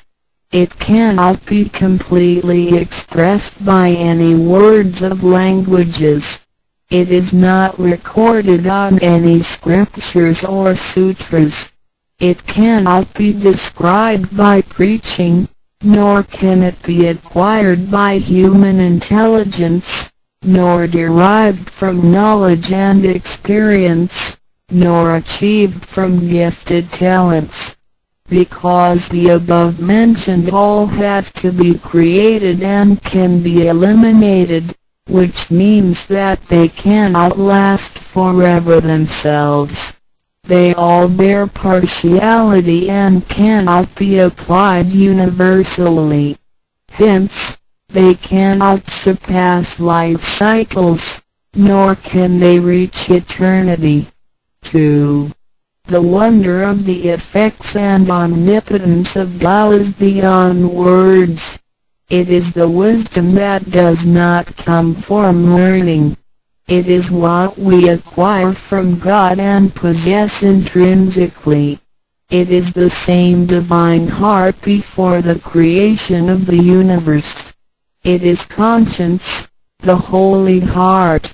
It is the divine and immortal nature, the Spirit of God. 3. Tao is too marvelous to be described. It makes us know without learning and function without practicing. It is a prior wisdom, perception, potency, and ability. It is not constrained by words or languages. It functions without thinking, intents, or even actions. However, it can create the sky, the world, the human, all beings, and all existences. All these, after being created, still cannot carry on without Tao even for one moment. Tao is therefore called Great Lord of all beings. 4. Without Tao, the stars and planets in the sky wouldn't he had been in order. The sun and the moon couldn't he had illuminated or revolved properly. Then the yin-yang energies wouldn't he had circulated, and, as a result, this world wouldn't he had been suitable for all of us to live in. 5. Without Tao, the 5 primary elements of the earth, metal, wood, water, fire, and soil, wouldn't he had been balanced and complemented one another, which could have put the entire world in chaos. Mountains would have collapsed, lands would have cracked, and oceans would have dried up. Likewise, this world wouldn't he had been an environment for us to live in. 6. Without Tao, we, human beings, wouldn't he had been able to walk, to see, to hear, to speak, or to move. Our physical bodies would deteriorate quickly into a pile of soil in 100 days. 7. If one really comprehends the effects and omnipotence of Tao, and can practice accordingly and persistently, one can communicate with and be united with God. This is the absolute truth. It is a glory and marvel beyond description. Therefore, it not after death that one becomes a Buddha. It is when one is still alive that one achieves being a Buddha. And to be a Buddha is to revive and hold on to one's divine and original nature. This is what we benefit from attaining and practicing Tao. What do we need to receive Tao? We had discussed the many benefits we obtain after receiving Tao. Some would wonder why there is so much given to us. Of course, we should realize it comes from God's grace toward human beings. This allows Tao to be spread around the world, especially at the approaching of the worldwide calamity. People with merit and conscientious mind will have the opportunity of learning about Tao and the way back to heaven. It always holds true that people who had the fortune of receiving Tao are derived from the tree of righteous ancestors. In addition, during the passage of Tao, it is required that we make promises to God that, after we receive Tao, we will keep in mind the true meaning of Tao and put it into action in our daily life. What we speak and what we do will all be based on our conscience. After we receive Tao, we offer help to those in need of it, and do our best to indicate Tao to more people so that they can all benefit from the grace of God. After we attain these three treasures, we promise not to tell them to any other person. The three treasures can only be transmitted through authorized masters in front of God. If we reveal them to any person, they become invalid to the person, and we also defy the heavenly decree. All the promises required are reasonable and achievable. It goes with our nature. If we practice and keep the promises, we will be able to become a wiser and a better person.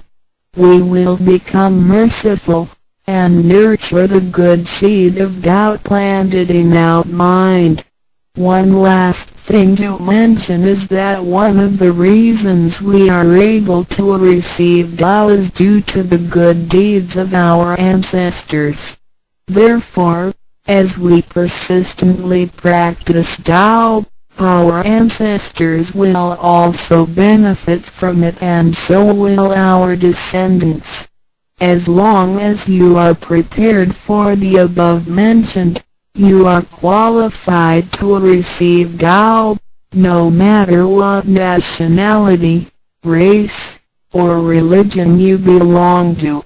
Notes: in order to be exempted from the rebirth cycles, to avoid the ordeal of hell, to alleviate the suffering and misfortunes in our lives, and to be able to return back to heaven after death and enjoy permanent happiness, we have to receive Tao. And the general qualifications are: 1. To be with a compassionate heart, and to be fortunate enough to be born in a time when Tao is available to the public. 2.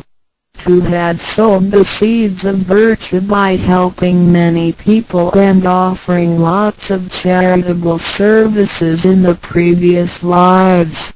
This is the divine affinity with God. 3. To have ancestors with beneficences and welfare work as well. 4. To meet the introducer and guarantor who indicate the way to attain Tao to me. It is very likely that, in the previous lives, we did charitable services together, or we cultivated together in the same religion. So, in this life, when Tao is available, we can help each other out and practice Tao together again. So time is ripe for Tao due to our divine affinity. What impact does receiving Tao have on me? As we mentioned before, and like the old days when hermits had to leave their families to receive Tao through meditation and self-cultivation, Tao, at the present time, can be received in a way that is applicable and conforming to our practical needs. We don't have to give up our lifestyle in order to attain Tao.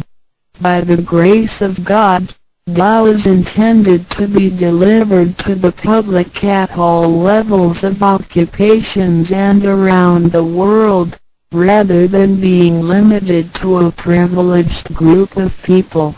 The impacts that receiving Tao can have on our daily life are summarized as the following. A receiving Tao creates no conflicts with any religions. Tao governs the universe, including all human beings. It existed before the formation of any religions. It is concordant with all religions, in the sense that religions preach the awareness of conscience and the pursuit of the truth. We don't need to give up our religion in order to receive Tao. On the contrary, by receiving Tao, we will have further understanding of the truth. The conscience becomes our ultimate guidance due to the variations of cultures, customs, backgrounds, legislation, and value systems. It is difficult to find a universal guideline for all of us to follow in our daily life. In receiving Tao, the main commandment is to act by our conscience, the true self, rather than by literature. We should be sensitive to the conscience, rather than be familiar with the laws. C. We will voluntarily keep the promise made while receiving Tao. Through receiving Tao, we are not offered conscience or true self, but merely the opening of the door to a wisdom and mercy. Therefore, we restore the heavenly principles inherent in us, and strengthen the power originating from our conscience. There is no external force that makes us keep the promises and commitments that we made when we received Tao. The only force comes from the guilty feelings that result from our misbehaviors, which reduces the mistakes we make. The practicing Tao can accommodate our worldly affairs. The fulfillment of practicing Tao and conscientious awareness does not have to be accomplished in a temple or church. It is not required to abandon worldly belongings or relationships in order to attain the ultimate truth. Each individual can still have his/her family, career, and schooling at the same time. As long as we keep in mind the basic guideline we should have our practicing Tao and getting closer to our divine self, we will make a better world by improving ourselves first after we receive Tao. By realizing the true self and what we are, the feeling of joy comes to us. The improvements on the quality of our spiritual life will affect people surrounding us. By interacting and working together in Tao, we will make the world better with lower crime rate and less pollution. The wish of Maitreya will finally come true to turn the world into God's kingdom and make people all live in harmony. DII. What can attest the validity of Dao Tao, due to its completeness and generality, regulates the totality of all beings. Many people, after receiving Tao, with their wisdom, faith, and devotion, realize that Tao is the fundamental principle that governs all things. They comprehend the truth of the universe not only through literature, but also through daily living and nature. Their faith in Tao becomes strengthened and they move forward in their spiritual life. However, for people who haven't or just received Tao, Tao can be confirmed through revelations. Anyone who has received Tao with the front door open shall die peacefully. One proof of this is that for those who have received Tao and died, their bodies remain soft and their faces vivid. Since the soul leaves the body through the correct exit, the corpse can actually remain uncorroded for a few days. With the most advanced modern science and technology, it is still difficult to explain this phenomenon. However, it is a fact that cannot be denied. This has happened before in some religions, but very rarely. For people who have received Tao, this kind of testimony is ubiquitous, unless they have committed serious sins and corrupted their own mind. This can prove the soul has reached an ultimate harmony. Being the superintendent of the things on earth, human beings are nonetheless weak. Since birth, we are subject to unpredictable accidents and natural disasters. There had been many people who encountered danger, used the three treasures with faith, and got away from the danger or reduced the damage to the minimum. Testimonies of this kind are numerous. The above two mentioned are rarely heard of and difficult to believe, but they are the immediate security given by God once a person has received Tao. Thereafter, with each individual's faith, wisdom, and the accumulation of good deeds, one will come to know the truth more and more. It is up to you to experience the value of this treasure. I hope you will have the opportunity to receive Tao, experience it in your life, achieve ultimate perfection, and realize eternity. ndrucdao.html 先天大道简介中英对照 http://www.taolibrary.com/category/c63006.htm Introduction to Tao 先天大道简介 Introduction to Tao 中英对照先天大道简介一和为先天大道二道与我有什么关系？三求道是求什么？四求道对我有什么好处？五具备什么条件才可以求道？六求道对我的生活有什么影响？七道的宝贵有什么印证？一和为先天大道，先天大道又简称道。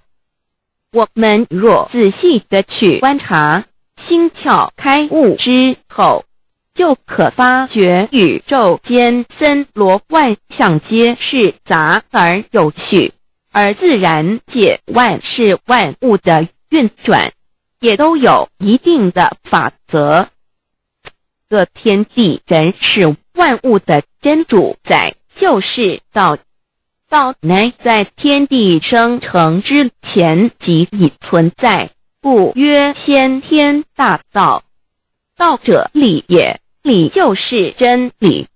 在天地人万物未生以前，道即已存在，而道能生天、生地、生人、生万物万类。在天地人万物毁灭之后，道不会毁灭。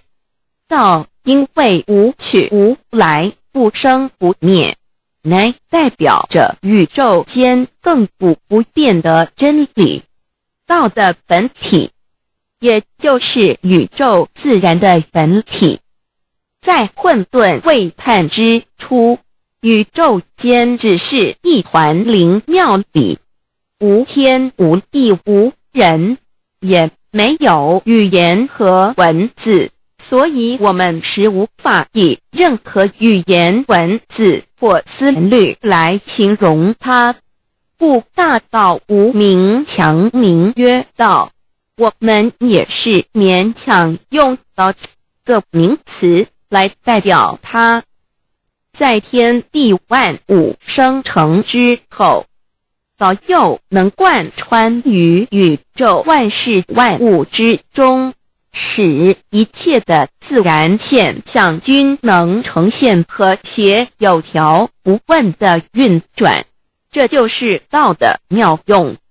道大理为，我们虽然无时无刻离不开道的本体和妙用，却又很不容易去认识它。因此在2-3千年前，各教圣人应运出世，各化一方，针对当时天